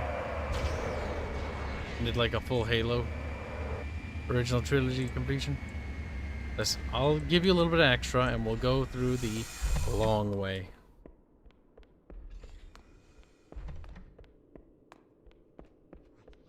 Oh, librarian cutscenes cringe.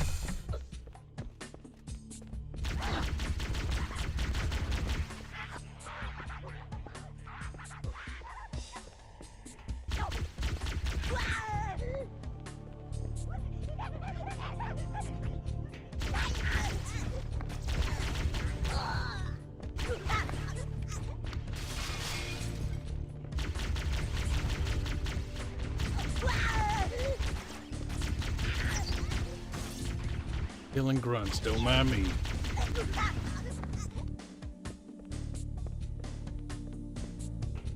Halo 3 terminals for Vegas buck. Honestly, that's fine.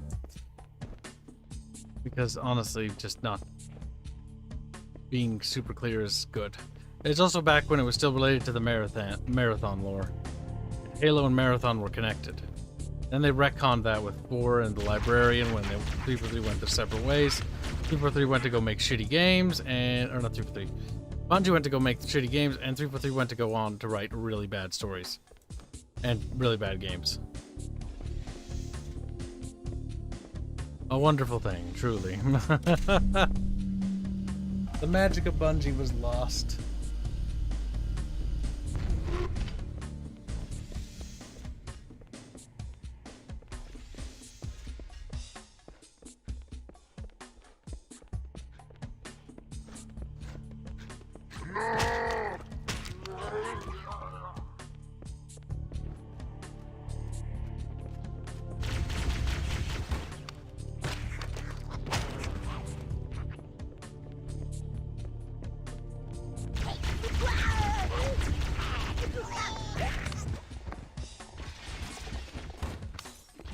My God.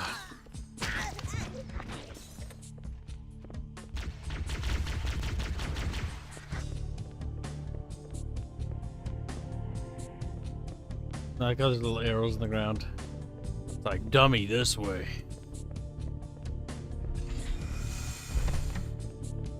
Is there any saving the Halo franchise, or is it better to look for a spiritual successor? What do you mean? You can still play the Halo games. There's nothing wrong with that. There's not going to be a spiritual successor, period. Let's get up there. We should commandeer one of those ghosts. Not in the foreseeable future. So you might as well just play Halo for what Halo is. I intend to buy the new Halo, but I know what I'm buying. I'm buying the game for the gameplay and not the story, because the story is probably going to be ass. But I'm hoping that the campaign's fun. Maybe. That might be a far-flung hope, because 4 and 5's campaigns sucked, and ODST, I'm sorry. ODST's campaign kind of sucked, and Reach's campaign sucked. They haven't had a good campaign since 3, so it's gonna be interesting.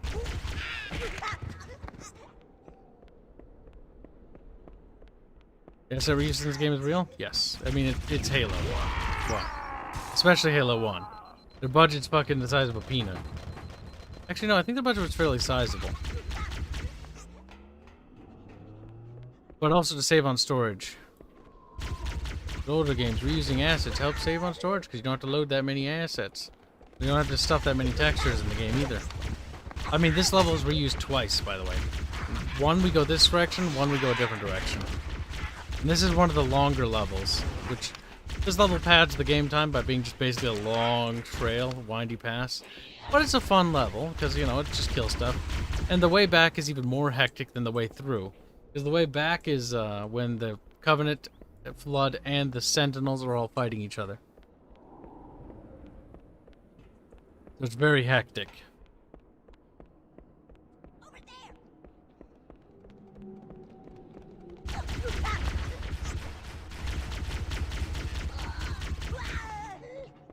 Having the Forerunners be a different race was dumb. Having the Forerunners and the Precursor lore is extremely stupid. The Precursor lore is remarkably bad. While I'm extremely rusty and don't claim to be an expert on the lore, it's fucking cringe. Precursors were this race that traveled from galaxy to galaxy, choosing people to races to inherit the mantle. Mantle being this ideal that they, you know, look out for all the races and they sort of steward the galaxy, or galaxy stewards. This is already stupid as fuck. Precursors are so advanced they come to our galaxy, they choose two races, the Forerunners and the humans.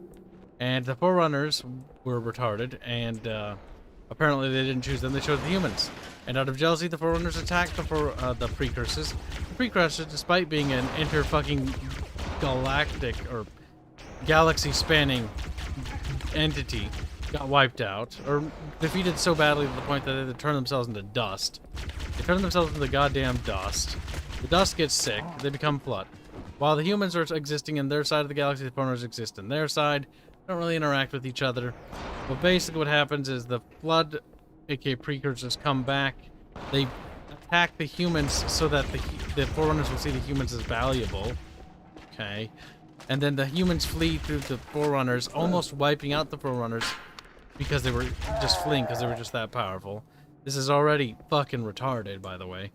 And apparently, like, the Flood, like, didn't wipe out humanity. They wanted the Forerunners to spare them, so they wiped out humanity, even though humanity was superior to the Forerunners, and the Precursors already had what they wanted to get their revenge against the Forerunners. So then the Precursors fucking later then wiped out the Forerunners, but the Forerunners made the Halos, and the Forerunners spared the humans because the librarian, who's a Forerunner, wanted them to be spared. And the convolution of this just doesn't fucking stop, really.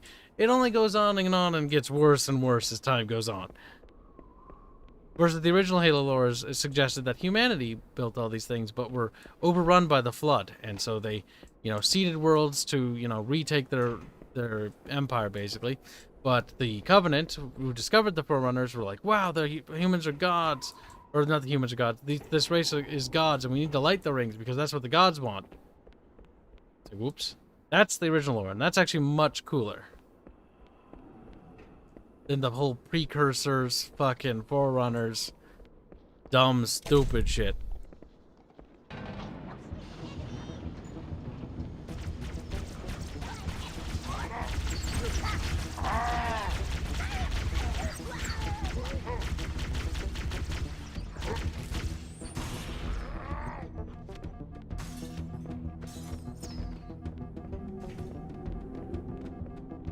You're stupid.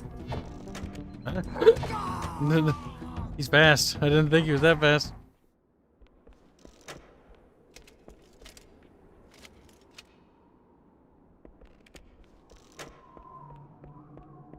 But that's basically a synopsis of the Forerunner new lore. It's really dumb. And completely unnecessary and very contrived.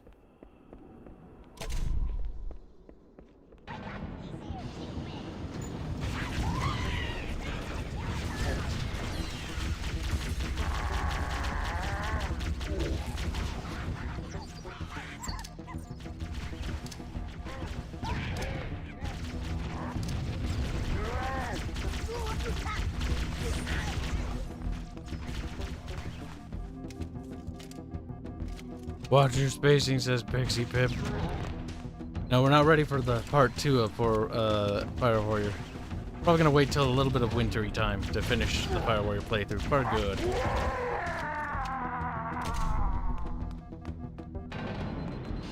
Mostly I need a break from that game because it's just garbage. Scanning. Covenant forces in the vicinity have been eliminated. Let's move on to Halo's control center.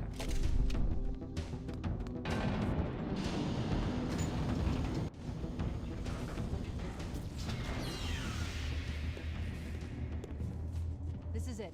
Halo's control center. Wow, it's a control center. Wee. It's just a big room with a ring spinning around. And the control center is like 4 buttons.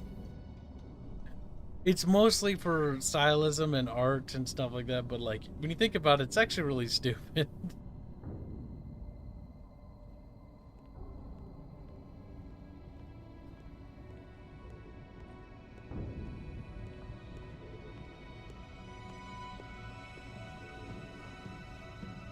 That terminal, try there.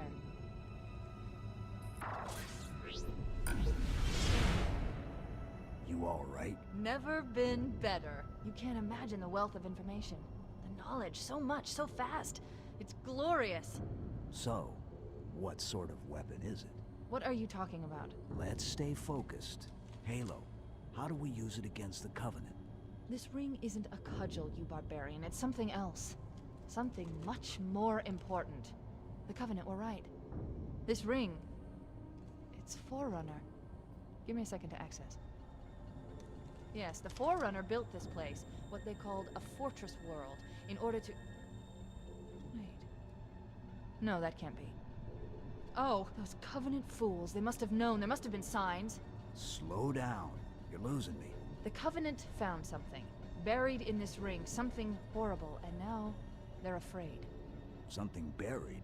Where? The captain. We've got to stop the captain. Keys? What The are we... weapons cache he's looking for. It's not really... We can't let him get inside. I don't understand. There's no time. Get out of here, find keys, stop him. Before it's too late!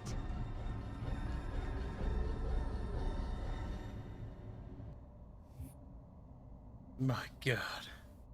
I wish the loading screens wouldn't use the remastered art and they'd use the original art.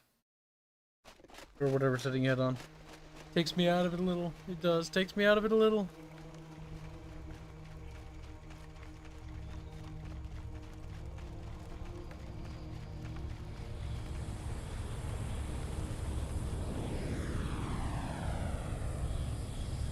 The last transmission from the captain's dropship was from Okie this dokie. area. That 12 hours ago. is more than enough free time spent. Time to get ready for work. But before we do that, we shall close this here video game. And for those who didn't see for the last time, you can see the 3D model that's a work in progress. I've got to go pay the lovely 3D modeler lad. So I'm going to go do that and make food and then start work. Because I got some work to do. Not going to be an easy day. You can find it in the Bickering Bud Discord server. The Bickering Bud section. Early access looking. Progress. Very nice, very nice. Looking like it's coming along. Very nice. So yes, that will wrap up today's little stream. So, we'll see you guys later today. We'll do a spooky Phasmophobia stream today. And I'll see you guys later. So have a good night. Thanks for all the supers. Thanks for popping by. And have a good night. Yes, the 3D model is in the Discord server. Go take a look at it, Pixie. Good night, chat. I will see you later today, technically. Bye-bye.